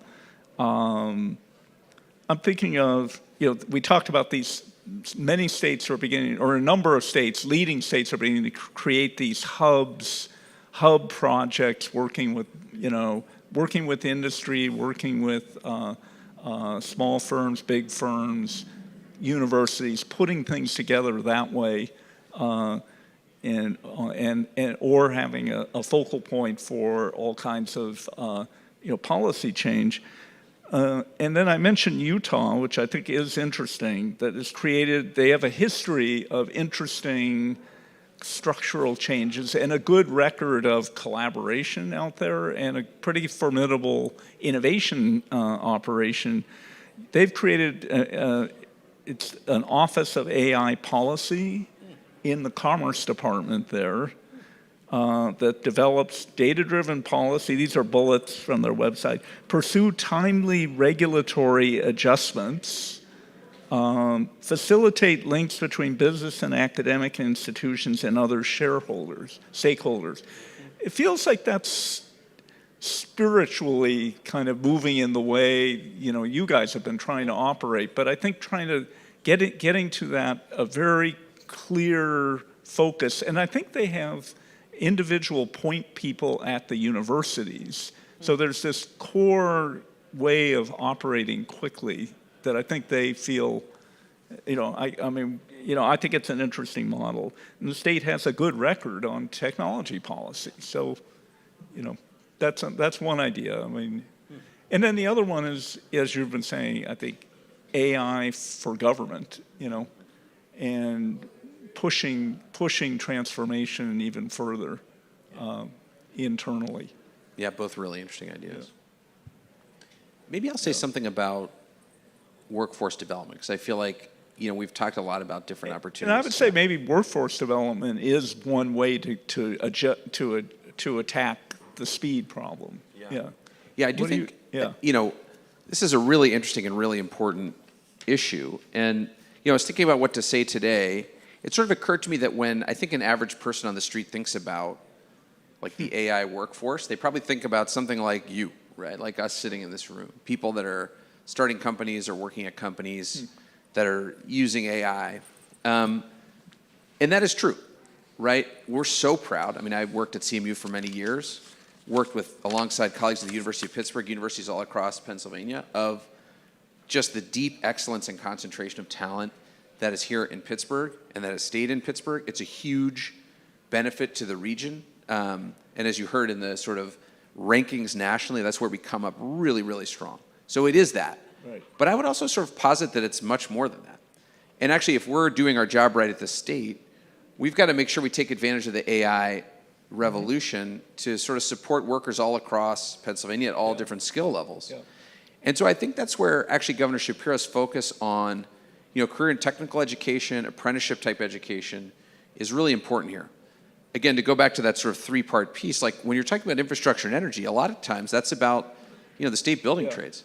Like the number of electricians and pipe fitters and steam fitters needed to build the amount of infrastructure we're talking about is absolutely massive. These are exceptionally high-paying, high-quality jobs we should celebrate, just as we celebrate, roboticists from Carnegie Mellon. And those are jobs that are really a direct result of this piece. Same is true of technicians in an advanced manufacturing facility like EOS, for example. These are all jobs that can take advantage of. Some are driven by AI. And I think there may be less danger of automation as opposed to augmentation in all of those segments you mentioned. That's very true. And so I think our workforce strategy has to and does take all those things into advantage. We want to do everything we can to help Carnegie Mellon and Pitt and Penn and Penn State win. That's a no-brainer for us. We're one of the top research-intensive states in the country. But it's also true that this has to work all across Pennsylvania. And the good news is it does, actually. I think there's a way to get this right. And at the state level, what we can do is continue to resource programs that work. And I'll just give one quick example. We have invested, $10 million in a coalition of community colleges and local school districts in Northeast Pennsylvania to support workforce and skill development for the data center industry in response to Amazon's $20 billion investment. That's not dollars to Amazon. That's dollars to community colleges, dollars to a school district to build out a lab so that kids from actually a young age can get interested in careers in this domain, have a chance to not just be born in Berwick, but to live in Berwick, have a great career in Berwick with a high-paying job and a high quality of life. That is the kind of, I think, possibility that this industry offers for Pennsylvania. I'd just throw in, we've done some work on the kind of geography of exposure to AI. Where exposure should, by the way, it doesn't necessarily mean automation. It can be both. I like the word involvement instead. AI involvement in non-urban places will be a bit less. So there's less disruption, but there's more danger maybe of being left behind. And that this at all scales can mean, the winners pull away and the big cities pull away, unless there's work like this to try to build fluency and participation across the whole Commonwealth. And I think that's a better way to build support for the overall initiative for the big cities as well. I agree with you, and I think, look, this is a key role for, government to play. When we put forward our economic development strategy, we were really clear, this has to work for all of Pennsylvania, and it's a big challenge. This is a very big state with lots of diverse places, And I think we're going to work every day to make sure that everyone in Pennsylvania realizes these gains. And by the way, there's an education component to that. There's a sort of job creation component to that. And there's a community component to that. Because as we strengthen our communities, it gives those people, especially in rural Pennsylvania, the ability to build a life, where they want to build a life with a great job. I mean, like digital technologies in general, and I think AI is going to be one of them where, the rich get richer. So at a regional level, a national level, you want Pittsburgh and Philly and some of your other metros to participate in the haves. And you want to make sure that the have-nots in the Commonwealth aren't left behind. And that bridging, I think, is ultimately good for building a consensus around innovation in the region. Without it, it might not be as sustainable. Yeah. I think it's really well said. Yeah. We're getting a little short on time. Mark, why don't you give us some great wisdom in a sort of concluding set of remarks, then maybe I can wrap us up. And if we're lucky, we maybe have time for a question or two, too.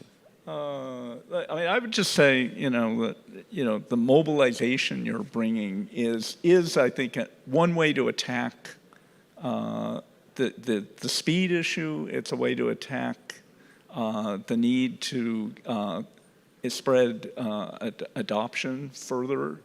And so I think that's extremely important. Your starting point is enviable. I think we've all suspected you were probably in very strong position. I'm sure a lot of your competitors are, disconcerted by how good you look on these measures. Yeah.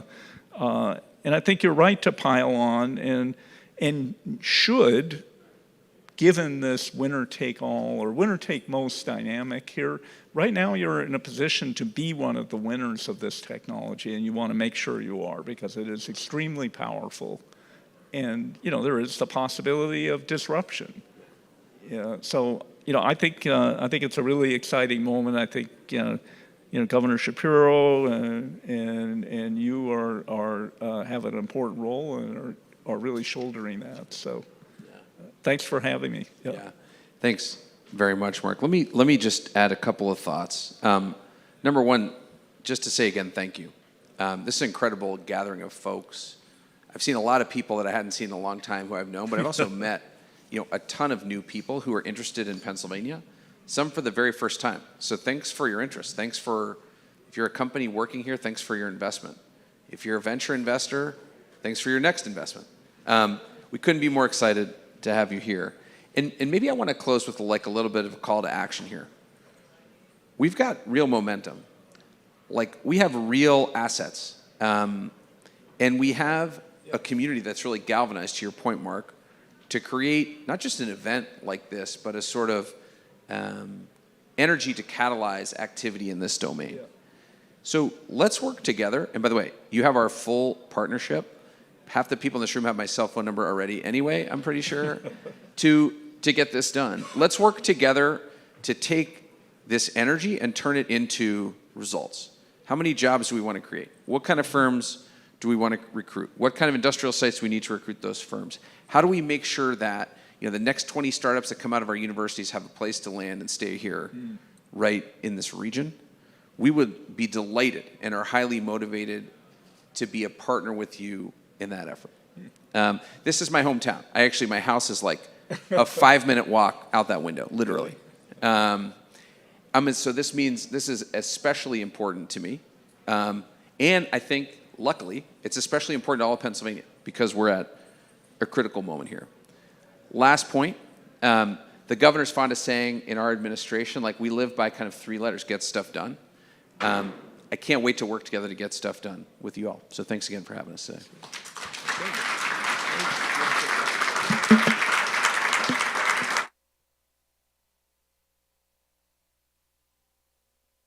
AI Horizons guests, please remember to join us for our closing celebration reception today at 4:30 outside on Sally's Path.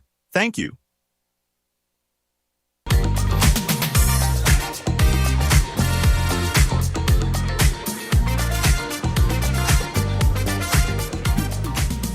What an amazing panel that was. Thank you, thank you, thank you. Okay, we have made it to now. 30 sessions, 100 people, and I have to admit that this thing that I'm going to do next is what makes me so excited about this moment, and it's the cross-collaboration. So when we started planning for the second annual AI Horizons, I said, I need a planning committee. I have to distribute all this work, and also I need different voices. I want it to be the best that it can possibly be. So I started a planning committee. As you know, with any committees, you have some people that do a lot of work, some people that say they're going to do a lot of work and do nothing, and then some people that do more than you could possibly expect. So at one of our meetings, I said, you know what, I want to do like an AI prize. And folks were like, well, there already are AI prizes. I was like, no, no, no.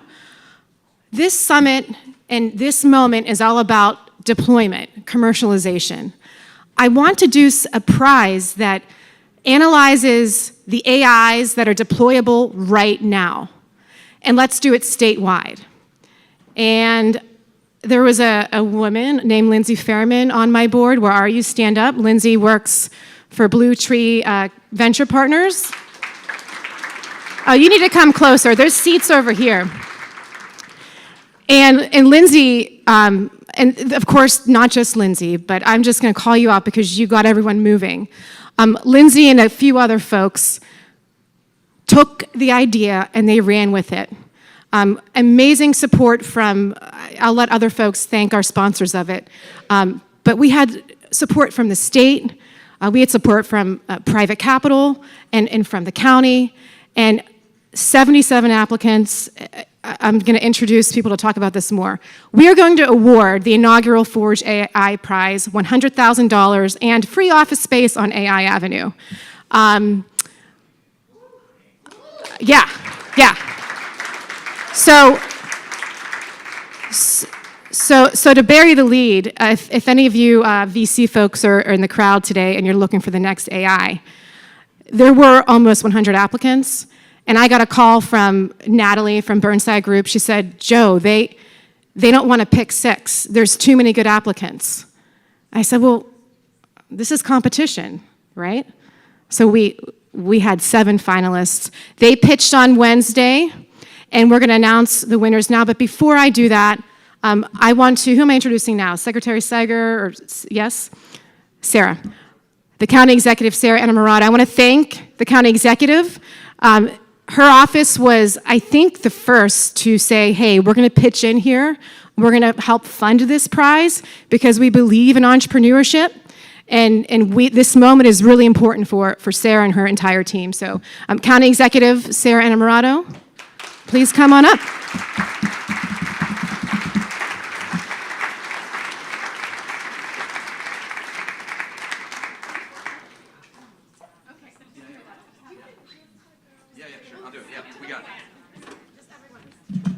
All right. I'm here for 10 seconds. My name is not Sarah Enamorata. I'm Rick Seiger. A few folks saw me here on this stage a minute ago. I'm here just to thank our sponsors. The state put some dollars into this because we believe in this idea, and I'm really proud to be here. The Ben Franklin Technology Partners, Innovation Works in particular, Mazurek Venture Partners, the governor's office through my department, Department of Community and Economic Development, of course, the county have participated here. We're going to have Lindsay say a little bit about how this worked, and then we'll hear from the county executive with the winner. All right, I won't take too long then. Hi, everyone. My name is Lindsay Fairman. I'm partner at Blue Tree Venture Capital, headquartered here in Pittsburgh, and also part of the AI Horizons Planning Committee. Thank you, Joanna, for all the comments there. This was a really easy process, actually, because we had activation from across the state. So we put out a call to any company that is AI related or adjacent or has an AI solution and is ready to be deployed into the operations, into the field of whatever their industry is. We did not have any specifics about industry, about a certain amount of revenue. We just need you to have some sort of proof that you have customers in a market that are ready to work with you. So we had almost 80 applicants. We had to narrow it down to 6. We were unsuccessful. We landed on 7. We had support from across the state to review some very heavy applications to narrow it down. Huge thanks to the Ben Franklin Technology Partners. We had activation across the state, along with other venture partners and community engagement across the startup ecosystem. So we had representation with these 7 companies across 7 industries, 7 different stages of traction. We have initial pilot with maybe a couple customers to 7-digit revenues that they're generating. We also had representation from across the state, which is a perfect model for hosting this competition. So without further ado, I'm going to turn this over to Sarah to tell us who the winner is. Sure. All right. This is very exciting, and I'm going to ask for some audience participation at some point. So thank you all for being here. I want to take a moment to recognize the people behind the impressive companies that are finalists in the Forge Pitch competition. So when I say your company's name, just like wave or stand up. So Cold Start, yes. Orbits Oncology. Converts Agriculture, Skilly AI, Leafficient, Surface Design Solutions, and Live. Yes. This one is Farm to Flame. Farm to Flame. Okay. Oh, sorry, what? Farm to Flame. Farm to Flame is the name. Oh, and Farm to Flame. Yes. Okay. Great. Sorry. So like I said, amazing companies doing incredibly innovative things and being bold and practical in their pursuit of innovation. So I'm so grateful they chose to grow their businesses here and to invest their talent in this region. Allegheny County and our partners at Allegheny County Economic Development are committed to supporting this ecosystem through technical assistance, workforce development, and smart investments that help startups scale here. And of course, we do that in partnership with folks like Rick and the Shapiro administration and our friends at the federal level as well. So as Rick and I announce the winner of the Forge Pitch competition, we know that every finalist is a winner in our community. Because you all bring creativity and courage, we need to harness technology and information to tackle some of the world's biggest challenges. So with that, this is where the audience participation comes in. I need a little drum roll.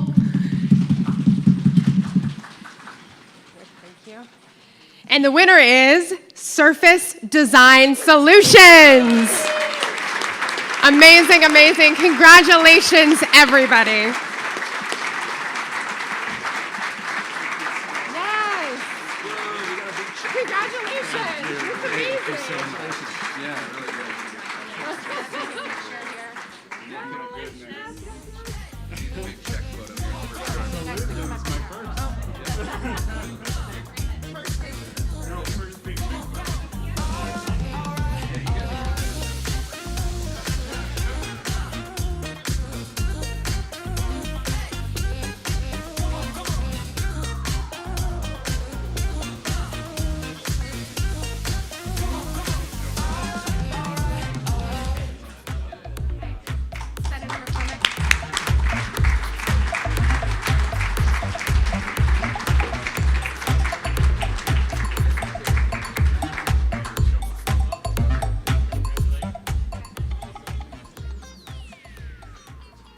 Good afternoon. I'm State Senator Greg Rothman from Central Pennsylvania, and I am proud to be here to introduce our speakers for the next fireside chat. Joan Gable is the Chancellor of the University of Pittsburgh. I understand the winner is a Pitt company, leading a community of more than 34,000 students and 16,000 faculty, researchers, and staff across 5 campuses with an annual operating budget exceeding $3 billion. She has guided Pitt through a comprehensive, metrics-driven strategic plan that has delivered growth in enrollment, post-graduation placement, research expenditures, invention disclosures, and industry partnerships, while elevating the university's reputation with designations such as a new Ivy and Best in State Employer. Our second speaker is Senator Dave McCormick, Pennsylvania's 54th elected United States Senator and the 9th who is a graduate of West Point. He brings exceptional business experience to this position, having led successful businesses while also serving in a senior national security and economic roles in the federal government. I personally know Senator McCormick as someone who is committed to solving problems with practical solutions and expanding opportunities for Pennsylvania's working families. I have worked with 24 United States senators and am friends with several. Most senators go to Washington and keep their heads down. It's a place where seniority matters. But it often takes 6 years or more to get anything done. Our senator, Senator McCormick, has already accomplished great things in 6 months, including the Energy Summit here in Pittsburgh a few months ago. Most recently, he demonstrated this commitment by supporting Pennsylvania and our ability to help America lead in both energy domination and critical AI transformation. Please welcome to the stage Senator Dave McCormick and Chancellor Gabel.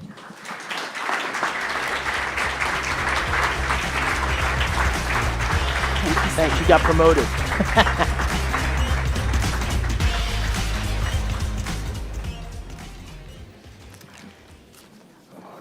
Well, thank you, everybody, and thanks so much for the organizers of this event, Joanna and the board, and for the opportunity to share with all of you today. So I get to ask the senator some questions, hopefully in the areas of interest for all of us. And of course, I want to start where Senator Rothman left off, which was to talk about the Energy and Innovation Summit, which was such an amazing moment for our community, for the state, and definitely for this region.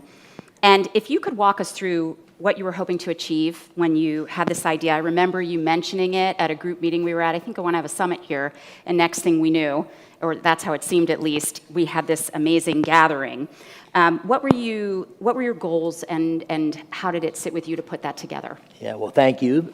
Thank you for having me. This is what looks like an incredible event. I know I missed the first 2 days, but it sounds like everything was really meaningful. And Joanna, congratulations on putting together just an incredible event. And I think it's just indicative of the momentum that I think many of us feel. Hi, Sunil. Nice to see you after many years. When I was running for office, I was sort of trying to think about two things. One is, if you look at Pennsylvania, just objectively, in many ways we're declining. Demographically, we're getting older, we're losing some of our young people. When we look at our competitiveness relative to other parts of the country, we're like by most measures 41st, 35th, something like that. And so if you're thinking about you want to change the trajectory, there's sort of two things you have to do. You have to do the things other states are doing to remain competitive: permitting reform, tax reform, reducing regulations, and so forth. But I think for Pennsylvania's future, you had to make some big transformational changes. You had to think about the things that could forever change Pennsylvania's trajectory. And we're in the middle of something that's really remarkable across the country and the world, which is this AI revolution. And it's like revolutions of the past, industrial revolution and so forth. You can decide not to participate, but it's happening whether you like it or not. And we should talk about the consequences, but it's happening. Mm-hmm. And so the question is, do you want to be on the tail end of it trying to catch up, or do you want to be at the forefront of it? And America is in a real competition for leadership in the AI revolution. But the AI revolution and the energy revolution are like different sides of the same coin. You can't have the AI revolution without the energy revolution. And so during the campaign, I started to think about the big things that could literally change Pennsylvania forever. And the intersection of the AI revolution and the energy revolution is one such thing. And so we're in a competition, and Pennsylvania is uniquely blessed. Mm-hmm. Despite some of those, that somber picture of decline, we are uniquely blessed to win this competition. Abundant energy, second largest energy producer in the country, fourth largest natural gas reserves in the world, incredible institutions of higher learning, incredible technology at Pitt and CMU and Penn State and Lehigh and others.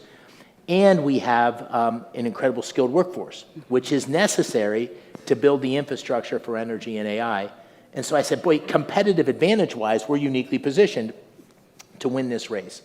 And so it's a competition with China, but it's also a competition within our country, because we're competing against Texas and Tennessee and Georgia. Like we can sit by and be passive, or we can get out in front. I know that's a long buildup, but that's really the thought process. And then I said, what could I do as a senator to help be the catalyst, help accelerate that? And you can spend your time in the committee writing the legislation and trying to get people on board, and then in 6 months or 12 months or 24 months, you may get a law. And I said, well, I don't really need a legislation to actually just have a convening. Right. And the convening, it starts with the president. So if you can get the president to come anywhere, people pay attention. But you can't just have the president. You have to have business leaders in energy and technology and in investing, because it's those three coming together that creates the energy. But you can't just do it if you have just the president and the people. You also have to have people from both sides, because this isn't a partisan point. If you want to win the AI race and the energy innovation race, you got to have everybody lined up. So the federal government's obviously the president and his cabinet, the whole cabinet came, or most of the key people. But you also have to have bipartisan support. So that was the vision. And so we said, gosh, we'll get the president nailed down, and then we'll start to invite people. And then it became almost overnight like the dog that caught the bus, because we started to get all this inbound and every CEO calling, and all of a sudden the cabinet members calling. I heard so-and-so is going to be there. Can I come?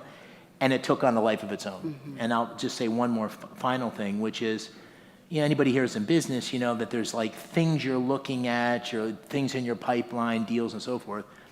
We said, well, we're going to have a round table with the president. If you're going to have a round table with the president, what are we going to talk about?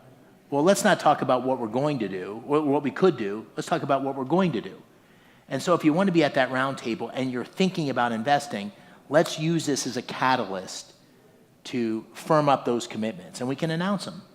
And so that was, the big takeaway: $92 billion of commitments, about $50 billion in energy infrastructure, about $40 billion in data centers. That alone, under even conservative measurements, is tens of thousands of jobs. But the best part about it was not that. The best part was you had 150 media people there, TV around the clock, CNBC, Bloomberg, where you could tell the story of southwestern Pennsylvania. You could tell the story of Pennsylvania more broadly. And so now we're in the game, at least the way I feel it. And now it's up to us to close the deal. It's up to us to make the change. It's up to us to attract the capital. It's up to us to make the case. And I feel good about it, but our success depends on what we do. And so that's why this event's so important. That's why the work Doug's doing is so important. It's like a team sport. That's why the governor's so important. We all got to be aligned around this is the long pole in the tent of Pennsylvania's future, and we can't be incremental. There's no incrementalism. We're not going to win with incrementalism, and we're not going to win with, the so-and-so permitting process is going to be another year. We can't get so-and-so on board. No, this has to be disruptive. We're going to get disrupted one way or the other. The question is whether we're going to be the disruptor or the disruptee. And this kind of gathering gives me a good bit of optimism we'll be the disruptor.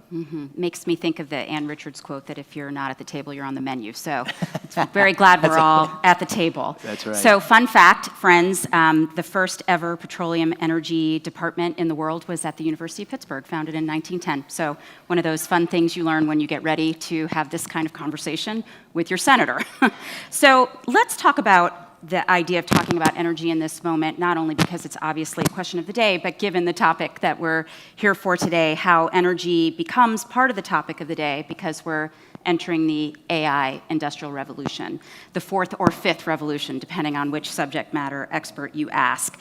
You have a very unique vantage point from a policy point of view because of the business background that Senator Rothman described. Why do you think this is so fundamentally different from the other technology shifts we've experienced? Well, I think in many ways it has the same characteristics in the sense that it's going to be highly disruptive. It's going to change the nature of work. I suspect it will greatly enhance productivity. I think it'll be disruptive and maybe fatal to certain careers, certain industries, at the same time opening up a whole new range of opportunity and potential. So like any big change, it's a little scary. Big change is scary, so I don't make it seem like there's not second and third order consequences. I think we should talk about those. But I think what's unique about this one is, at least for me, in terms of my lifetime, the pace of change is extraordinary. Absolutely extraordinary. I lived through the internet bubble here in Pittsburgh, running a company called Free Markets. Sunil was here at the same time. It was incredibly disruptive. The pace of change, at least in my recollection, now versus then, it's not even a comparison. The level of investment. I mean, Dina and I went on a trip to the Middle East 3 or 4 months ago. We met with the Crown Prince of Abu Dhabi. He said, we're going to invest $1.4 trillion in the United States over the next 10 years. That's $140 billion a year from one country. $140 billion a year. So the billions of dollars of investment that are pouring into energy infrastructure, energy innovation, data centers, AI innovation, it's extraordinary. So the amount of capital, the pace of change, and I guess I'd say this is more clear than most, I think, that the consequences in terms of who wins the AI, I don't want to make it seem like it's entirely zero-sum, but there's a zero-sum nature of this geopolitically. It has huge implications for military power, economic power, and so I don't think it's an overstatement to say who prevails in this will ultimately have disproportionate influence and power in the world. And so the stakes are so high. And so I think for all those reasons, America's leadership is in the AI revolution and the energy revolution, because they go hand in hand. By some estimates, energy demand will triple over the next 15 years. So being the AI leader depends in large part of either having the capability domestically or the capability to bring in the power to fund the pace of change. I think for all those reasons, it's moving fast. And for everybody in this room, that's many of you experts in this, just do a thought experiment. Go 24 months ago or 36 months ago. That's not much. And imagine what you were thinking then about where we'd be now. And I bet most of us think, wow, this is moving a lot faster than I thought. And the applications for AI, the uses for the better, for the good, for healthcare, for education, and so forth, are profound. But the implications for negative effects, for the use of autonomy and swarms of drones and so forth, and military capabilities or cyber, is also profoundly different. So to make a long, winding answer short, the stakes are high. Yes, let's talk about that actually. So you also sit in a unique position in foreign relations, serving on that committee, and I know with Dina, your dinner table conversation has to have a global mindset. So can you talk to us about where you see the geopolitical risks and advantages? Well, I mean, I think it's a pretty scary time. I was a soldier during the Cold War, and I remember many people here, the elderly among us, probably remember in the 1989, the end of the Cold War, 1991, there was a famous article written by Francis Fukuyama that was titled "The End of History." It was a little bit of like high-fiving. We were kind of high-fiving everybody, liberal capitalism, liberal democracy, free enterprise, poverty eradication through globalism. That's the path. We got to figure it out.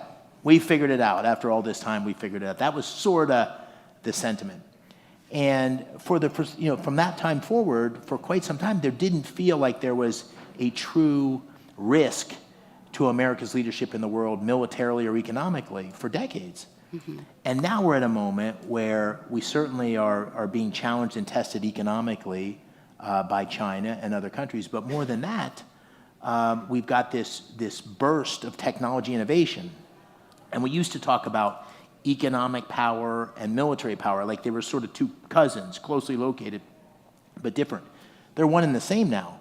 The same technology, the same chips that are going to power next generation technology in the economic realm or in research are the same chips that'll be behind the next generation autonomous fighter or autonomous ships or subs or whatever it is. So the stakes are really high in terms of this race, and so that's at a time where we see the risk of radicalism playing out around the world, radicalism or opponents. So there's obviously the risk of a rising China. There's the risk in Russia. I just came back from Finland, Norway, Denmark, and Estonia, where we met with the leaders of each of those countries. Dina and I were on a trip, and they all think that when Russia's done with Ukraine, it's coming their direction. I don't know if that's true or not, but that's absolutely what they're convinced of. You see the challenges in the Middle East and the capabilities in North Korea, not necessarily to have a prosperous society, but to be disruptive to global commerce. So you have radicalism combined with this incredibly sophisticated next generation technology. That sophistication in the hands of people that want to be solely disruptors is a danger. It makes for a dangerous world. So I think that's part of what makes this moment more interesting and in many ways more challenging. Yeah, we're definitely not bored. So We're not bored.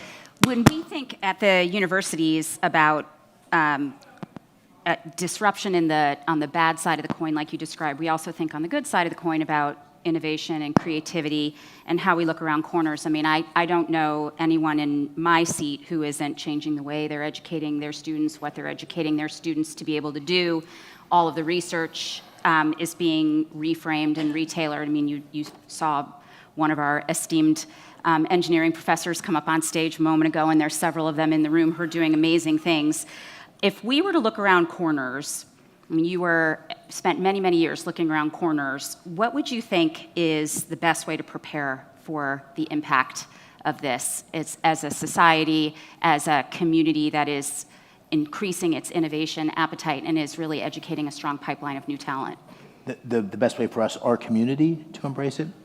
Well, I think it's, and it's scary. It's like all change is scary. But I think if you accept the premise that I said earlier, where this is happening, this is not something that we're going to be able to slow down. It is something we can guide. You have to start with that, because the argument isn't against the status quo versus embracing this. The choice is between a disruptive environment that's changing rapidly that you're trying to catch up with, versus one you're trying to shape. So I think it starts with not the world as you wish it was, but the world as it is, and that's going to be scary. It's scary to certain careers and certain jobs. Microsoft just came out with this list of jobs that they thought would, in the foreseeable future, sort of benefit from AI, and some that would be challenged. Ironically, at least, and this is what it feels like in Pennsylvania, blue-collar jobs are advantaged, I think, in Pennsylvania for the foreseeable future. If you're a welder, or a pipe fitter, or a steam fitter, or a mechanic, or an electrician, if you have all this data center activity, all this energy infrastructure capability, the shipyards. In fact, our biggest problem is we don't have enough skilled labor, not that skilled labor is being disrupted. And if you think big picture, Pennsylvania, 2/3 of the kids that graduated from high school in Pennsylvania don't go to college. Right. So ironically, this offers, even before you talk about the reindustrialization, reshoring, this offers like a huge opportunity, I think, for skilled labor and a recognition that the right path for everybody is not a 4-year college degree, but now we need training to build those skills, to help people have the technological know-how and the skills to accommodate. I think that's one piece of it. But the jobs that may be disrupted are going to be a number of white-collar jobs. And in those cases, I think, really across the workforce, but in particularly in those cases, it's embracing the kind of AI training, a recognition of how to use this next generation of technology to build a new set of capabilities. So it's not something you're running away from, it's something you're running into, because it's, the entrepreneurism of this room and this community is bubbling. There's going to be all sorts of new things happening. I lived here in 96 through 2005, and there was some of that then. Not on the scale now, but there was some bubbling you could feel then. There's going to be huge opportunity associated with it. We have to fix the problems. Second, I think we have to fix the problems that make it easy to say not Pittsburgh, or not Southwest Pennsylvania, or not Pennsylvania. So it's why I said we're in a competition. We're in the competition against China. We're in the competition against Tennessee and Virginia and so forth. And I can assure you, I know a lot of those governors, and Governor Shipper and I have talked about this, but, the Governor Youngkin and Governor Kemp and Governor DeSantis, they're dialing for dollars every day. They're saying, we want you here in Florida or Tennessee or Virginia because here's all the stuff we have to offer. And, the things that businesses want are the things that they want everywhere. They want, great housing opportunities. They want clean, safe cities and streets. They want reasonable taxes. They want great universities, so we're good there, I think. They want access to energy, so I think we're good there. So we have a lot of blessings. So I think we have a good hand. We have a good hand to play, but we don't have like a royal flush. So we got to fix the things or make the effort to improve the things that are lacking. And again, I don't think this should be political. I think we can look at the scorecard and say we're competing.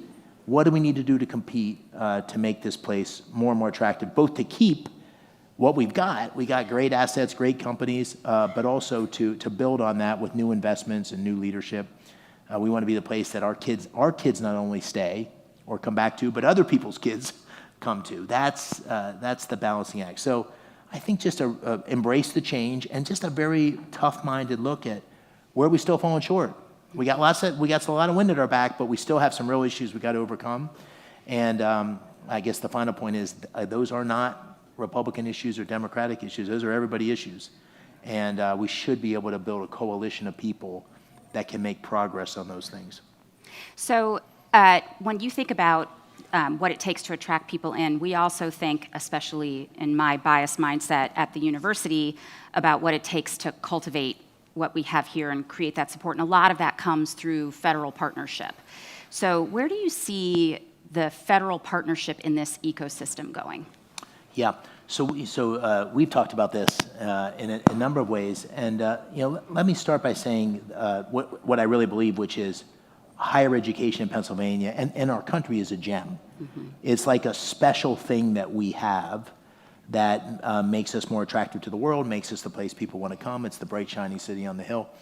I do think that our higher ed has strayed a bit. We've talked about this, and so stepping back. I'm someone who has advocated more basic research funding, whether it's DARPA or NSF or NIH. I think that if you look at America, we invest less as a percentage of GDP in basic research today than we did in 1950. It's been going consistently down. So we need to beef up that research. But that research funding comes with the public trust. So it's got to be dedicated to what I would describe as apolitical science on either side. Can't be politicized on the left, can't be politicized on the right. This is just around innovation and invention, and everybody's definition of apolitical is probably a little bit different, but let me just stake out it. If we had a group here of people from either side, they'd look at it and say, that's just good basic science. And then they have the responsibility to make sure that the taxpayers' dollars are husbanded in a way that anybody in this room or you or I could explain to Pennsylvanians, which, by the way, the median income in Pennsylvania is $52,000. So if we're putting millions of dollars into Pitt or Penn or UPMC, that's money that we're taking from the taxpayers. We got to be able to show them the public good associated with this is a 10x investment. We're going to have breakthroughs in AI that's going to create jobs. We're going to have breakthroughs in medical technologies or new discoveries that's going to save people.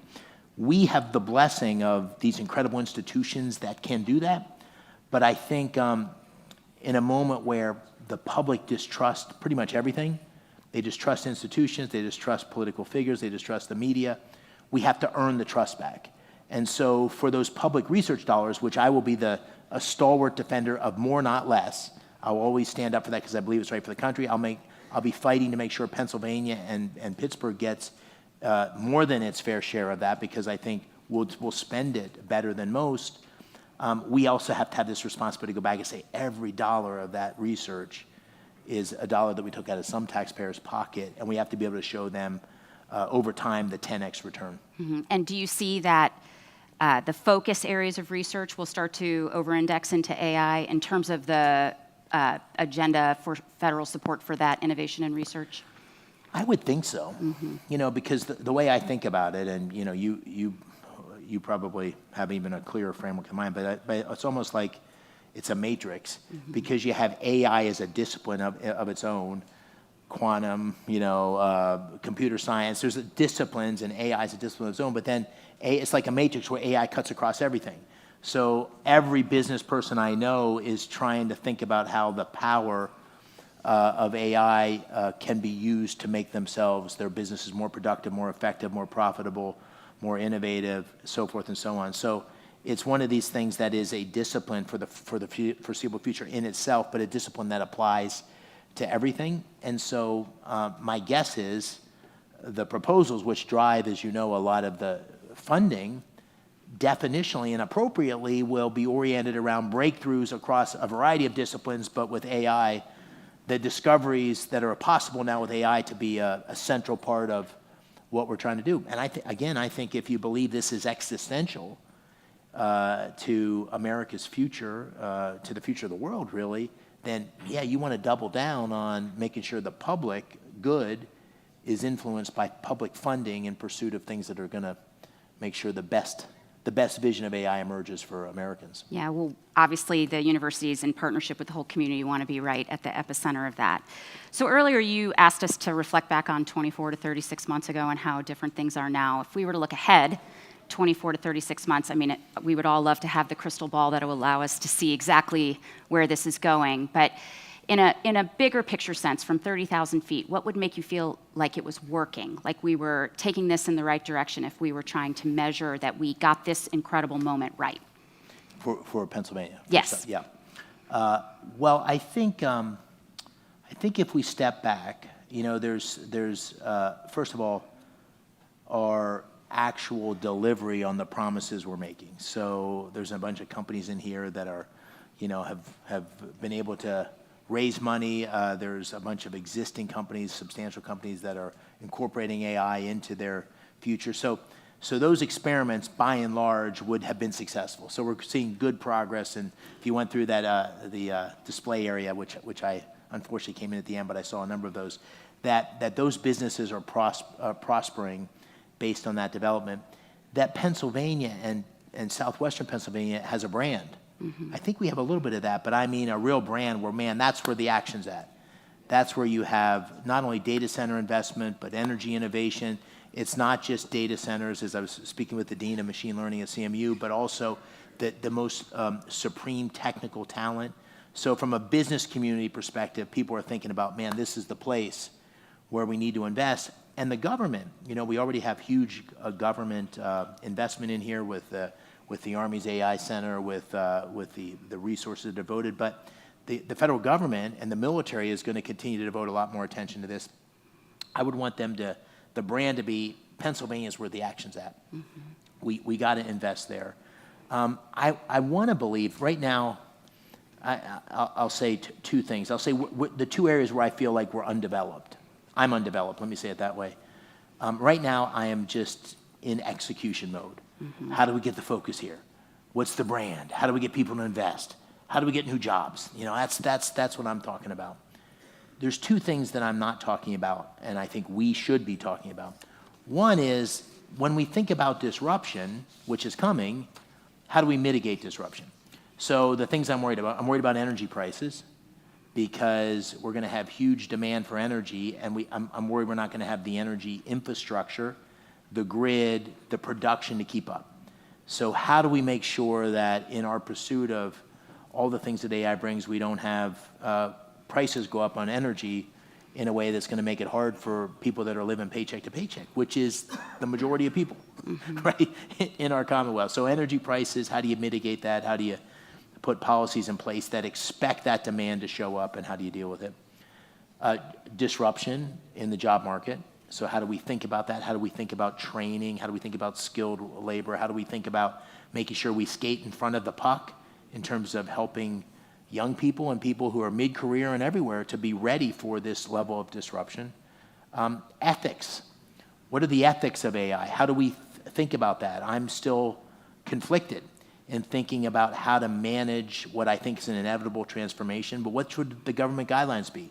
What is the unfettered nature of research makes us want to be be very careful not to over-regulate, because we want the advancements that comes with the entrepreneurship that a largely unregulated market allows. But we're playing with dynamite here. So how do we think about what ethical guidelines should exist? That's a federal question more than a community question, but it's a big question for all of us. So those are the things that I wrestle with, and I think if we look 3 or 4 years forward, we'd see the jobs being created, we'd see the companies prospering, we'd see the region addressing some of the challenges, and we would also be dealing with some of those uncertainties and dealing with them in a quality way. Mm-hmm. Well, I think one of the main things that's enabled the possibilities to address the things that are coming at us, good and challenging, and also really have optimism about whether this is the place to be and that will be known far and wide, is because we've had the opportunity to convene at a really high level. And of course, that began with the Energy Summit, and then what we're doing today, thanks to the AI Strike Force and Joanna's leadership and her team. And then I want to share that Pitt is doing a Health and AI Summit in October, which we invite everybody here to attend, in one of the deeper dive subject matter areas, with a lot of interesting people, including the senator who's agreed to come back. And I think that epicenter out kind of momentum that we're seeing by virtue of everybody's active engagement and your advocacy on our behalf is really how all this is going to happen. So with that, I'd like to thank you very much for being with us today and sharing your insights. Thank you. Well, thank you, Chancellor.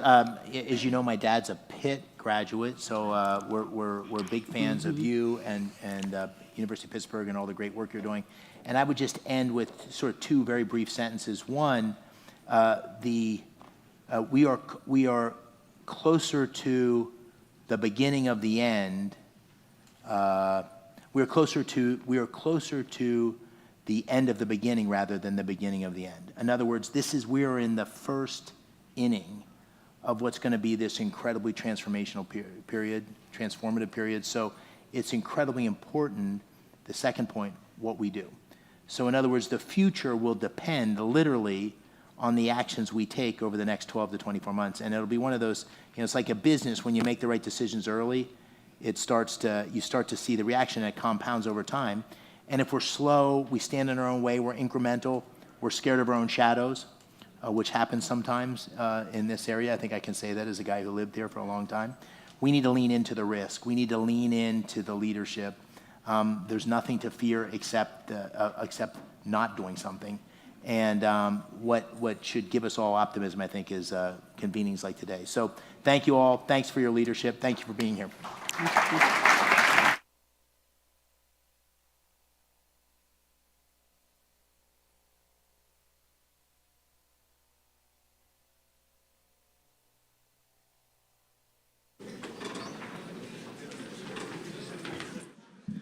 Well, before we all leave, I just wanted to say a couple words. What a great event.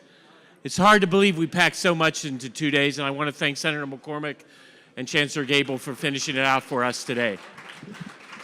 My name is Todd Reedboard, and along with my partner, Greg Perlman, we are the owners and developers and managers here at Bakery Square. Looking at this audience today, it is hard to remember that in 2008, this was an abandoned baking facility in an abandoned school with a large fence around it. Now we have over 4,000 people coming to Bakery Square every day to work, eat, exercise, shop, and play. We're at the nexus of 5 neighborhoods, which draws people from all over the region. It just shows you how transformational development can grow Pittsburgh for everyone. Most importantly, we have welcomed our Governor Josh Shapiro and our Senator Dave McCormick to this stage. They are setting a roadmap for the entire country on how we break the partisan divide to grow our economy, if you've heard about a lot today. We are all Team Pittsburgh. We're all Team Pennsylvania. Each and every person who attended this conference knows how to grow and expand their horizons from whichever industry or profession they have chosen. But before we wrap up, I just want to take this opportunity to thank a few people who helped us make this event possible. First, our whole team at Bakery Square, led by our marketing manager, Madison Blinn, and her team. The Burnside Group for staging and organizing this event.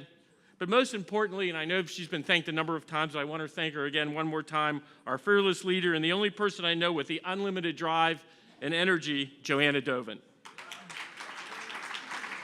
None of us would be here today without Joanna, who affectionately we call AI Joe.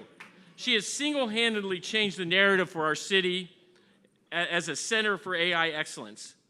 With her call to action at this AI Horizons conference, I am certain that this event will be recognized as a turning point in the growth and economic vitality of Pittsburgh.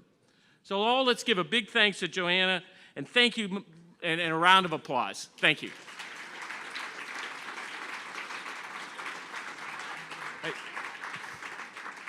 Again, thank you for coming to Bakery Square, and now is time for the call to action for each and every one of us to do our part to grow Pittsburgh economy for everyone.